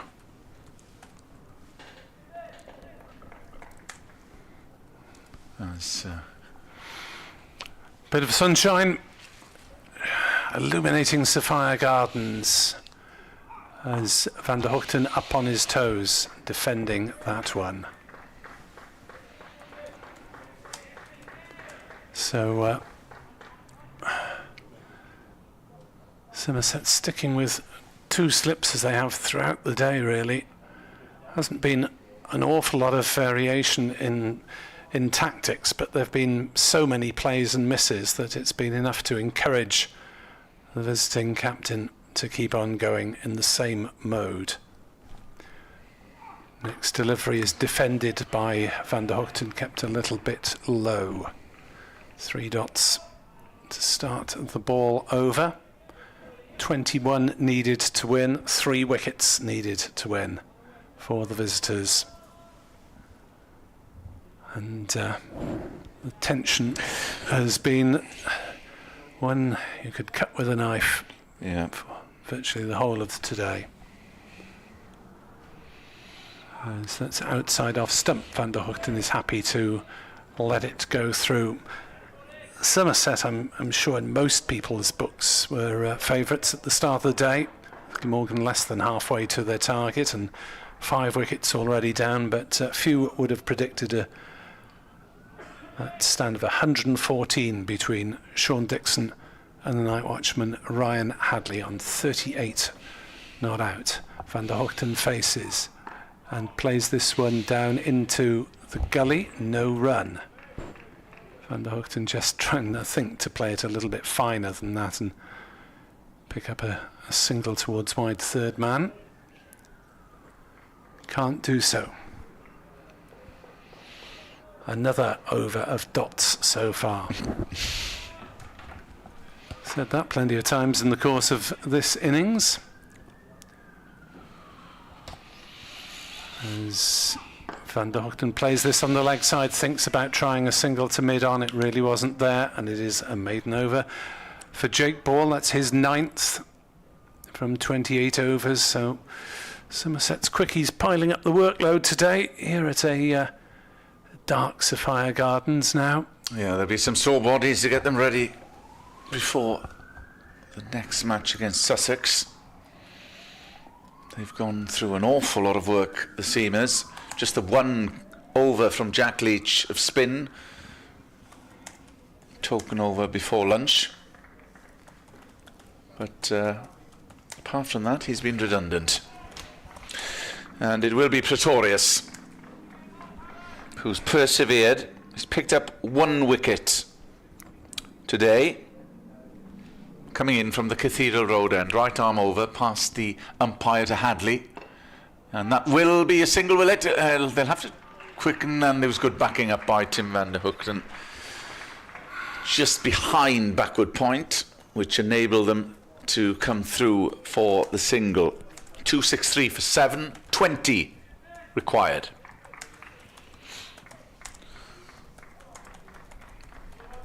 Ordinarily, you would say, no sweat, but a different set of circumstances. Yeah. Entirely. Tim van der Hoogten to face Pretorius. And that'll be a single as well. They won't come for a second. As you hear the applause, every run now, without surprise, being applauded. As another run is chalked off. 19 needed for victory for Glamorgan. 3 wickets needed for Somerset. Some of the supporters on tender hooks here as Pretorius comes in, bowls, and that's a good defensive stroke by Tim van der Hoogten.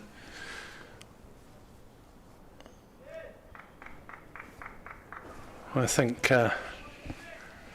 my heart rate is due a few dull draws in mid-season to get over this one. Indeed. But brilliant advert for 4-day cricket. Since the start on Friday, ebbed and flowed,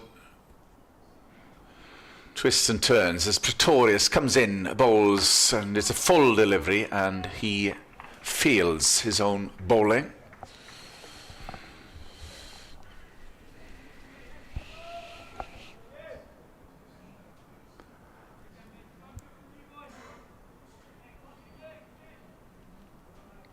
Somerset with a healthy first innings lead, but it turned on a sixpence after that dramatic hat-trick by Tom Norton. Pretorius is in, and Van der Hoogten, Hadley rather, gets behind it, and there's no run.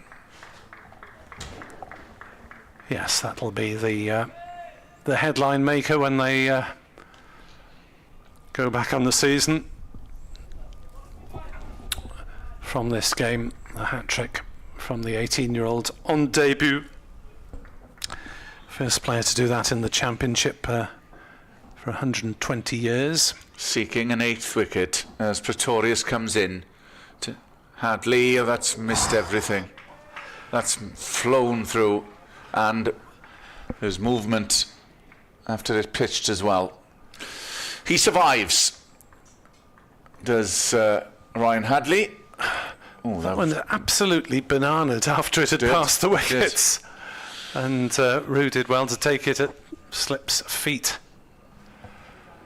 264 for 7. Still 19 runs needed to win. 19 agonising runs needed if you're a Glamorgan supporter.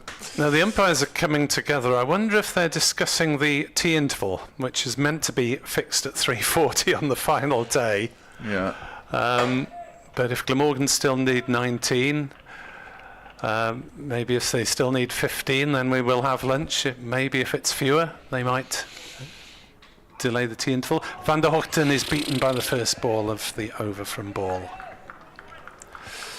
Umpires do have a certain discretion. Maybe if it's a single-figure number of runs needed, or obviously if it's just 1 wicket needed by that stage, then they can go on. They do go on if it's 1 wicket.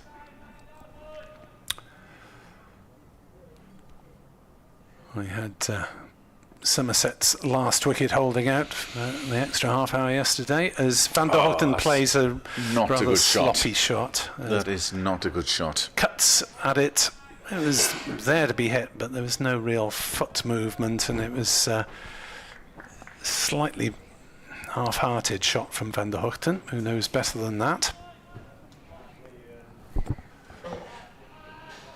There's a third man, as there has been for virtually the whole day, in a run-saving capacity, possibly even a catching capacity at times, as Van der Hoogten looking squared up, but playing it safely to mid-off, and there is no run. Yeah, and deep fine as well. Deep cover.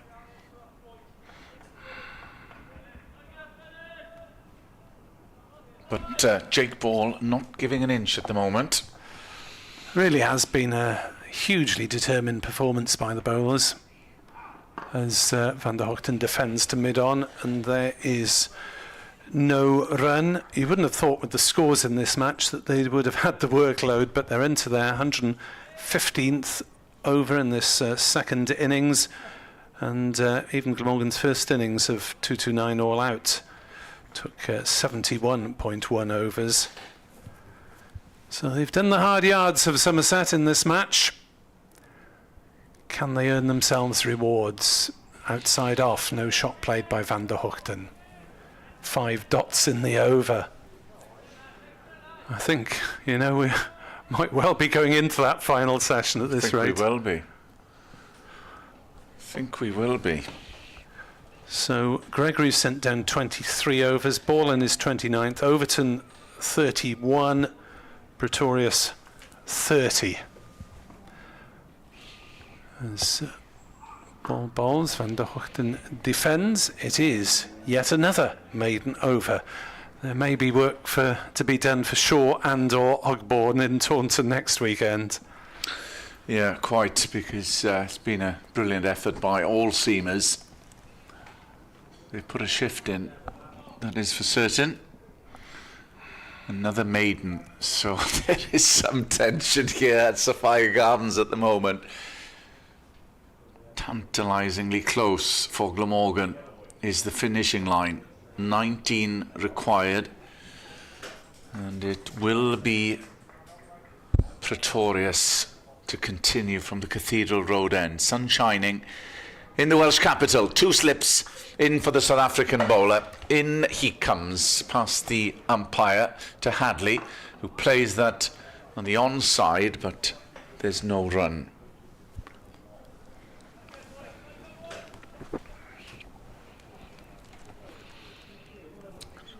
Nobody dared leave now.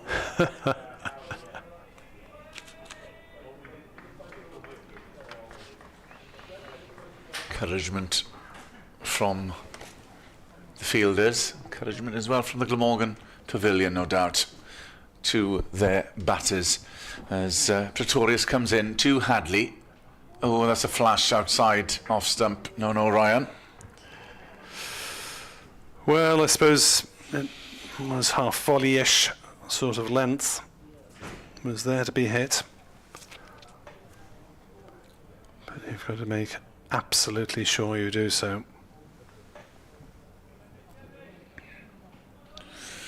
Just walks away, probably has a little word with himself just to keep concentrating at this vital time.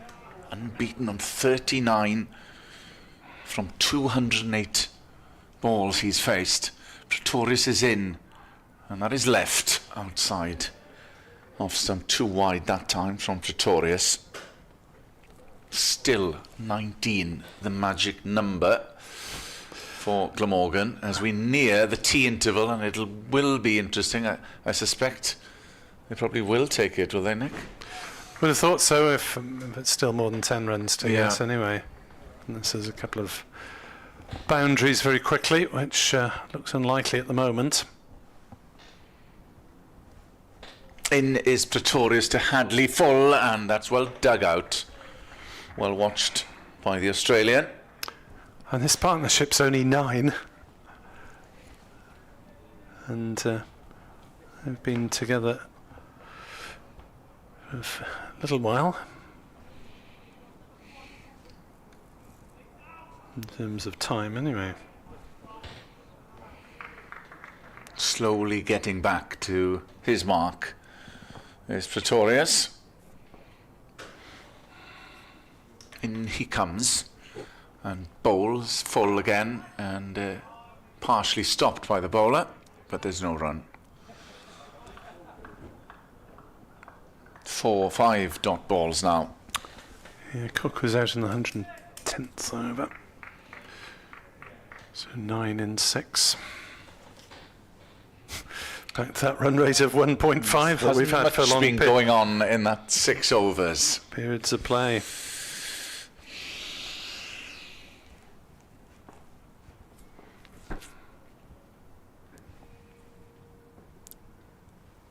In comes Pretorius.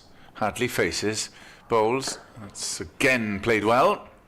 And that's another maiden. 2, 6, 4 for 7. Still 19 needed. I've been saying that for a while. Yes. 19 needed for Glamorgan. 3 wickets required for Somerset. 336. So we could well, although some in the crowd are not entirely paying attention. She's probably the only one who is sleeping through it on our screen there, soaking up a few sun rays. 264 for 7. Ball in. Balls to Van der Hoogten, who drives a 4 down the ground. Just over pitched. Van der Hoogten seized on it and tucked in to whack it away straight off the fielder at mid-on. You can sense the relief amongst many, because that has been a while coming. Yeah, we've been saying 19 to win for a little while. No, 19. 15. 268 for 7. Next delivery down leg side. Well, No contact made. 15 to win. 3 minutes to go until the scheduled interval. Scheduled interviews will follow. And Somerset have fought tigerishly all the way. As Van der Hoogten's wrapped on the pad, not out. Well, there were 2 sounds, so there was a bit of bat involved. Ball was getting very excited, charging round, arms in the air. What can you do? Come on, umpire. Somerset will just have to be a little careful with that body language, as that one was doing a bit too much, I think. Ball might have thought it clipped leg stump.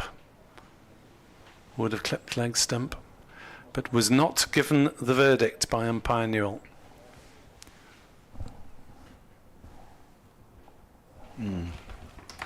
3 balls of the over gone. Next delivery worked off his legs by Van der Hoogten. They'll run the first one quickly, but that'll do, as it's cut off at fine leg. Van der Hoogten to 6. 269 for 7. 14 runs needed for victory here on BBC Sport Online in this pulsating, absorbing, fluctuating game of County Championship cricket. As Ball finishes his over, and Hadley on the defensive plays it. Sorry, 1 to come, miscounted. Can't afford to do that. 15:39 on the board. 14 runs needed for victory. Will they release everyone from their spell from 20 minutes? 15:40 on the board, as Hadley lets that one go through outside off stump. The batters think it will be tea, and so do the umpires. Wait for it, wait for it. Somerset still need 3 wickets. Glamorgan need 14 more runs. He is now 269.47 here on BBC Sport Online. Thanks very much indeed for your company during the course of the afternoon. We'll go and try and get our blood pressure down, and we'll be back in just under 20.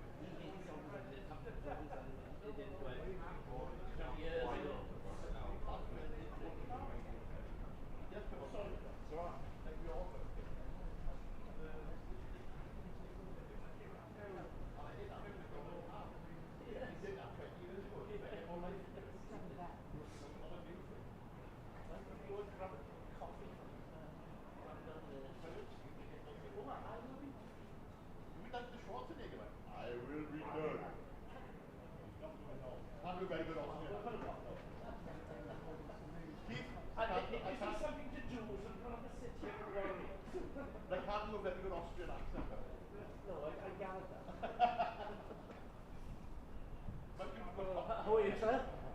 Have you got anything in there, sir? No, I've never had you start with. Well.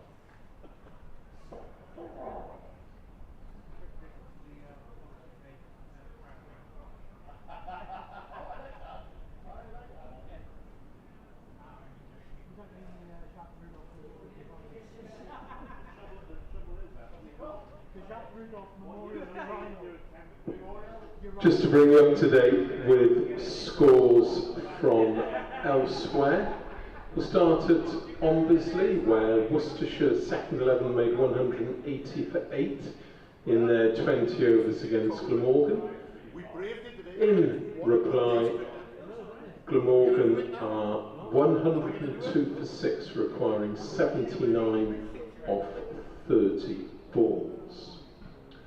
In the other games still taking place elsewhere in the Rothesay County Championship, at Hove it's been raining, and Sussex in their second innings of 42 for 1, still requiring 89 to beat Leicestershire. At Bristol, Kent are 172 for 4, also requiring 89 to beat Gloucestershire. At Derby, Northampton 214 for 7, still trailing Derbyshire by 162 runs.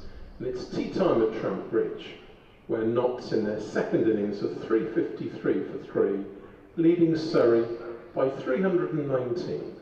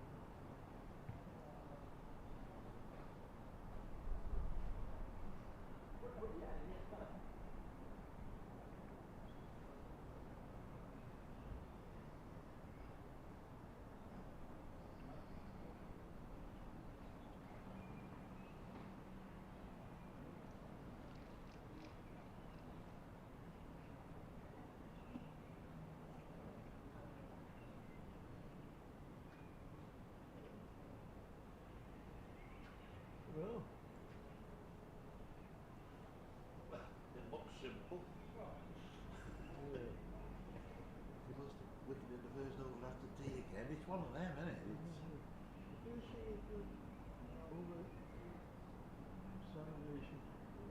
Yes, a new rule they brought in this year.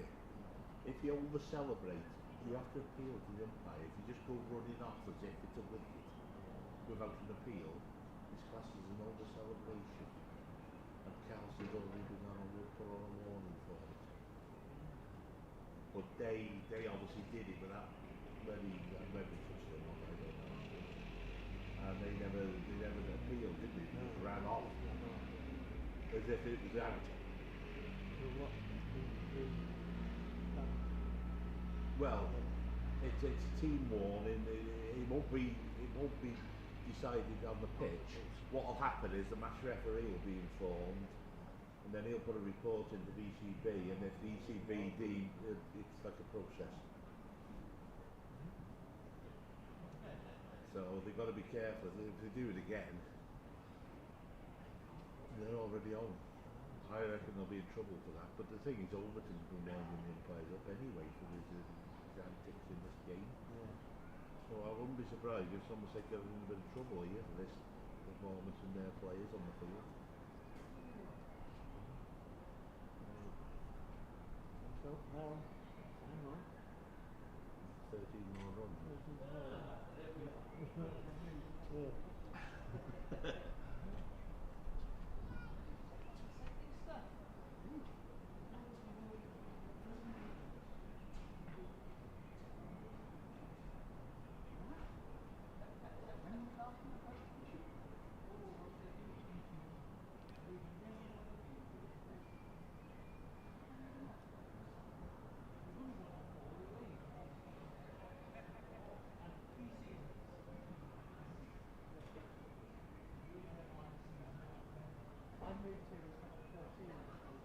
Is he Robert people this game? No, he hasn't been all. Because I wouldn't give myself Saturday, but he hasn't been a friend of the day. No. You've been every day, haven't you? Yeah, well, I wouldn't give a Saturday. No, sorry, I didn't come. I didn't play yourself or something. Oh, yeah, yeah. Tell it. I've been up for really good game of cricket. It does, doesn't it? This is right, like people like us. This is the best form. Proper cricket. Still 3 results possible. Still, I reckon 3 results possible. A win for Somerset, a win for Glamorgan, or a tie. No, a tie. I don't think it's to the range of the draw, or a tie. But I said we were let's come in this morning, and then lad for the hat-trick. It's just like, if you've got the winning, still the winning run today. I hope he don't come to that, because I hope we don't, he's not easy to come back. Yeah, exactly. You got a friend there, haven't you? Huh? You got a Somerset person there, haven't you? It's not to you, though. Oh, I only just met him this game, like just talking to him, nice lad, and of course the other chap there, you know, Roger's always, but he's a son, nobody watches Glamorgan as well, then he was, I know Roger for years. 8 Tigers, I think, yeah. But you know, they did the playoffs. Yeah, that's the Russian as well. Always a Russian basket. Pardon? Always down the road. Yeah. Oh, of course there's local derby. Yeah. I've only seen a few of them. That's a lot happening.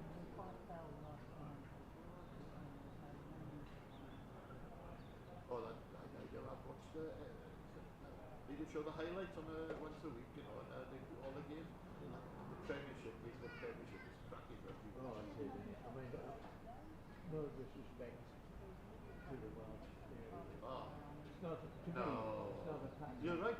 Oh, you will not. The regions is not a patch on it to watch. I don't think so. No. And get the big crowds as well. I got a ticket for the final. Yeah. I missed one, but I've been the last 3 or 4 years. But I missed one. I booked it earlier, whoever's in the final, like, you know. Yeah. But I see some good. But I haven't seen a poor final. What's that, West football? And then, Anything else too keeps me yeah, that's pretty nice club, isn't it? I've never been there, been to Well football.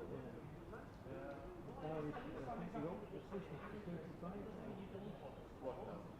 I was in the football there last year in, what's it called, I don't know, King Power? King Power. There used to be the Walker Street, King Power. That's not too far away from us. Across the road, up and down the side. It's right nearby. I never We can't play for the draw, can we? the rugby, I think, to the football. Yeah, but that's where he wanted about having people win. No, 20 minutes ago. Yeah, but what I'm saying is, Well, I know you said it often enough. How boring you be if you were coaching. this could end up in a tie in the draw. Yeah, that would be a cricket though. Not like it. You have to say, the draw is not. Yeah, but doesn't mean you have to. Doesn't mean you're not going out to try and win. Well, also, Just when you win them all, somebody gets it. it's not just that. It's also easy to score 14 runs than it is to back through to the covers.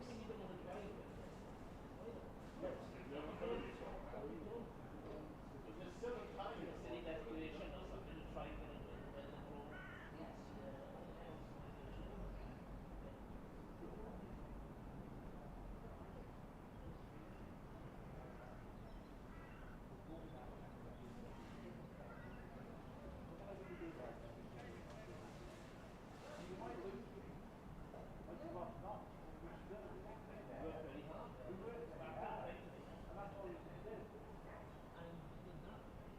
Yes.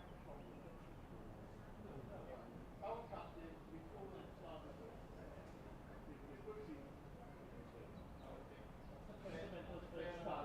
Said that. And if we stay up, it'll be an excellent season. You read that, I read. You read that.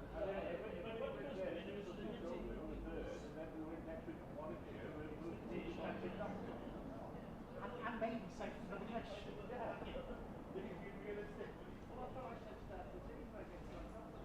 Rather than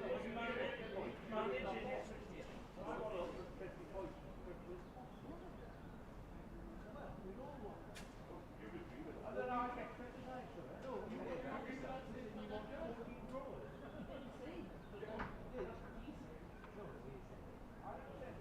No, what I said, when I was the other day, what I said was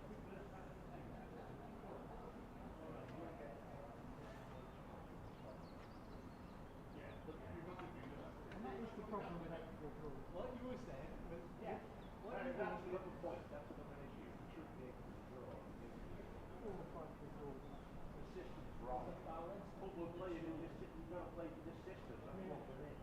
I mean, Somerset know better than anyone else about points equations and winning championships or coming second.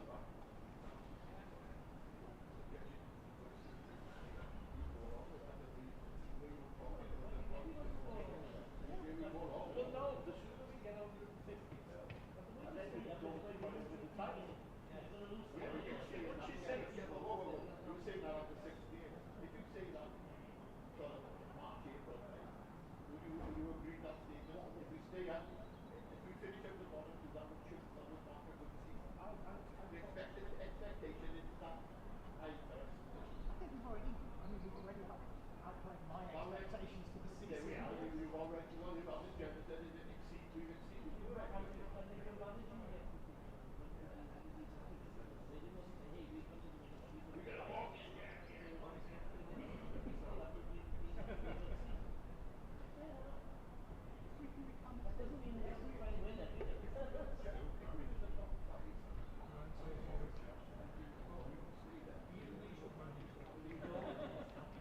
It's also a great recovery.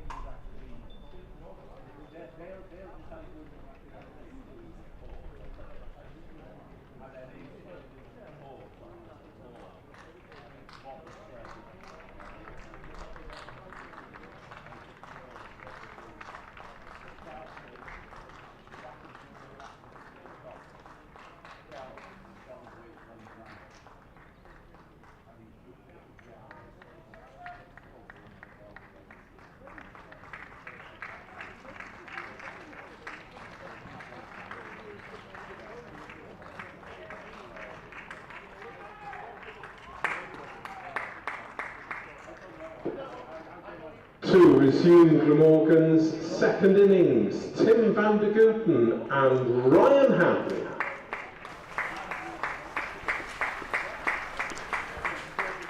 Here we go into the final session of this Championship Division 1 match between Glamorgan and Somerset, with Glamorgan needing 14 more runs and Somerset needing 3 more wickets, having claimed a couple in the afternoon session.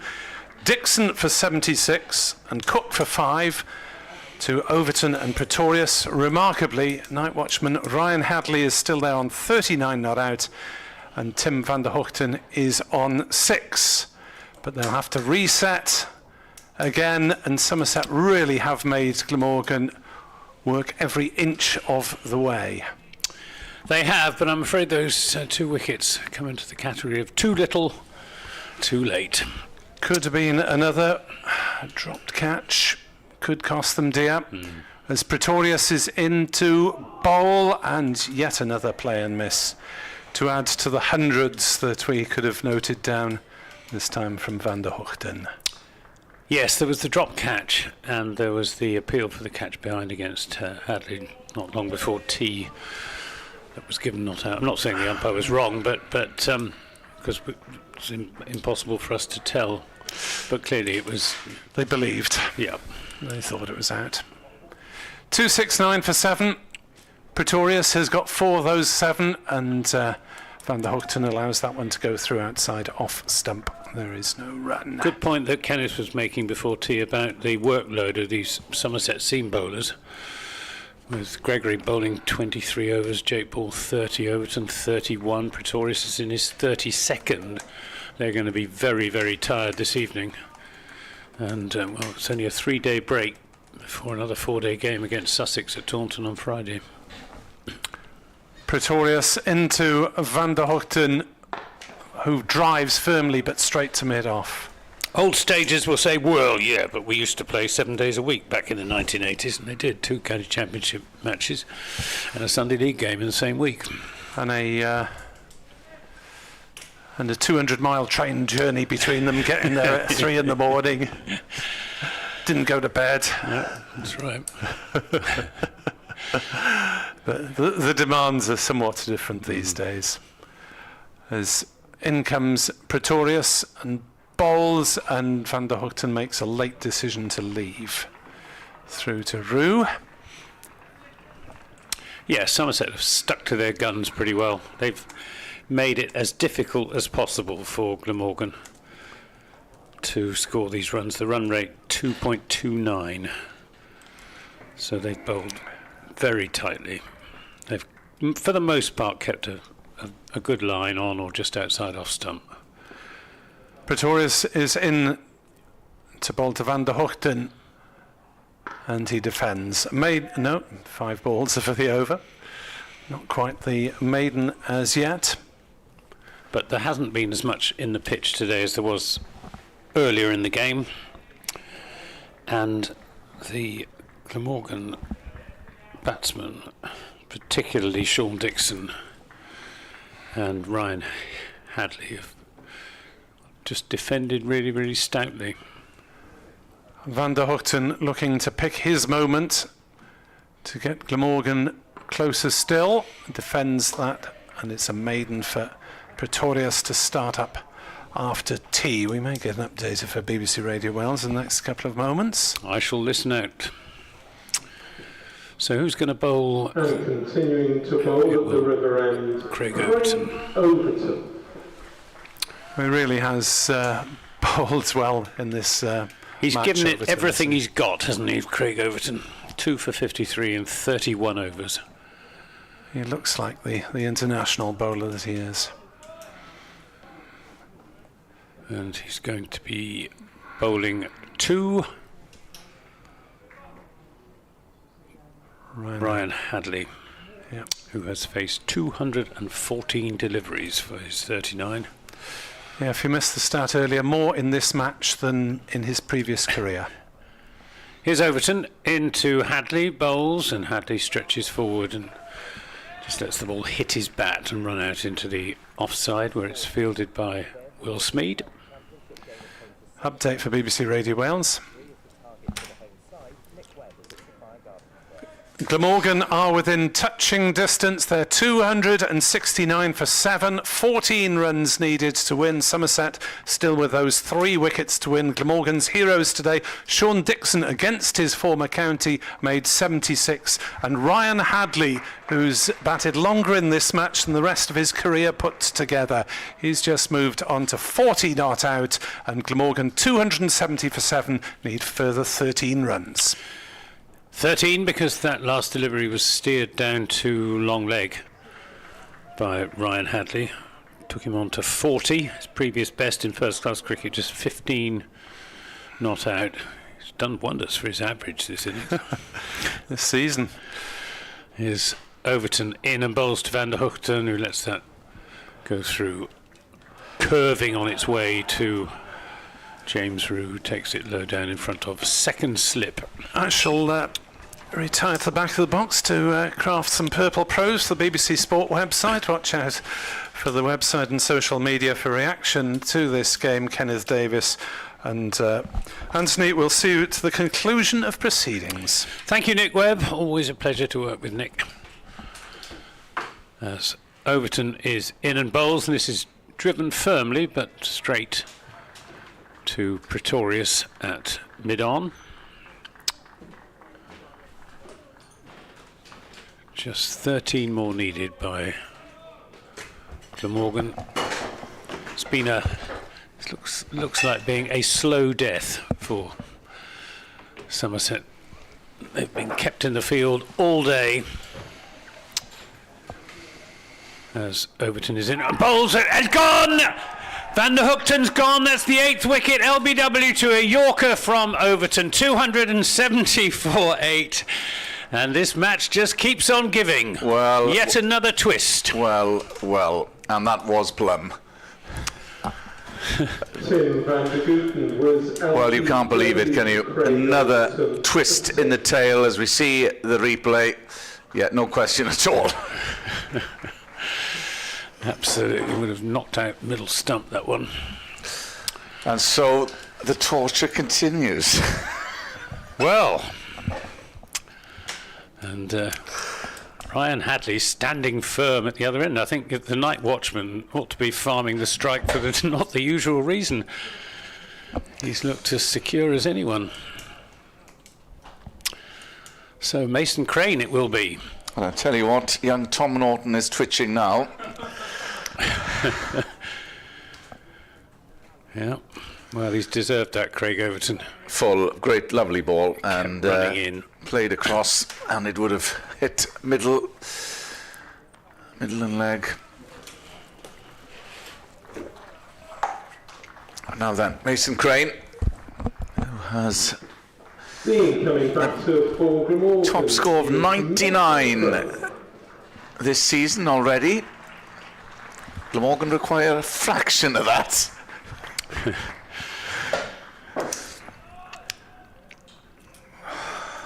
It's too much for many to bear down below. He's marching out as if he means business. Mason Crane, greeted by Ryan Hadley. A few words of advice. Yeah, usually it would have been the other way around. So I bet his heart is beating fast in his chest at the moment. Mason Crane, Overton at the end of his run, menacing figure. Somerset not over-attacking because they can't afford to concede runs with only 13 required. This is 4-day cricket. Here we go its then. Best. Overton from the river end. He's in and bowls to Crane. Oh, gets an edge down past second slip. It wouldn't have carried. Brings him a single as Jack Leach fields on the boundary down below us. And the requirement drops to 12. 271 for 8. It means that Mason Crane will keep the strike. And it's going to be Miguel Pretorius to bowl from the Cathedral Road end to try and take these last 2 wickets. 2 blows of the willow, that all is required. If only if it was as easy. You can bet your bottom dollar there'll be every ounce of effort being put into this over. It's quite a defensive field. There are plenty of singles on offer. Yeah. 2 slips, fine leg, third man. In comes Pretorius, and that's judged nicely. They run the first one hard, but only a single on offer down to third man as Crane runs it soft hands down. Too much width there from Pretorius. 11 required for victory, or 2 wickets from a Somerset perspective.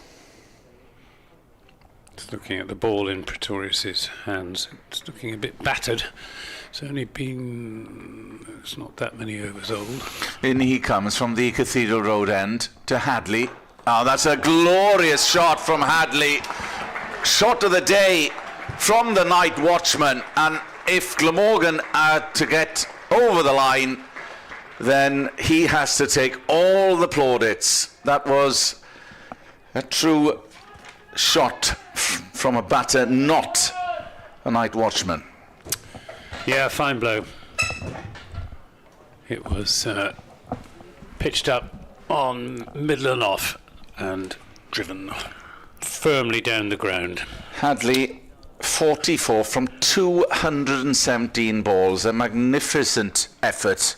Yes, he's rode his luck on occasions, but you have to say it's been a monumental effort. He now needs to see this through as Pretorius comes in past the umpire, bowls to Hadley and judges that again defensively, gets to the pitch of the ball, and it's a dot ball. 7 required for Glamorgan. 2 wickets required for Somerset, and they need them sooner rather than later. Who would have thought we would have been back and forth, back and forth. It's been like a boxing bout, jab here and there. Pretorius coming in, bowls to Hadley, and that's steered fine. Only a single down to third man once more. 6. 1 blow is needed. Go on, Mason. Go for glory. An unlikely scenario, I would say at this point, given what we've seen in the last hour. Still twitching in the crowd, still tension to be had. There's 2 slips, a gully. They are rejigging the field as Pretorius comes in to Crane, who leaves that outside off stump. 1 ball remaining of the over. Glamorgan needs 6. Still some die-hard Somerset supporters here. Well, even if Glamorgan do make it, I'm sure they would have appreciated the ding-dong battle we've had throughout. Pretorius, the last ball of the over, to Mason Crane. Bowls, and that's a good ball once more. Whizzes outside the off stump. Flirting with it was Mason Crane. He lives to tell the tale. End of the over. Glamorgan 277 for 8. Well, last throw of the dice, I think, from Craig Overton. I'll let you do the commentary, Kenneth. As if a wicket falls, it'll be back. But I think at the moment the money is very firmly on Glamorgan. But one ball could change that. 2 balls could transform the things entirely. Hadley is on strike, facing Overton. In he comes, bowls, and again flies past the outside edge. How many of those have we seen today? We've lost count. And he just steps and has a little walk, has a little natter with himself. Didn't miss the off stump by much. No, either. jagged back a bit from Overton. 3 for 55. Starts his run up. Hadley facing. Oh, that, I think, he almost played on. I think he almost played on there, and Overton cannot believe it. He was almost through. Inside edge, I think. Yeah. Saved him. Let's have a look at this from Overton. Yeah. Maybe just got outside. Yeah, Overton didn't really sustain the appeal. He knew there was something wrong with it. I think there was something, yeah. Good ball, though. 2 good balls from Overton to start the over. In he comes, charging in from the River Taff end to Hadley. Plays that up Bishley, but there's no one there, so there's a single on offer. Well, they look for 2, but they won't come back. And now Glamorgan need 5. And as Anthony was alluding to, it's tough because there are plenty of wide open spaces to get to knock the singles. It's got to be in this over if Somerset are going to win this game. Craig Overton simply must take a wicket. He's looked much the more likely. I think that was a leg by as well. Coming in and facing is Mason Crane. Plays and misses. Once more, and head in hands, reaching for the heavens, looking to the heavens. He couldn't have done more, Craig Overton, as well as Jake Ball. Yeah, it's been a heroic effort from Overton. He's in his 33rd over. Yeah. Conceded only 55 runs and 3 absolutely crucial wickets. Wheeling round from the taff end, penultimate ball of the over. Mason Crane is on strike, and that's turned. That'll be a single. James Rew is after it, but they won't be able to prevent a single taken. 4 needed. Victory in sight for Glamorgan. And it would be back-to-back victories at that. After the huge win down in Southampton, this would be a big statement for the Welsh county. In comes Overton, and that's another single. And they'll take those all day long. And the applause reverberates around Sophia Gardens. They trail by 2, 2 for tie, 3 for victory. And surely now, poor old Craig Overton, he just stood there with his hands on his hips. We haven't taken anything for granted, neither have the Glamorgan supporters. And who would have thought, at 140 for 5 overnight, trailing by 142, with night watchman Ryan Hadley there, he is still there, with 45 from 223 runs. Well, Tom Abel called it 50-50, and he hasn't been far wrong. So this potentially the last over. We will see. Pretorius, bit of a conflab between bowl and captain. 2 slips as Pretorius comes in, right arm over, Hadley facing, and that's played firmly, and he was on the way down and thought better of it. Yeah, I don't think Will Smead would have shied at the stumps, mind you. No. The risk of an overthrow. Although there is a I'm deep not sure. fine, but yeah. Well, there's only Jack Leach who could have. That could have been curtains. Yeah. In comes Pretoria. Pretorius, 3 needed. Oh, there's a good shout! Oh, he can't believe it. I can't believe it either. He cannot believe it. That was a huge appeal from everybody out there. No surprise at this stage, but let's have a look at the replay. Pretorius banging in good length. Well, if so, he's just outside the line, but it's very, very close. And you know what? You've seen those given. Yeah, they haven't had the rub of the green today, Somerset. Disconsolate, what is Pretorius? Trudges back to the mark. That looked gone for all money. We've had a few close shaves.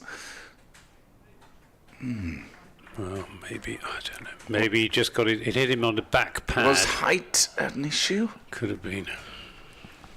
Height may have saved Ryan Hadley. As Pretorius comes in again, bowls. It's played towards mid-on. Well, still charging in is Pretorius at this late stage. But it looks to be in vain. 3 dot balls. He's got figures, fine figures of 4 for 73. But there'll be bruised and battered bodies in the Somerset ranks before their next game against Sussex. Coming in is Pretorius, bowls, and getting to the pitch of the ball is Hadley once more, as he's done throughout. Just walks away, square of the wicket, trudges back, has a little word again. A few of the Glamorgan players on the pavilion balcony, urging these two to get to that target. Pretorius coming in, bowls full and played firmly, but straight towards mid-on. And so it continues. The final ball coming of the over. Well, if you've been here for 4 days, you've had your money's worth, that is for certain. Because we've had twists and turns, we've had drama, we've had a hat-trick.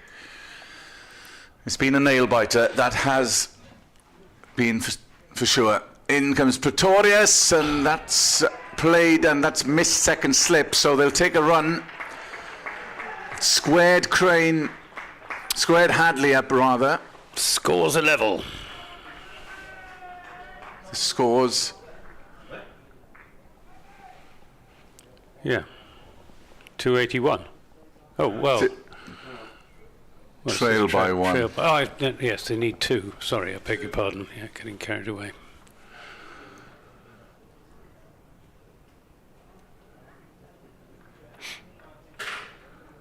And we'll wait to see if they can be knocked off.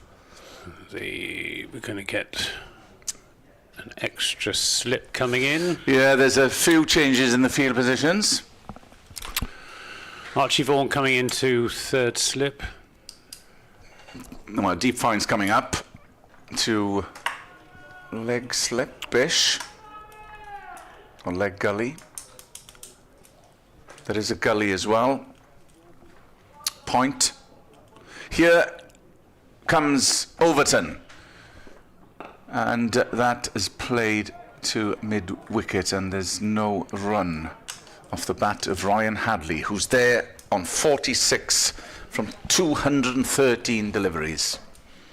It would be hard to name a more unlikely hero. Can you imagine had you put money on Ryan Hadley steering Glamorgan to victory last night? Whoever has done that, they can tell us what numbers are.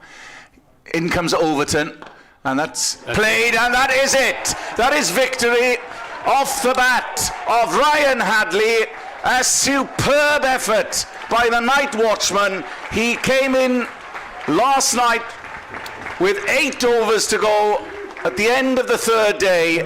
He's batted throughout, and fittingly that was Ryan Hadley's 50 as well. A fantastic end from a Glamorgan perspective. It's back-to-back victories after winning down in Southampton, and a bit of history created here. It's the first victory on home soil in Division 1. They've beaten Somerset by 2 wickets. But it was an exciting end to a brilliantly competitive 4 days of action. Yeah, many congratulations to Glamorgan. Great game of cricket. It's back-to-back defeats by Somerset. Good to see the players shaking hands.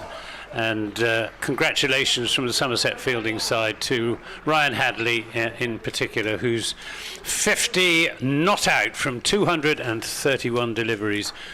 Decisive, and of course that partnership with Sean Dixon, who got 76 against his former county, that partnership of 114. Absolutely central to the Glamorgan charge to victory as Hadley leads Rayson Crane back to the pavilion. He raises his bat aloft as he trudges up to the pavilion and milking it for all it's worth, and he deserves it. The unlikely hero, Ryan Hadley, his highest first-class knock by far, and what a time to deliver as well. There were a few nervy moments after Sean Dixon departed. Cook went, then Tim van der Hoogten, but it was Hadley and Crane to get Glamorgan over the line. A quick word, Somerset will face Sussex, and as we mentioned, Anthony, they lead a hit back, but psychologically tough because of the effort that has gone in on the final day. Well, it's the second game in succession in which Somerset have taken the first innings lead of over 100 and gone on to lose. Now that's going to be a very, very serious, heavy psychological blow, and they're going to have to pick themselves up off the floor to take on a good Sussex team at Taunton on Friday, and they'll have some very tired bodies in that Somerset dressing room at close of play, with a number of overs that the seamers have put in. They stuck to their task, the Somerset quick bowlers, really well, but on the day just not quite good enough. Anthony, my thanks to Anthony Gibson and to Nick Webb. Well, we've had an entertaining 4 days at Sophia Gardens. Drama, tension, twists and turns. It's ebbed and flowed. We've had a hat-trick from young Tom Norton, and we've had a brilliant innings with grit, character and determination showed by Ryan Hadley, who got Glamorgan over the finishing line. Back-to-back wins here for Glamorgan in Championship Division 1 cricket. That is it from us.